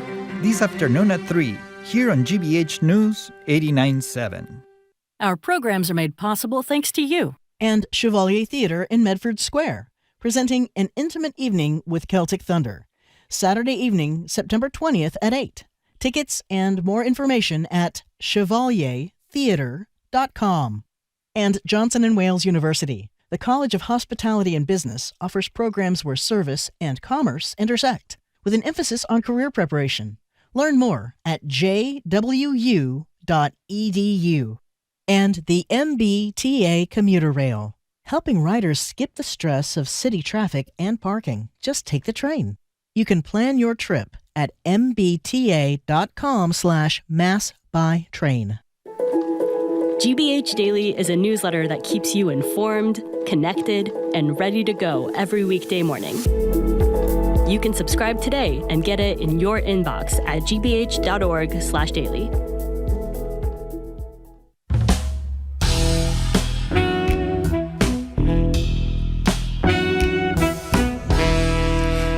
I'm Jared Bone. If you're just tuning in, it's our Arts and Culture Week in Review on The Culture Show. I'm joined by co-hosts Callie, Crossley, and Edgar B. Herwick III. We're going over the latest headlines, which includes remembering actress Polly Holiday. She's best known as the wisecracking waitress Flo on the 1970s sitcom Alice. Early to rise, early to bed. And in between I cooked and cleaned and let her out of my head. So she, of course, played Flo of, as I said right before the break, the Kiss My Grits fame. And we were talking about this in our meeting planning for the show yesterday and realized that all three of us were big Alice fans. Yeah, and this is a year of loss for Alice because, of course, Linda Lavin died within the last year, too. She died right around the holidays. Who is the vocalist of the theme song? That's right. She sings the theme song. She was a singer, and she was on Broadway just like Polly Holiday, who had a really extraordinary career coming up, wanting to be a concert pianist, being on the Broadway stage, being in Alice, but always, and this is what I was really struck by in learning more about her, that she was this brash, outlandish character on Alice, but she was somebody who held close to the integrity of her craft. She never lived a big life. It was always about performance for her. You know, I didn't know until her death and her reading her her obituary that she was the secretary in All the President's Men. Now I'm going to go back and look to see her in a dramatic role. And do you know why she was the secretary in All the President's Men? Because she had done a show with Dustin Hoffman. that he directed back in the 1970s, and then he, of course, was It was her first Broadway show, and he directed it. Yeah. And so then this film comes along, he gets her in that, and then do you know the Tootsie connection? Yes, so she was inspirational to him in his character in Tootsie, which if you think about and watch, is not that unlike Alice. No, right? it's true. She gave him all the diction lessons for him to play the Southern woman. Yeah, which is awesome. For Tootsie. It's which true. is awesome. Which I need to do right now because neither of you are from the South. So the way to say the line that Polly Holiday said is, "Kiss my grits." Are you giving me notes, Callie Crossley? I am. Let me try, Callie. Ready? Go ahead. Kiss my grits. Kinda, sorta. Kinda. Jared, I'm not even going to try. I did my Katharine Hepburn yesterday. That's enough for my impersonations for the year. So I got to say one thing. I could not figure out why I remember and know this show, right? Because it's and I find it kind of interesting. So I probably remember the end of its run in the 80s on television and somewhat in syndication. But like a lot of shows from the same time as this show and of its ilk ended up at some point on Nick at Night. This did not, which is strange. A lot of them, and it was a CBS show, which Nickelodeon and CBS are the same company, right? So I find it interesting that it's not on that. And then I don't know how much any of you watch some of the free streaming services that are out there, like Pluto TV and Tubi and all of that. And there's all kinds of free streaming shows from that era on this. This is not included in those either. And it's not on Netflix. It's not on Hulu. If you want to watch an episode of this, so I was like, I'll watch an episode of this, right? Last night. Dig. You have to pay. Yeah. You have to pay like $1.99 an episode, which is fascinating and a little bit strange, and I wonder what it means for the legacy of the show and whether it is or will be remembered or is remembered for as big of a hit as it was. I mean, it was on the air for 10 seasons or something. Well, let's remind people, this is a little bit from Alice season 1. In this scene, Flo and Alice are working the lunch shift at Mel's Diner. Hello. Well, hello there, handsome. Coffee, tea, or me? Well, they all sound good. But I'm looking for Mrs. Hyatt. I'm Mr. Turner. Oh, well, I'll get her for you. Have a seat. Thank you. Thanks a lot. Hey, sugar, you been holding out on me. Old Tall, Dark, and Then Some is here for you. Says his name's Turner. Oh, that's Tommy's sex education teacher. Really? Ask him if he's taking on any new students. I could use a refresher course. No pickup. Keep shorts on, Mel. That was really saucy for the 1970s as I'm hearing that. But this is part of the whole thing about remembering Alice is that, first of all, Linda Lavin was playing, this was the first female-led comedy until Roseanne many years later. Was single with her son, and you have a group of women working together, talking like that, owning who they are and their sexuality. So this was, again, moving forward at the same time as All in the Family and all the other Norman Lear shows. I mean, the writing on it was so good. So that's the other thing is that, sometimes these, the newer comedies forgot that the basis of what made it work so well is not just the excellent acting, because the actors can only work with the good material. Some of that writing was just outstanding. Yeah, and great performances. But but I think we were talking about this last week a little bit. I do find it shows like this, which were as good as it was, as groundbreaking as it was, when they're not as widely available, we then start to reconstruct an idea of what, say, the 1970s and 80s were in pop culture that we're really missing an important ingredient. And so, I think, again, just availability of this stuff I find interesting. And I'm sure there are reasons, like we were just talking about copyright and how all of that works. Rights issue. I get it. There's financial reasons for that, but you just don't want to see a show like this be forgotten. Yeah. Well, before we end this show and get to our lightning round, let's have an update on Coldplay Gate and the viral kiss cam couple, or at least half of it. Kristen Cabot, Astronomer's now former chief people officer, and her husband are divorcing, but through a spokesperson, her husband, Andrew Cabot, told People magazine that was in play several weeks before the concert. So we just couldn't resist going back in and talking about this one. Well, it's a local story because it happened here. That's right. right. And the divorce was filed in New Hampshire. And the husband had never spoken. And he just said he wanted to make it clear that they were already in separation mode. So what we saw was not as egregious as we As took we away. maybe imagined Yeah, it to be. Yeah, exactly. The headlines were like, the twist nobody saw coming. Exactly. Did nobody see it coming? I don't know. I don't know. So I thought it was interesting that he felt that he had to make some kind of statement, because it's been ugly. She's lost her job and a lot of other commentary, as you know. And this will never go away. I mean, it's a moment that we're going to be referring to for a while. Yeah. Well, I was wondering about that because somebody, I think it was in a New York Times piece or something, somebody was distilling this and what its actual impact will be on society, because of course it did stop everything for a long time, and this is all people wanted to know about, and now it seems people have kind of moved on, maybe until they start to sell the life rights or something, or one of them appears on a reality show. We do have to remember that it's very unfortunate that, well, it didn't break up a marriage, at least in this case, because we're learning it was already broken. At least one of them. Do we know what the other one was? He's the husband of the woman that was in the Coldplay the HR thing. person, but the other one, remember that wife was holed up in Maine and releasing information about his OnlyFans OnlyFans video, paying a lot of money scanning OnlyFans and having conversations with people. Oh yeah, the whole story is coming back to me. The summer, that all seems like so long ago. It feels like it was forever ago. Well, you just had, I mean, the big thing in the last week, right, was the Philly Karen. Have we followed this after, like, It'll where come back. she took a baseball from the she's had two other incidents. That'll be back. Yeah. But it's interesting to watch the speed with which these things work through the zeitgeist now, so that is one thing where you ask, like, how long is it going to last? It's like within, the Kiss Cam thing happened, and then within days it was like at sporting events they were like doing little skits about it, and it was kind of everywhere, and then the next thing comes, and so you do wonder if it'll just sort of even as it exits the fade zeitgeist, into the mists of time. It does not exit the reference point that it will be. Trust. This is from true. now on. And with AI, I mean, that is correct. That's the first thing that's going to come up anytime you ask ChatGPT. Tell me about this person. Well, that's Edgar will know about this because at the end of the year we always talk about the new entries into Webster's dictionary, and so Kiss Cam video will probably be one whole new word. Yeah, because totally we see how quickly language is changing. That's right. Well, this means it's time for our lightning round. These are the stories that caught our attention this week. Callie, what's yours? I'm so excited about an animated show that premiered earlier this week. Al Roker's behind it. A lot of people know Al Roker as the weather person at NBC on all of their properties.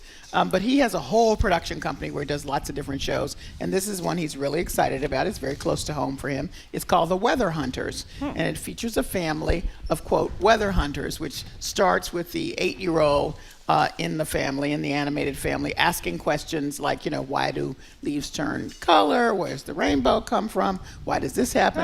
And they spend some time explaining these phenomenon to all of them. They even have a great-grandfather who's passed, who appears in flashback, that he named after one of the Tuskegee Airmen whose job was to pay attention to the weather for the... Who knew that? So it's got... Very thoughtful. I know. So we've got all this history, and it's fun, and the drawings of the people are so cute. Little Lily, who's 8 years old, who's the main one, has little glasses and big braids.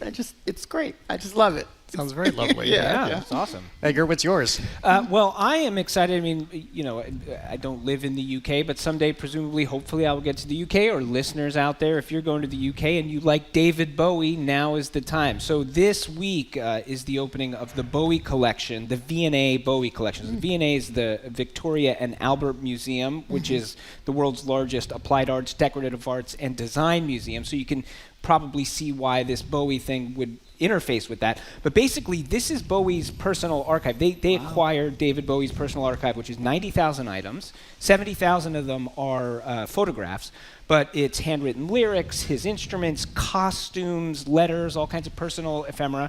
And so there's this big storehouse, it's called, this big sort of warehouse space that they have in Hackney Wick, and it's opening up, and so you're going to be able to go and see all of David Bowie's stuff. Wow. They're going to have rotating exhibitions and stuff like that, and cool stuff is coming out already. Like ahead of this coming out, they published this piece of paper that they found in his archive where he had jotted down, like, here are my favorite songs, and if I ever like host a radio show, these are the ones that I'm Wow. going to play. And it's such a cool, very strange collection of songs, right? There's like early rock and roll, but he also has like some Richard Strauss on it, right? He's also got Charles Mingus and Miles Davis's version of Someday My Prince Will Come. Wow. Like strange eclectic taste. So I love stuff like this. I mean, Bowie's obviously a towering 20th century music figure, and I think it's cool that his archive is going to be something you can go see. And whenever I see something like that, I always feel like the chemistry in me changes when you're in such close proximity to something you know somebody wore, or you see their handwriting on that piece of paper, and you can almost imagine them being in their bedroom or something, or wherever they were in the studio where they were writing it. It's like visiting Prince's place, which I'm suddenly for Paisley Park, in Minneapolis, and seeing all of his shoes and just seeing the seats he sat on. I mean, there's just something that... The physical object. It reminds me of the Brooklyn Museum Spike Lee exhibit last year. Exactly. Well, mine is about Michael Caine's retirement. Well, actually, he retired in 2009. Michael Caine. And then he retired again in 2021. Michael Caine. 24 films later. Then he retired for real in 2023. But God not really, because he just announced he's coming back out of retirement to do one last film as... Michael Caine. He's going to star in Vin Diesel's Last Witch Hunter 2, which is interesting because this is a film that was released on Netflix a number of years ago. Didn't do very well, but then overseas it did better, and then this is one of those pieces that people started to find their way to, and now it's become people have a lot of ownership of this and a lot of affection for it, and so he's going to return as this priest figure who is helping Vin Diesel's character to stop a plague propagated by a witch queen. So this may be the last time that Michael Caine is coming out of retirement. It's kind are they of paying him? It's sort of right though, because Michael Caine went through that long period of his career where he was in a lot of really bad B movies and stuff, right? He was just like floating along near the bottom of the riverbank for a long time, and then found his way back. So I love the idea that he's kind of ending again with this sort of aspect that was a large part of his career, which were these just kind of like B-level movies, which, by the way, nothing wrong with B-level movies. I love bad movies. I love a B-level movie. I think he just had dinner with Cher, who was like, "Oh, honey, I had 14 farewell tours. You can just keep going as long as you want. It just makes the people love you more." All right, well, that is all for this edition of The Culture Show. You can tune in on Monday when we have the Ultimate Emmy Awards recap, plus our favorite diva, Grammy-winning soprano Jane Eaglin is here. Callie, what's coming up on Under the Radar this weekend? We're doing our inaugural Massachusetts News Roundtable with voices from the reportorial community, from the Berkshire Eagle, NEPM, and Commonwealth Beacon, and David Driscoll, a fabulous artist whose work is sometimes not known by a lot of people. At a beautiful exhibit at the Portland Museum of Art. It's called David C. Driscoll Collector, and we're talking about his scholarship, his curatorship, his mentorship, and what he collected and his own art. It's wonderful. Again, and his relationship to Maine, by the way. Nice. Yeah. So if people go up there right now, they can see the show before they listen to your... they can do their right homework. now. Head to Maine. They can go. I did. It's fabulous. Edgar, what's coming up on the Curiosity Desk? Well, I would say, as always, check out the GBH News YouTube channel and hit that Curiosity Desk area and check out all the new stuff we have. And if you've got something, an idea for us, a question you want us to look into, send me an email, curiositydesk@wgbh.org. Well, thank you today to our engineer, Bill Piacitelli, the BPL technical and logistics crew, Maddie Geyer, Bill Francis, Sandra Lopez-Burke, Juan Jose Cadena, Chris Hanks, Pat Lally, and Olivia Corcio. Also, thanks to the Lennox Hotel, the Newsfeed Cafe. Thank you to everyone who came down to be here with us today. We love seeing you. I'm Jared Bowen. Be good to yourself. Treat yourself to 7-Eleven and have an art-filled weekend. That's all. The Culture Show is made possible in part by a generous contribution from the Fiducia Fund, proud to support this station's arts and culture programming. Where's Mary? Where is she? Where is she? She's just about to close up the library.